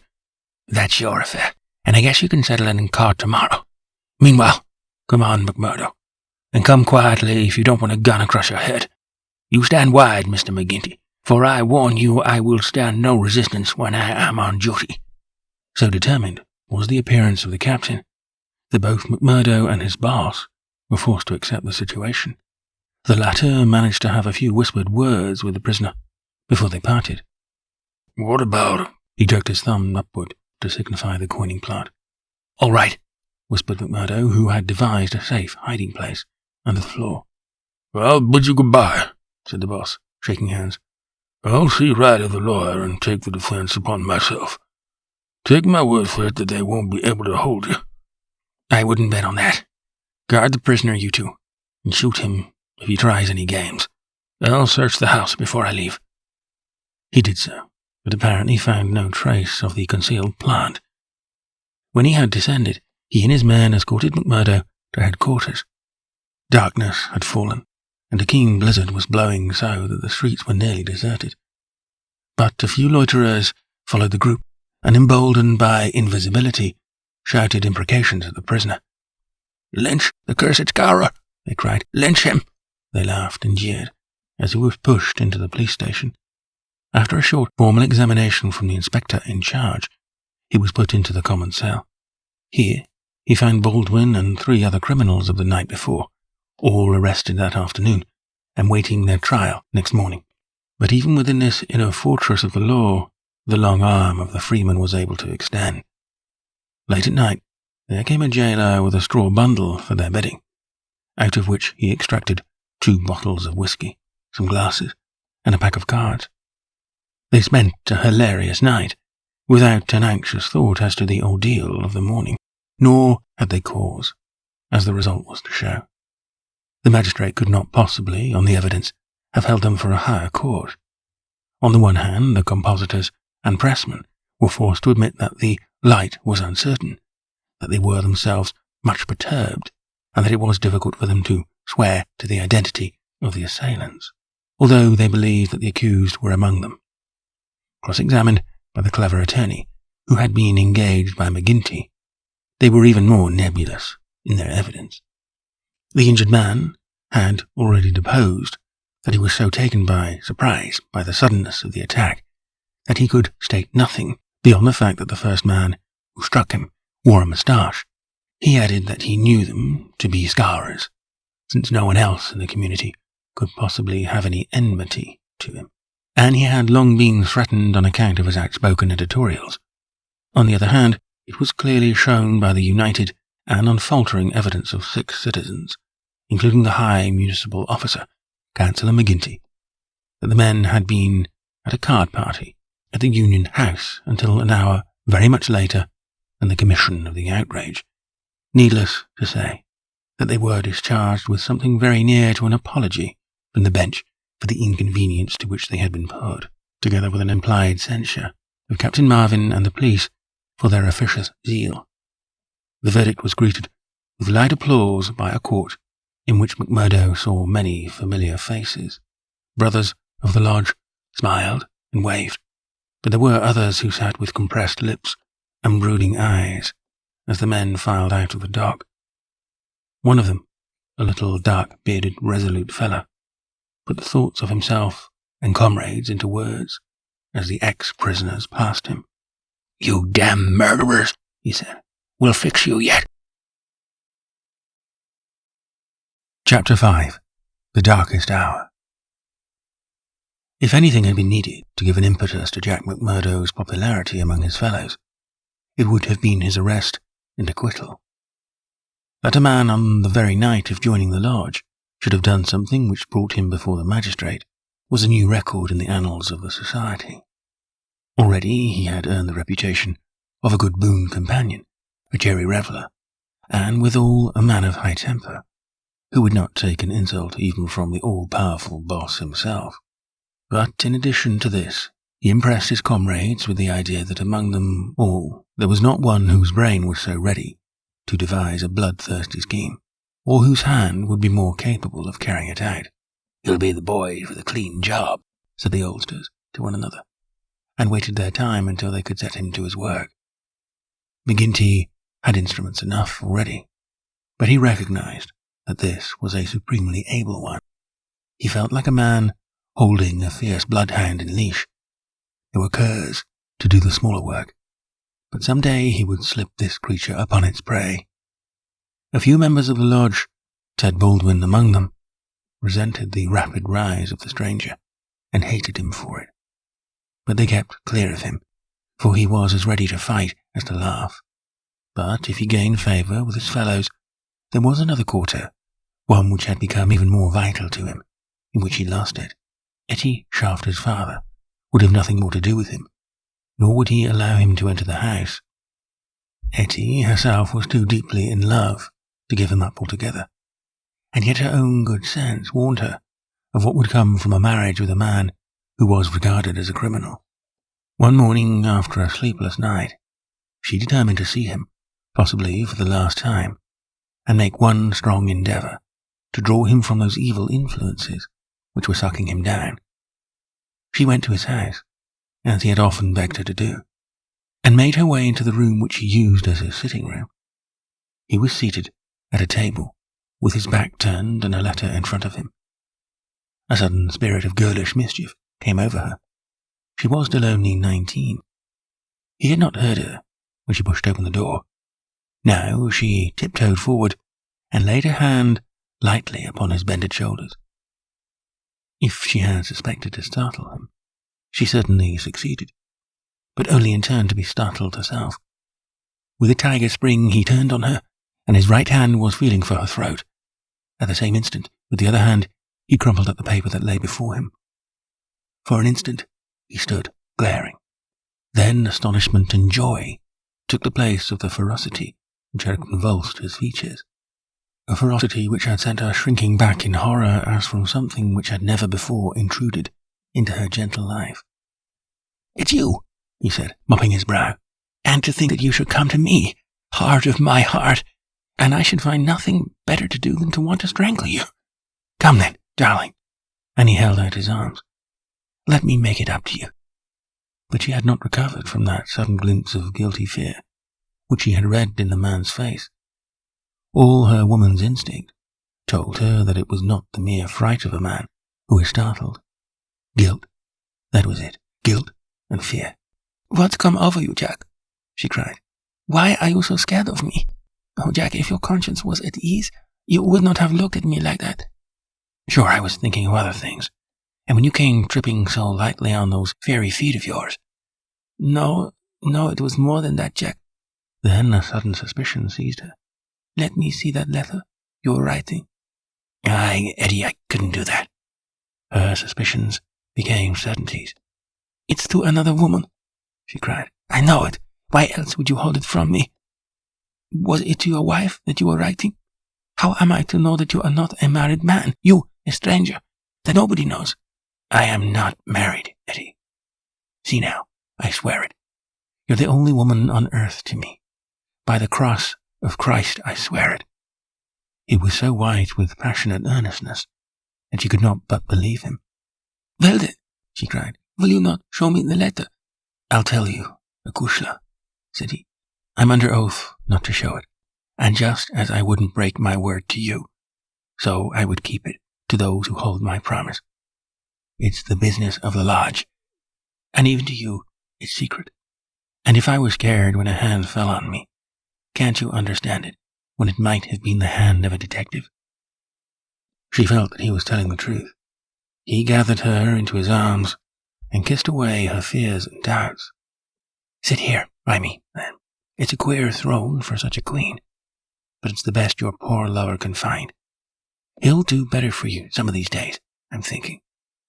Now your mind is easy once again, is it not?" "How can it be at ease, Jack, when I know that you are a criminal among criminals, when I never know the day that I may hear you are in court for murder? McMurdo the Scourer, that's what one of our boarders called you yesterday. It went through my heart like a knife."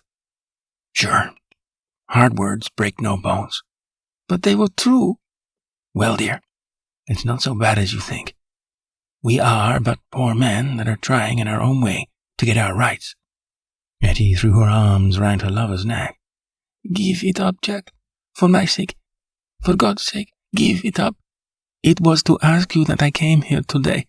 Oh, Jack, see, I beg it of you on my bended knees. Kneeling here before you, I implore you to give it up." He raised her and soothed her, with her head against his breast. "Sure, my darling. You don't know what it is you are asking. How could I give it up when it would be to break my oath and to desert my comrades? If you could see how things stand with me, you could never ask it of me.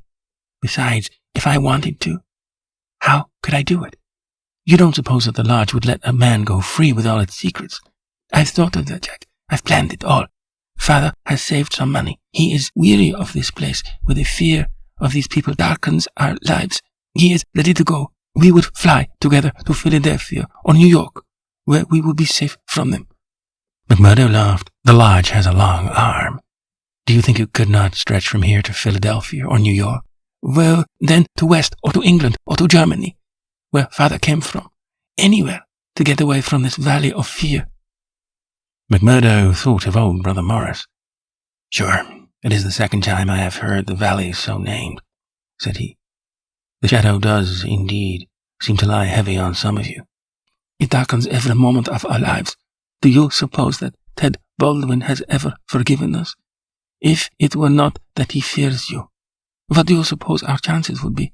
If you saw the look in those dark, hungry eyes of his when they fall on me. By gar, I'd teach him better manners if I caught him at it. But see here, little girl, I can't leave here. I can't. Take that from me once and for all. But if you will leave me to find my own way, I will try to prepare a way of getting honorably out of it. There is no honor in such a matter. Well, it's just how you look at it. But if you'll give me 6 months, I'll work it so that I can leave without being ashamed to look others in the face. The girl laughed with joy. 6 months, she cried. Is it a promise? Well, it may be 7 or 8, but within a year at the furthest we will leave the valley behind us. It was the most that Etty could obtain, and yet it was something. There was this distant light to illuminate the gloom of the immediate future. She returned to her father's house, more light-hearted than she had ever been since Jack McMurdo had come into her life.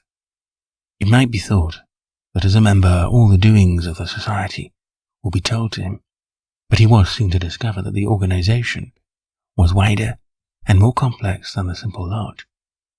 Even Boss McGinty was ignorant as to many things, for there was an official named the county delegate, living at Hobson's Patch, farther down the line, who had power over several different lodges, which he wielded in a sudden and arbitrary way.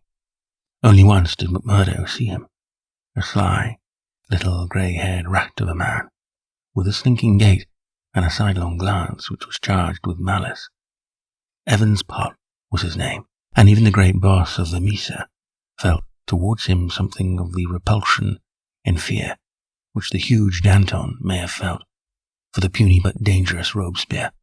One day, Scanlon, who was McMurdo's fellow boarder, received a note from McGinty, enclosing one from Evans Pott, which informed him that they were sending over 2 good men, Lawler and Andrews, who had instructions to act in the neighbourhood, though it was best for the cause that no particulars as to their objects should be given.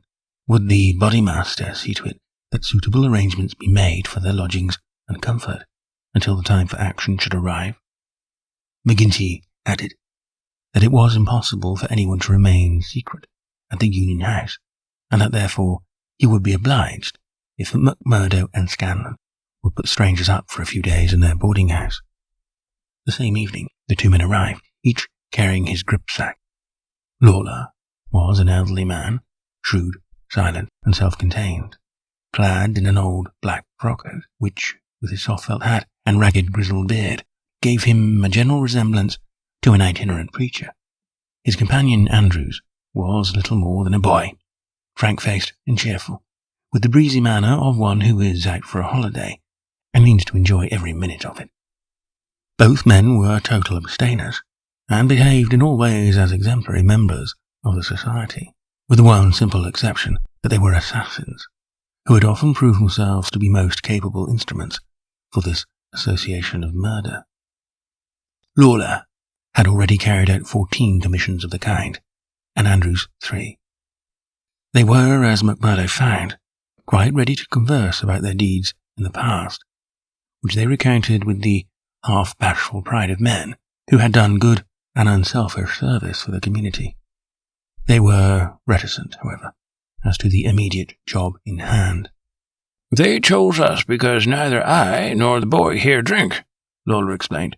"They can count on us, saying no more than we should.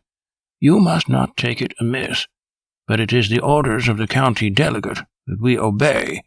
Sure, we're all in it together, said Scanlon, McMurdo's mate, as the four sat together at supper. That's true enough, and we'll talk till the cows come home of the killing of Charlie Williams, or of Simon Bird, or any other job in the past.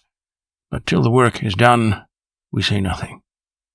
There are half a dozen about here that I have a word to say to, said McMurdo with an oath.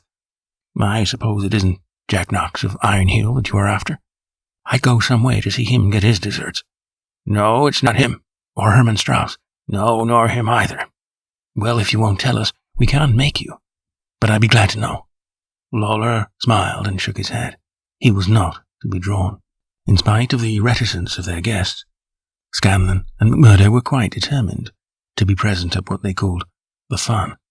When, therefore, at an early hour one morning, McMurdo heard them creeping down the stairs, he awakened Scanlon, and the two hurried on their clothes. When they were dressed, they found the others had stolen out, leaving the door open behind them. It was not yet dawn, and by the light of the lamps they could see the two men some distance down the street. They followed them, warily, treading noiselessly in the deep snow. The boarding-house was near the edge of the town, and soon they were at the crossroads, which is beyond its boundary. Here, 3 men were waiting, with whom Lawler and Andrews had a short, eager conversation. Then they all moved on together. It was clearly some notable job which needed numbers. At this point, there are several trails which lead to various mines. The strangers took that which led to the Crow Hill, a huge business which was in strong hands, which had been able, thanks to their energetic and fearless New England manager, Josiah H. Dunn, to keep some order and discipline during the long reign of terror. Day was breaking now, and a line of workmen were slowly making their way, singly and in groups, along the blackened path. McMurdo and Scanlon strolled on with the others, keeping in sight of the men whom they followed. The thick mist lay over them, and from the heart of it there came the sudden scream of a steam whistle. It was the 10-minute signal before the cages descended and the day's labour began. When they reached the open space round the mine shaft, there were 100 miners waiting, stamping their feet and blowing on their fingers, for it was bitterly cold. The strangers stood in a little group under the shadow of the engine house. Scanlon and McMurdo climbed a heap of slag, from which the whole scene lay before them. They saw the mine engineer, a great bearded Scotchman named Menzies, come out of the engine house and blow his whistle for the cages to be lowered. At the same instant, a tall, loose-framed young man, with a clean-shaved, earnest face, advanced eagerly towards the pit-head. As he came forward, his eyes fell upon the group, silent and motionless, under the engine house. The men had drawn down their hats and turned up their collars to screen their faces. For a moment, the presentiment of death laid its cold hand upon the manager's heart. At the next, he had shaken it off and saw only his duty towards intrusive strangers. "Who are you?" he asked as he advanced. "What are you loitering there for?" There was no answer, but the lad Andrews stepped forward and shot him in the stomach. 100 waiting miners stood as motionless and helpless as if they were paralyzed. The manager clapped his 2 hands to the wound and doubled himself up.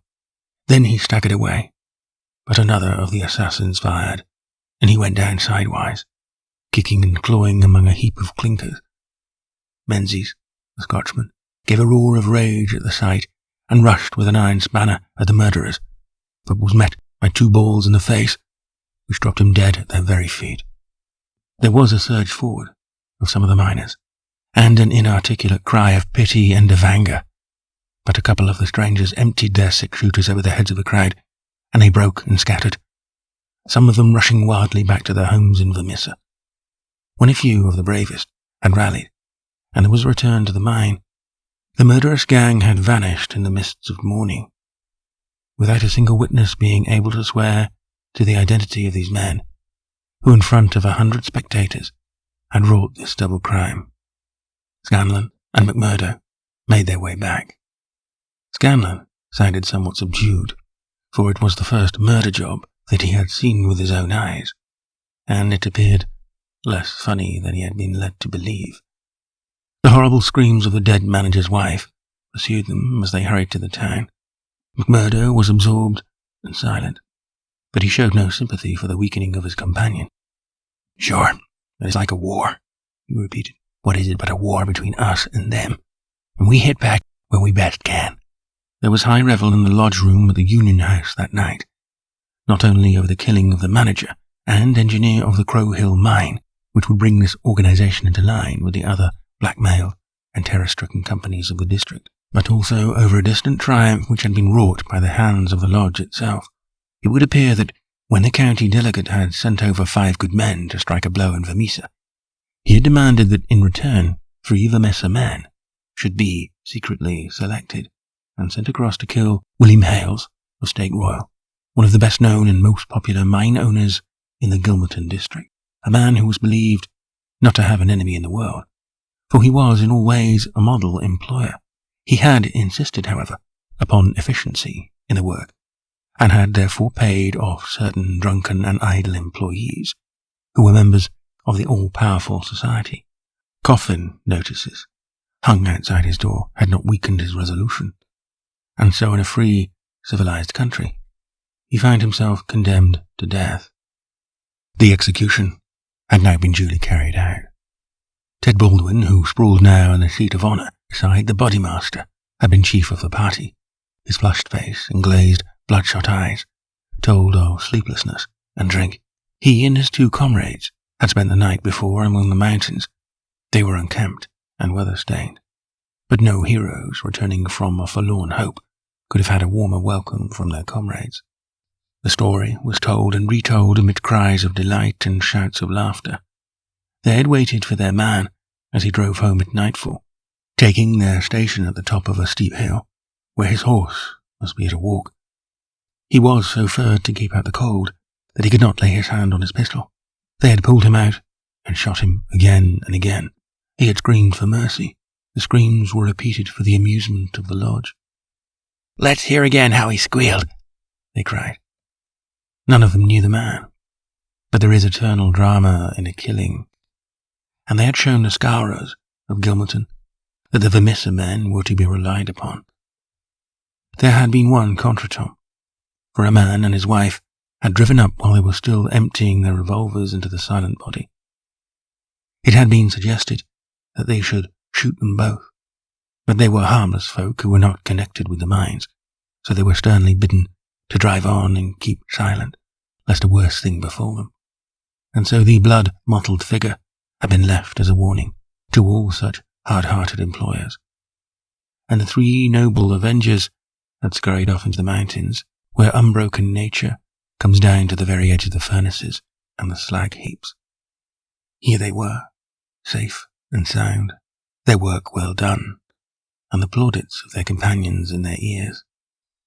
It had been a great day for the Scowrers. The shadow had fallen even darker over the valley, but as the wise general chooses the moment of victory in which to redouble his efforts, so that his foes may have no time to steady themselves after disaster, so Boss McGinty, looking out upon the scene of his operations with his brooding and malicious eyes, had devised a new attack upon those who opposed him. That very night, as the half-drunken company broke up, he touched McMurdo on the arm and led him aside into that inner room where they had their first interview. "See here, my lad," said he, "I've got a job that's worthy of you at last. You'll have the doing of it in your own hands." "Proud I am to hear it," McMurdo answered. "You can take 2 men with you, Manders and Riley. They have been warned for service. We'll never be right in this district until Chester Wilcox has been settled, and you'll have the thanks of every lodge in the coal fields if you can down him." "I'll do my best anyhow. Who is he, and where shall I find him?" McGinty took his eternal half-chewed, half-smoked cigar from the corner of his mouth, and proceeded to draw a rough diagram on a page torn from his notebook. "He's the chief foreman of the Iron Dyke Company. He's a hard citizen, an oak-colour sergeant of the war, all scars and grizzle. We've had 2 tries at him, but had no luck, and Jim Carnaway lost his life over it. Now it's for you to take it over. That's the house. all alone at the Iron Dyke crossroad, same as you see here on the map, without another within earshot.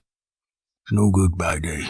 He's armed and shoots quick and straight, with no questions asked.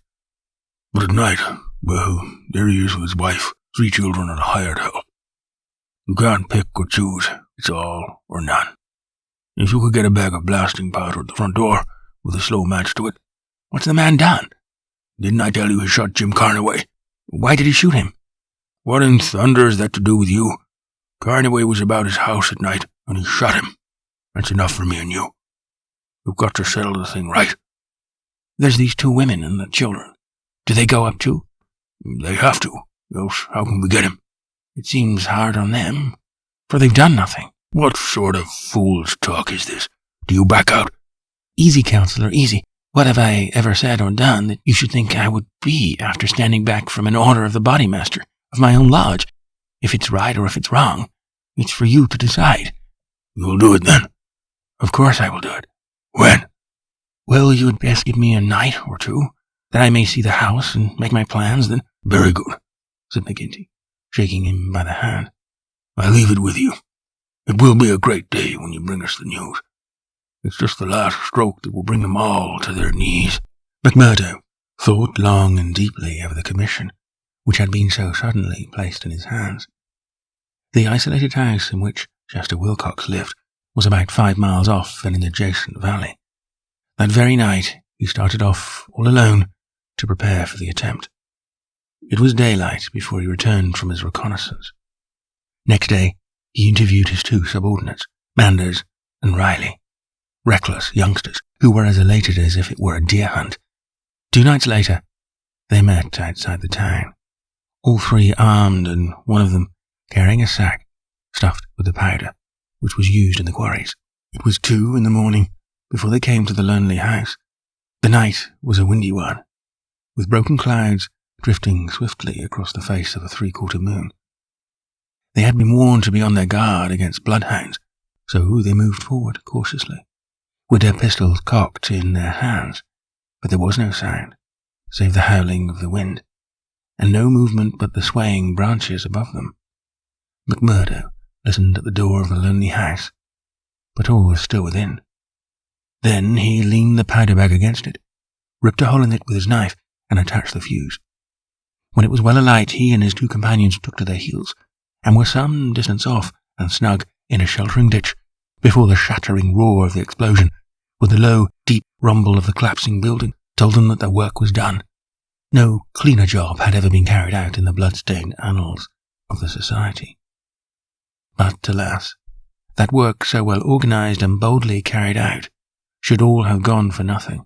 Warned by the fate of the various victims, and knowing that he was marked down for destruction, Chester Wilcox had moved himself and his family only the day before to some safer and less known quarters, where a guard of police should watch over them. It was an empty house which had been torn down by the gunpowder, and the grim old colour sergeant of the war was still teaching discipline to the miners of Iron Dyke. "Leave him to me," said McMurdo. "He's my man, and I'll get him sure if I have to wait a year for him." A vote of thanks and confidence was passed in full lodge, and so, for the time, the matter ended. When, a few weeks later, it was reported in the papers that Wilcox had been shot at from an ambuscade, it was an open secret that McMurdo was still upon his unfinished job.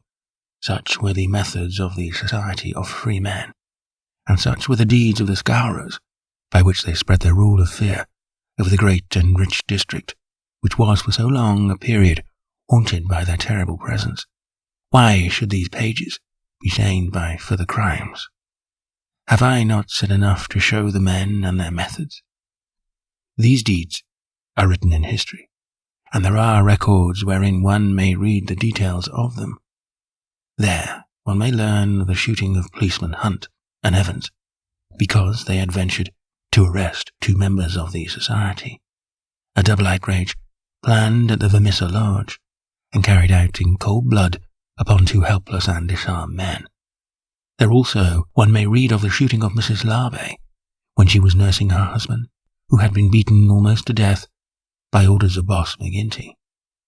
the killing of the elder Jenkins, shortly followed by that of his brother, the mutilation of James Murdoch, the blowing up of the Staphouse family, and the murder of the Stendhals, all followed hard upon one another in the same terrible winter. Darkly the shadow lay upon the valley of fear. The spring had come with running brooks and blossoming trees. There was hope for all nature bound so long in an iron grip. But nowhere was there any hope for the men and women who lived under the yoke of the terror. Never had the cloud above them been so dark and hopeless as in the early summer of the year 1875. Chapter 6. Danger. It was the height of the reign of terror. McMurdo, who had already been appointed inner deacon, with every prospect of some day succeeding McGinty as bodymaster, was now so necessary to the counsels of his comrades that nothing was done without his help and advice. The more popular he became, however, with the free men, the blacker were the scowls which greeted him as he passed along the streets of Emissa. In spite of their terror, the citizens were taking heart to band themselves together against their oppressors. Rumours had reached the lodge of secret gatherings in the Herald office, and of distribution of firearms among the law-abiding people. But McGinty and his men were undisturbed by such reports. They were numerous, resolute, and well-armed. Their opponents were scattered and powerless. It would all end, as it had done in the past, in aimless talk, and possibly in impotent arrests. So said McGinty, McMurdo, and all the bolder spirits. It was a Saturday evening in May. Saturday was always the lodge night, and McMurdo was leaving his house to attend it, when Morris, the weaker brother of the order, came to see him. His brow was creased with care, and his kindly face was drawn and haggard. "Could I speak with you freely, Mr. McMurdo?" "Sure. I can't forget that I spoke my heart to you once, and that you kept it to yourself, even though the boss himself came to ask you about it. What else could I do if you trusted me? It wasn't that I agreed with what you said. I know that well, but you are the one that I can speak to and be safe. I have a secret here." He put his hand to his breast. "And it is just burning the life out of me. I wish it had come to any one of you but me. If I tell it, it will mean murder, for sure. If I don't, it may bring the end of us all. God help me, but I am near out of my wits over it." McMurdo looked at the man earnestly. He was trembling in every limb. He poured some whiskey into a glass and handed it to him. "That's the physic for the likes of you," said he. "Now let me hear of it." Morris drank, and his white face took a tinge of colour. "I can tell it to you all in one sentence," said he. "There's a detective on our trail." McMurdo stared at him in astonishment. "Why, man, you're crazy," he said. "Isn't the place full of police and detectives? And what harm did they ever do to us? No, it's no man of the district. As you say, we know them, and it is little that they can do. But you've heard of Pinkertons. I've read of some folk of the name. Well, you can take it from me. You've no show when they are on your trail. It's not a take-it-or-miss-it government concern. It's a dead earnest business proposition that's out for results, and keeps out till by hook or crook it gets them. If a Pinkerton man is deep in this business, we are all destroyed. We must kill him. It's the first thought that came to you. So, it will be up the lodge. Didn't I say to you that it would end in murder?" "Sure. What is murder? Isn't it common enough in these parts?" "It is indeed, but it's not for me to point out the man that is to be murdered. I'd never rest easy again, and yet it's our own necks that may be at stake. In God's name, what shall I do?" He rocked to and fro in his agony of indecision, but his words had moved McMurdo deeply. It was easy to see that he shared the other's opinion as to the danger and the need for meeting it. He gripped Morris's shoulder and shook him in his earnestness. "See here, man," he cried, and he almost screeched the words in his excitement. "You won't gain anything by sitting keening like an old wife at a wake. Let's have the facts. Who is the fellow? Where is he? How did you hear of him? Why did you come to me?" "I came to you, for you are the one man that would advise me. I told you that I had a store in the East before I came here. I left good friends behind me, and one of them is in the telegraph service. Here's a letter that I had from him yesterday. It's this part from the top of the page. You can read it yourself." This was what McMurdo read. "How are the Scourers getting on in your parts? We read plenty of them in the papers. Between you and me, I expect to hear news from you before long. 5 big corporations and the 2 railroads have taken the thing up in dead earnest. They mean it, and you can bet they'll get there. They are right deep down into it. Pinkerton has taken hold under their orders, and his best man, Bertie Edwards, is operating. The thing has got to be stopped right now. You read the postscript. Of course, what I give you is what I learned in business, so it goes no further. It's a queer cipher you handle by the yard every day and can get no meaning from." McMurdo sat in silence for some time, with the letter in his listless hands. The mist had lifted for a moment, and there was the abyss before them. "Does anyone else know of this?" he asked. "I have told no one else." "But this man, your friend, has he any other person that he would be likely to write to?" "Well, I dare say he knows 1 or 2 more." "Of the lodge?" "It's likely enough." "I was asking because it is likely that he may have given some description of this fellow Bertie Edwards. Then we could get on his trail." "Well, it's possible, but I should not think he knew him. He is just telling me the news that came to him by way of business. How would he know this Pinkerton man?" McMurdo gave a violent start. "By gar," he cried, "I've got him. What a fool I was not to know it. Lord, but we're in luck. We will fix him before he can do any harm.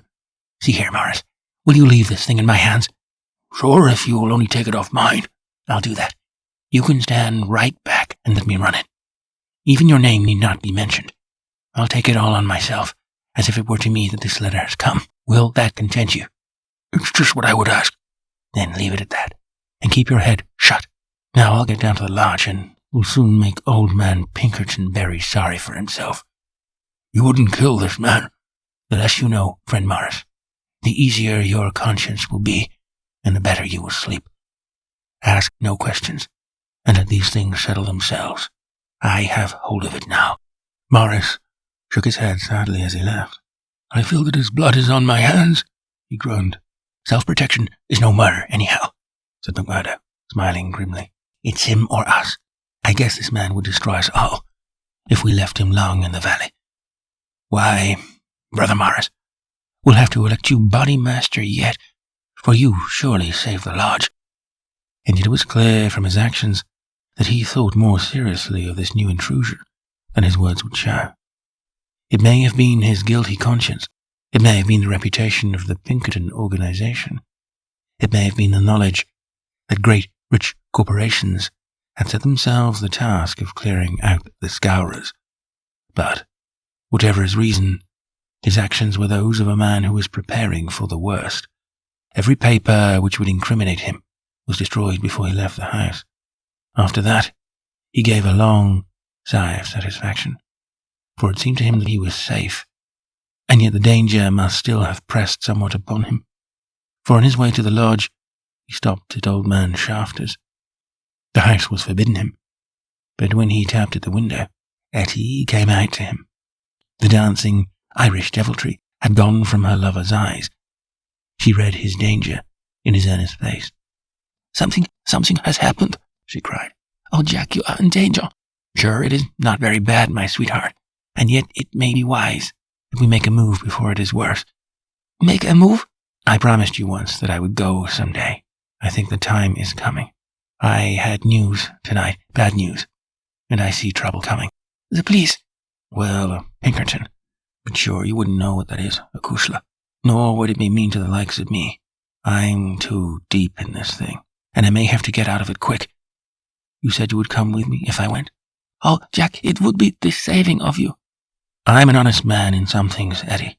I wouldn't hurt a hair of your bonny head for all that the world can give, nor ever pull you down 1 inch from the golden throne above the clouds, where I always see you. Would you trust me?" She put her hand in his without a word. "Well then, listen to what I say, and do as I order you, for indeed it's the only way for us. Things are going to happen in this valley. I feel it in my bones. There may be many of us that will have to look out for ourselves. I'm one, anyhow. If I go by day or night, it's you that must come with me. I'd come after you, Jack. No. You shall come with me. If this valley is closed to me, and I can never come back, how can I leave you behind, and me perhaps in hiding from the police with never a chance of a message? It's with me you must come. I know a good woman in the place I come from, and it's there I'd leave you till we can get married. Will you come? Yes, Jack, I will come. God bless you for your trust in me. It's a fiend out of hell that I should be if I abused it. Now mark you, Eddie, it will be just a word to you, and when it reaches you, you will drop everything and come right down to the waiting room of the depot and stay there till I come for you. Day or night, I'll come at the word, Jack. Somewhat eased in mind, now that his own preparations for escape had been begun, McMurdo went on to the lodge. It had already assembled, and only by complicated signs and countersigns could he pass through the outer guard and inner guard who close-tiled it. A buzz of pleasure and welcome greeted him as he entered. The long room was crowded, and through the haze of tobacco smoke he saw the tangled black mane of the bodymaster, the cruel, unfriendly features of Baldwin, the vulture face of Haraway, the secretary, and a dozen more who were among the leaders of the lodge. He rejoiced that they should all be there to take counsel over his news. Indeed, it's glad we are to see you, brother, cried the chairman. There's business here that wants a Solomon, in judgment, to set it right. It's Lander and Egan, explained his neighbour as he took a seat. They both claim the head money given by the lodge for the shooting of old man Crabbe over at Stylestown, and who's to say which fired the bullet? McMurdo rose in his place and raised his hand. The expression of his face froze the attention of the audience. There was a dead hush of expectation. Eminent Bodymaster, he said in a solemn voice, I claim urgency. Brother McMurdo claims urgency, said McGinty. It's a claim that by the rules of this lodge takes precedence. Now, brother, we attend you. Eminent Bodymaster and brethren, he said, I am the bearer of ill news this day, but it is better that it should be known and discussed than that a blow should fall upon us without warning, which would destroy us all. I have information that the most powerful and richest organizations in this state have bound themselves together for our destruction, and at this very moment there is a Pinkerton detective, one Birdie Edwards, at work in the valley, collecting the evidence which may put a rope round the necks of many of us, and send every man in this room into a felon's cell. That is the situation, for the discussion of which I have made a claim of urgency. There was a dead silence in the room. It was broken by the chairman.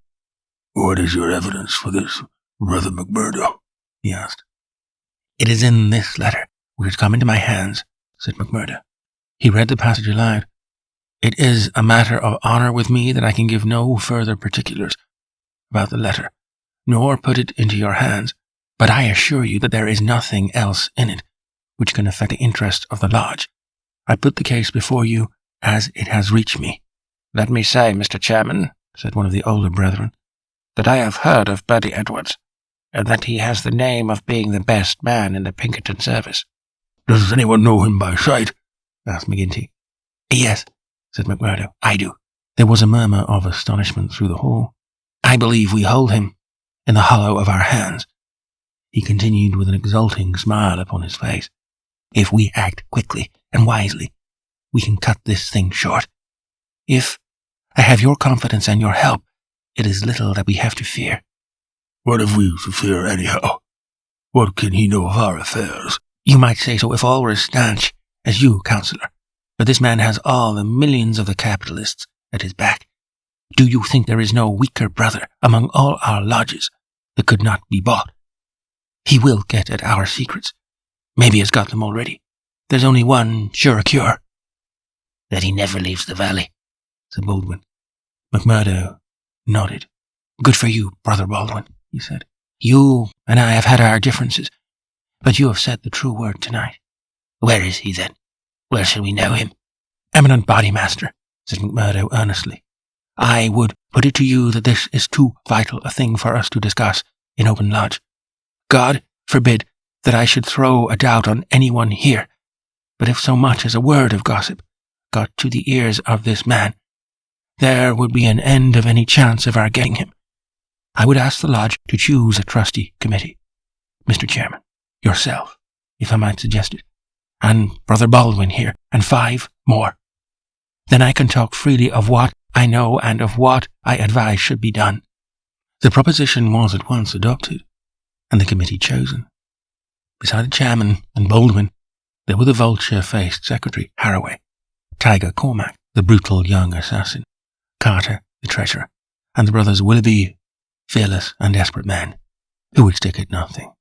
The usual revelry of the lodge was short and subdued, for there was a cloud upon the men's spirits, and many there, for the first time, began to see the cloud of avenging law drifting up in that serene sky under which they had dwelt so long. The horrors they had dealt out to others had been so much a part of their settled lives that the thought of retribution had become a remote one, and so seemed the more startling now that it came so closely upon them. They broke up early, and left their leaders to their counsel. "Now, McMurdo," said McGinty when they were alone. The 7 men sat frozen in their seats. "I say just now that I knew Bertie Edwards," McMurdo explained. "I need not tell you that he is not here under that name. He's a brave man, but not a crazy one. He passes under the name of Steve Wilson, and he is lodging at Hobson's Patch." "How do you know this?" "Because I fell into talk with him. I thought little of it at the time, nor would have given it a second thought, but for this letter. But now I'm sure it's the man. I met him on the cars when I went down the line on Wednesday. A hard case, if ever there was one.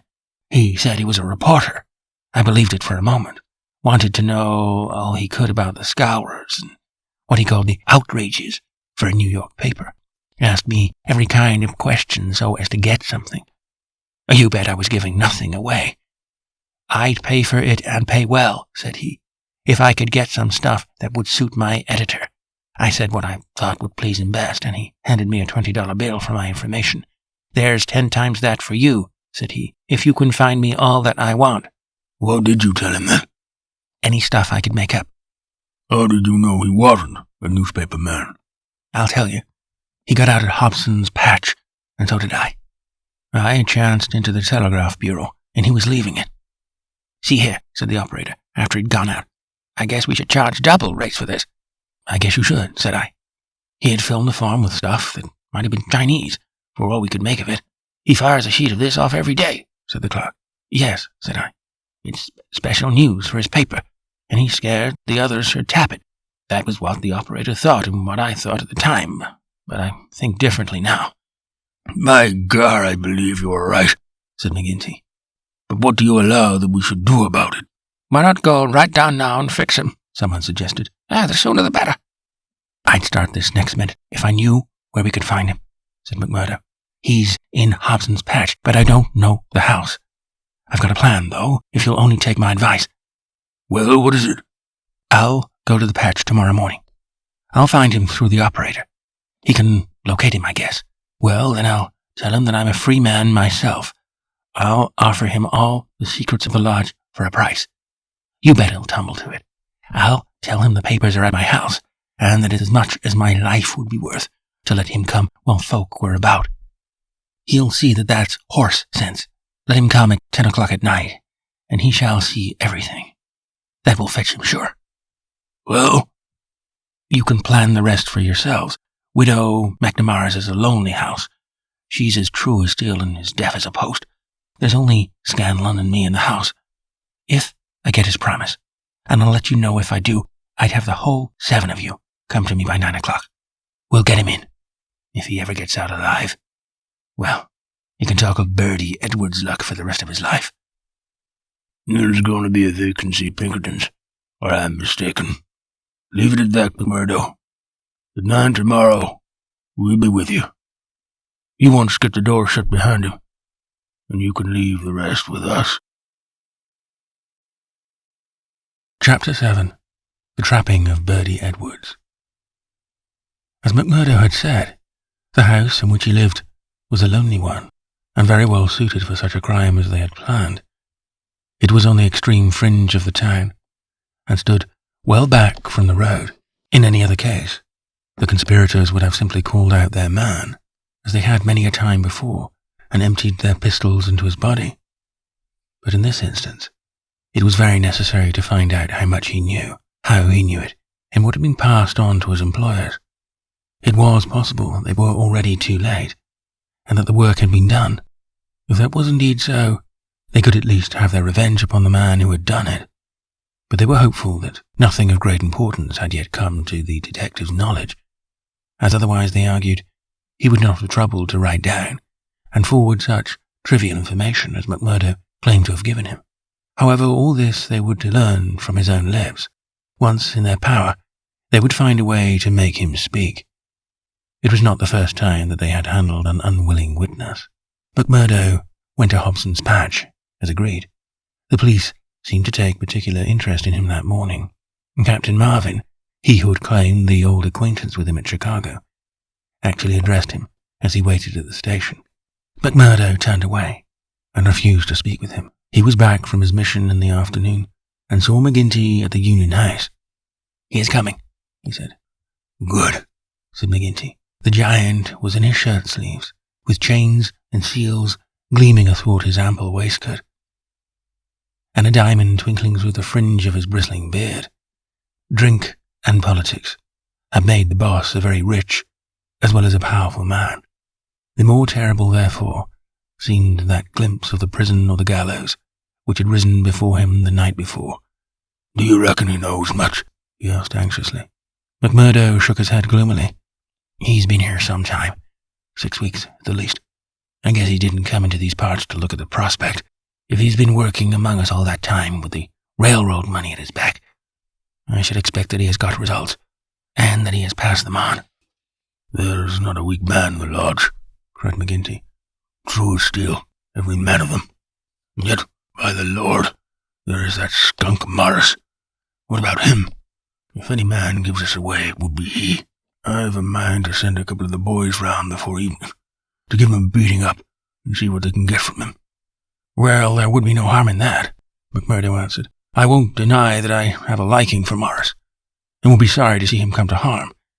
He has spoken to me once or twice over large matters, and though he may not see them the same as you or I, he never seemed the sort that squeals. But still it is not for me to stand between him and you."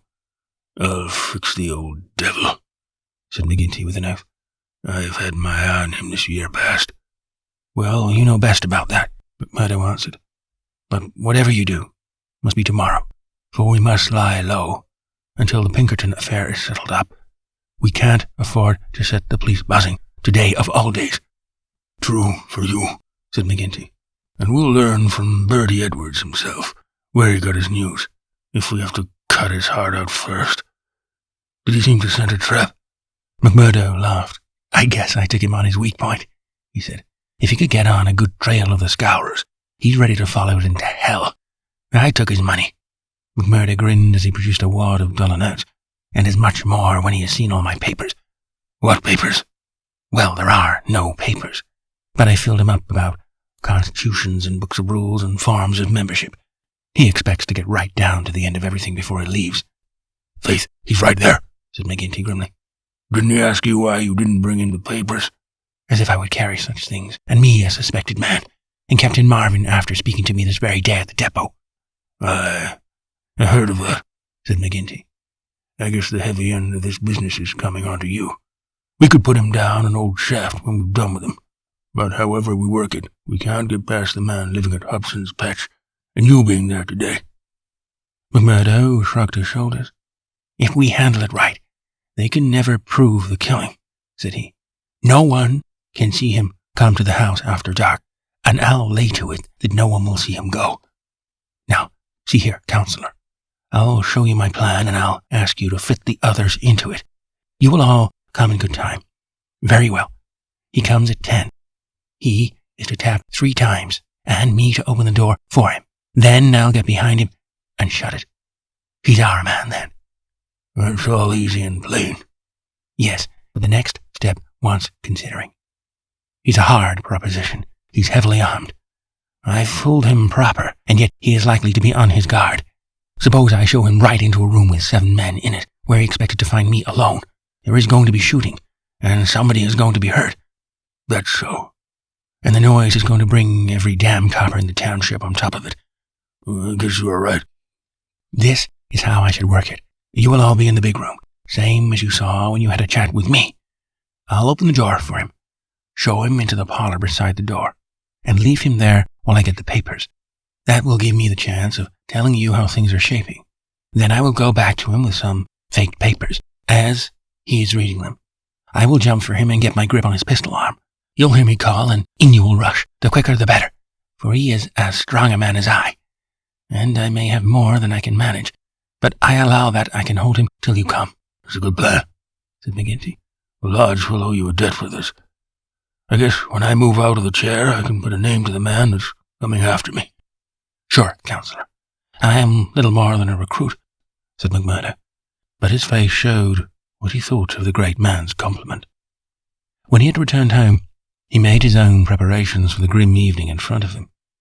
First he cleaned, oiled, and loaded his Smith & Wesson revolver. Then he surveyed the room in which the detective was to be trapped. It was a large apartment, with a long deal table in the centre, and a big stove at one side. At each of the other sides were windows. There were no shutters on these, only light curtains which drew across. McMurdo examined these attentively. No doubt it must have struck him that the apartment was very exposed for so secret a meeting. Yet its distance from the road made it of less consequence. Finally, he discussed the matter with his fellow lodger. Scanlon, though a scourer, was an inoffensive little man who was too weak to stand against the opinion of his comrades, but was secretly horrified by the deeds of blood at which he had sometimes been forced to assist. McMurdo told him shortly what was intended. And if I were you, Mike Scanlon, I would take a night off and keep clear of it. There will be bloody work here before morning. Well, indeed then, Mac, Scanlon answered. It's not the will but the nerve that is wanting in me. When I saw Manager Dunn go down to the colliery yonder, it was just more than I could stand. I'm not made for it, same as you or McGinty. If the lodge will think none the worse of me, I'll just do as you advise and leave you to yourselves for the evening. The men came in good time as arranged.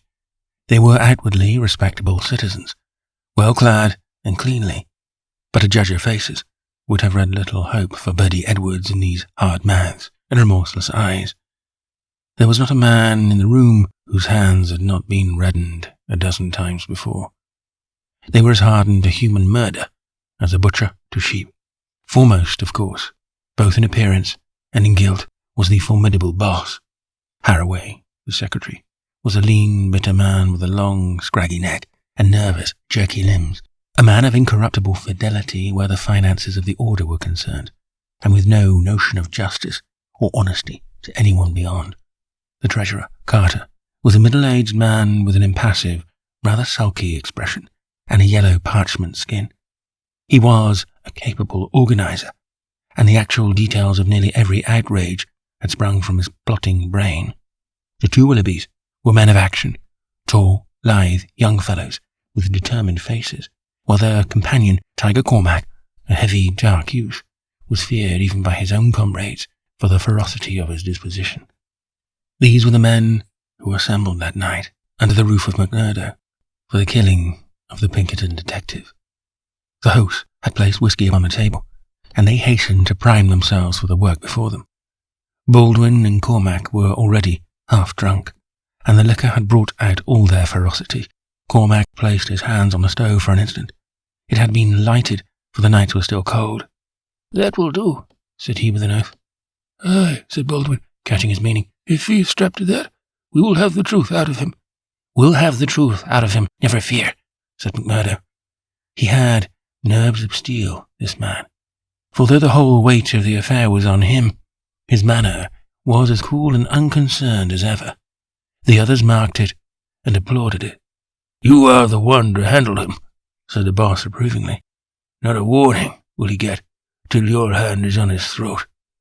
It's a pity there are no shutters to your windows." McMurdo went from one to the other and drew the curtains tighter. Sure, no one can spy upon us now. It's close upon the hour. Maybe he won't come. Maybe he'll get a sniff of danger, said the secretary. He'll come, never fear, McMurdo answered. He is as eager to come as you can be to see him. Hark to that.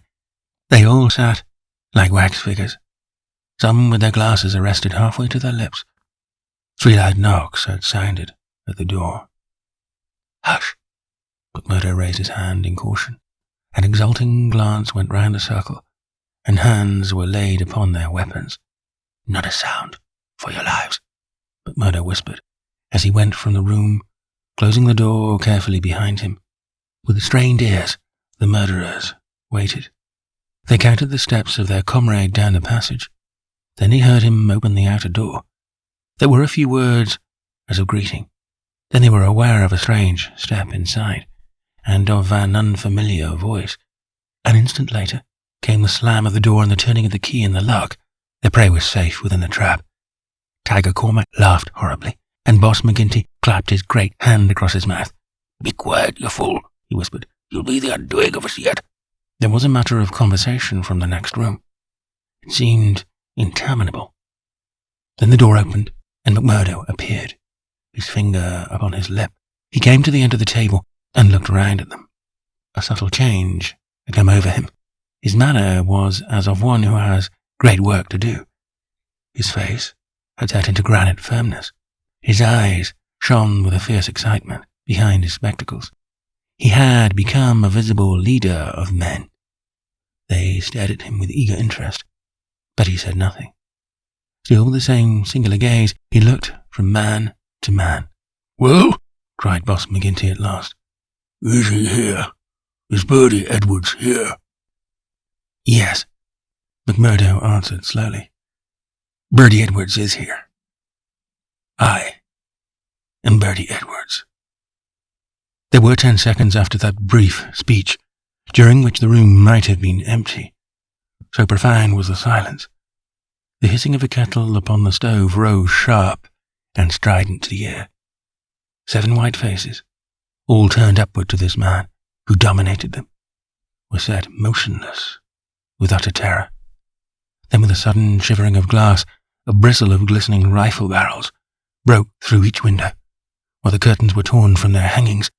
At the sight, Boss McGinty gave the roar of a wounded bear and plunged for the half-open door. A levelled revolver met him there, with the stern blue eyes of Captain Marvin of the Mine Police gleaming behind the sights. The boss recoiled and fell back into his chair. "You're safer there, Counselor," said the man whom they had known as McMurdo. "And you, Baldwin, if you don't take your hand off your pistol, you'll cheat the hangman yet.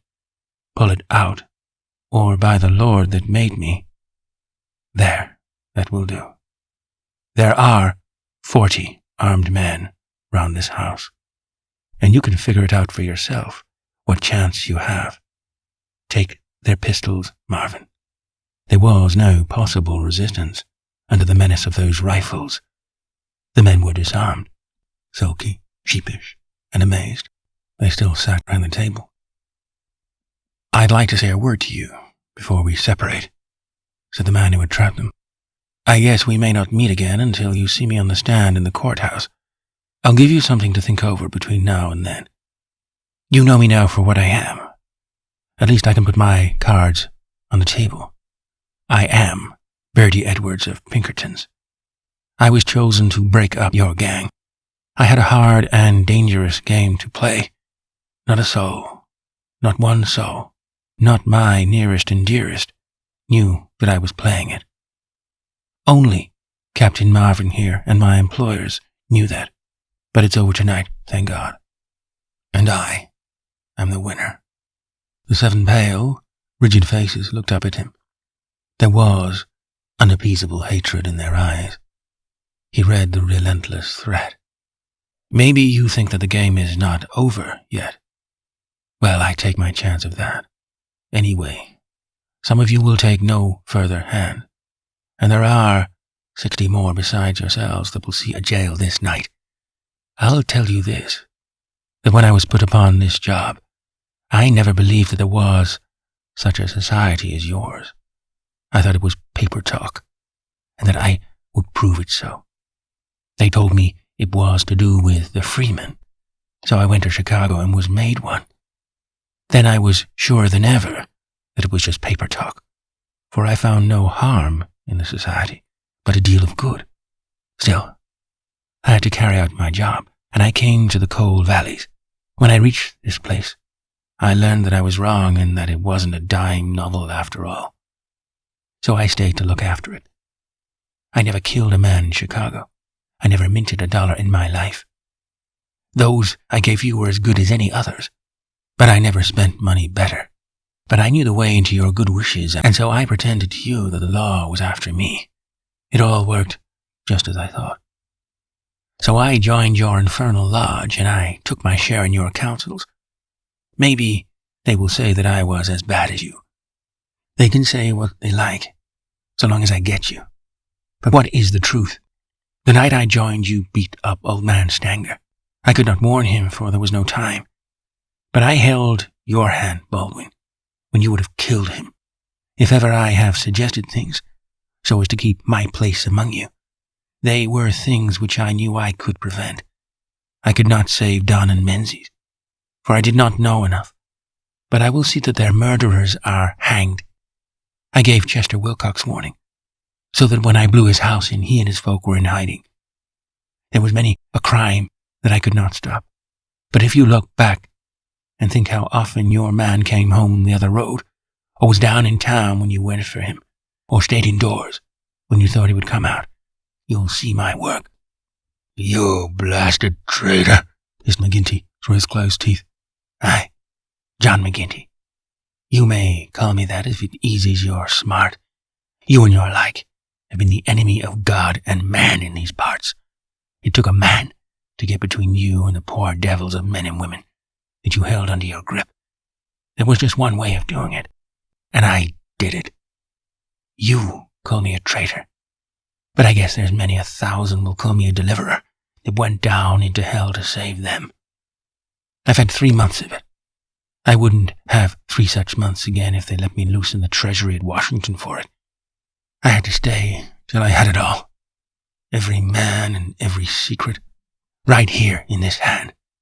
I'd have waited a little longer if it hadn't come to my knowledge that my secret was coming out. A letter had come into the town that would have set you wise to it all. Then I had to act, and act quickly. I have nothing more to say to you, except that when my time comes, I'll die the easier when I think of the work I have done in this valley. Now, Marvin, I'll keep you no more. Take them in and get it over. There is little more to tell. Scanlon had been given a sealed note to be left at the address of Miss Etty Shafter, a mission which he had accepted with a wink and a knowing smile. In the early hours of the morning, a beautiful woman and a much muffled man boarded a special train which had been sent by the railroad company and made a swift, unbroken journey out of the land of danger. It was the last time that ever either Etty or her lover set foot in the Valley of Fear. 10 days later, they were married in Chicago, with old Jacob Shafter as witness of the wedding. The trial of the Scowrers was held far from the place where their adherents might have terrified the guardians of the law. In vain they struggled. In vain the money of the lodge, money squeezed by blackmail out of the whole countryside, was spent like water in the attempt to save them.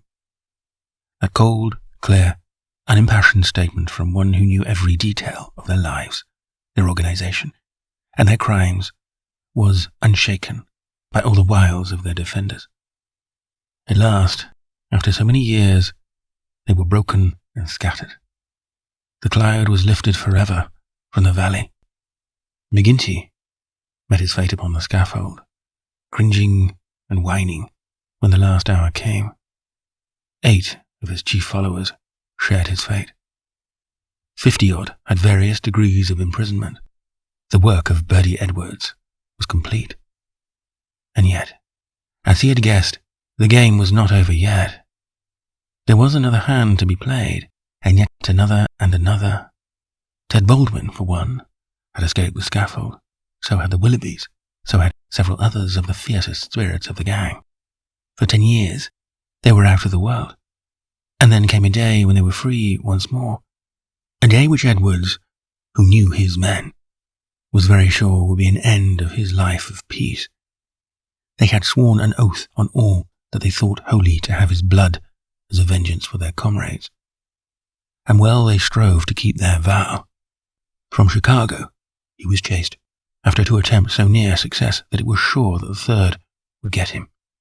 From Chicago, he went under a changed name to California, and it was there that the light went for a time out of his life when Etty Edwards died. Once again, he was nearly killed, and once again under the name of Douglas, he worked in a lonely canyon, where, with an English partner named Barker, he amassed a fortune. At last, there came a warning to him that the bloodhounds were on his track once more, and he cleared only just in time for England. And thence came the John Douglas who, for a second time, married a worthy maid, and lived for 5 years as a Sussex county gentleman, a life which ended with the strange happenings of which we have heard. Epilogue. The police trial had passed, in which the case of John Douglas was referred to a higher court, so had the Court of Sessions, at which he was acquitted as having acted in self-defence. "Get him out of England at any cost," wrote Holmes to the wife. "There are forces here which may be more dangerous than those he has escaped. There is no safety for your husband in England." 2 months had gone by, and the case had, to some extent, passed from our minds. Then one morning there came an enigmatic note, slipped into our letterbox. "Dear me, Mr. Holmes, dear me," said this singular epistle. There was neither superscription nor signature. I laughed at the quaint message, but Holmes showed unwonted seriousness. "Deviltry, Watson," he remarked, and sat long with a clouded brow. Late last night, Mrs. Hudson, our landlady, brought up a message that a gentleman wished to see Mr. Holmes, and that the matter was of the utmost importance. Close at the heels of his messenger came Cecil Barker, our friend of the moated manor house. His face was drawn and haggard. "I've had bad news, terrible news, Mr. Holmes," said he. "I feared as much," said Holmes. "You have not had a cable, have you?" "I have had a note from someone who has." "It's poor Douglas. They tell me his name is Edwards, but he will always be Jack Douglas of Benito Canyon to me. I told you that they started together for South Africa in the Palmyra 3 weeks ago." "Exactly." "The ship reached Cape Town last night. I received this cable from Mrs. Douglas this morning. Jack has been lost overboard in gale off St. Helena. No one knows how accident occurred. Ivy Douglas." "Ha! It came like that, did it?" said Holmes thoughtfully. "Well, I've no doubt it was well stage managed." "You mean that you think there was no accident?" "None in the world." "He was murdered?" "Surely." "So I think also. These infernal scourers, this cursed, vindictive nest of criminals." No, my good sir," said Holmes. "There is a master hand here. It is no case of sawed-off shotguns and clumsy six-shooters. You can tell an old master by the sweep of his brush. I can tell a Moriarty when I see one. This crime is from London, not from America." "But for what motive?" "Because it is done by a man who cannot afford to fail, one whose whole unique position depends upon the fact that all he does must succeed. A great brain and a huge organization have been turned to the extinction of one man. It is crushing the nut with the trip hammer, an absurd extravagance of energy, but the nut is very effectively crushed all the same." "How came this man to have anything to do with it?" "I can only say that the first word that ever came to us of the business was from one of his lieutenants. These Americans were well advised. Having an English job to do, they took into partnership, as any foreign criminal would do, this great consultant in crime. From that moment, the man was doomed. At first he would content himself by using his machinery in order to find their victim. Then he would indicate how the matter might be treated. Finally, when he read in the reports of the failure of this agent, he would step in himself with a master touch. You heard me warn this man at Burlstone Manor House that the coming danger was greater than the past. Was I right?" Barker beat his head with his clenched fist in his impotent anger. "Do not tell me that we have to sit down under this. Do you say that no one can ever get level with this King Devil?" "No, I don't say that," said Holmes, and his eyes seemed to be looking far into the future. "I don't say that he can't be beat. But you must give me time. You must give me time." We all sat in silence for some minutes, while those fateful eyes still strained to pierce the veil. The end. That concludes The Valley of Fear by Sir Arthur Conan Doyle. Read by Mark Young.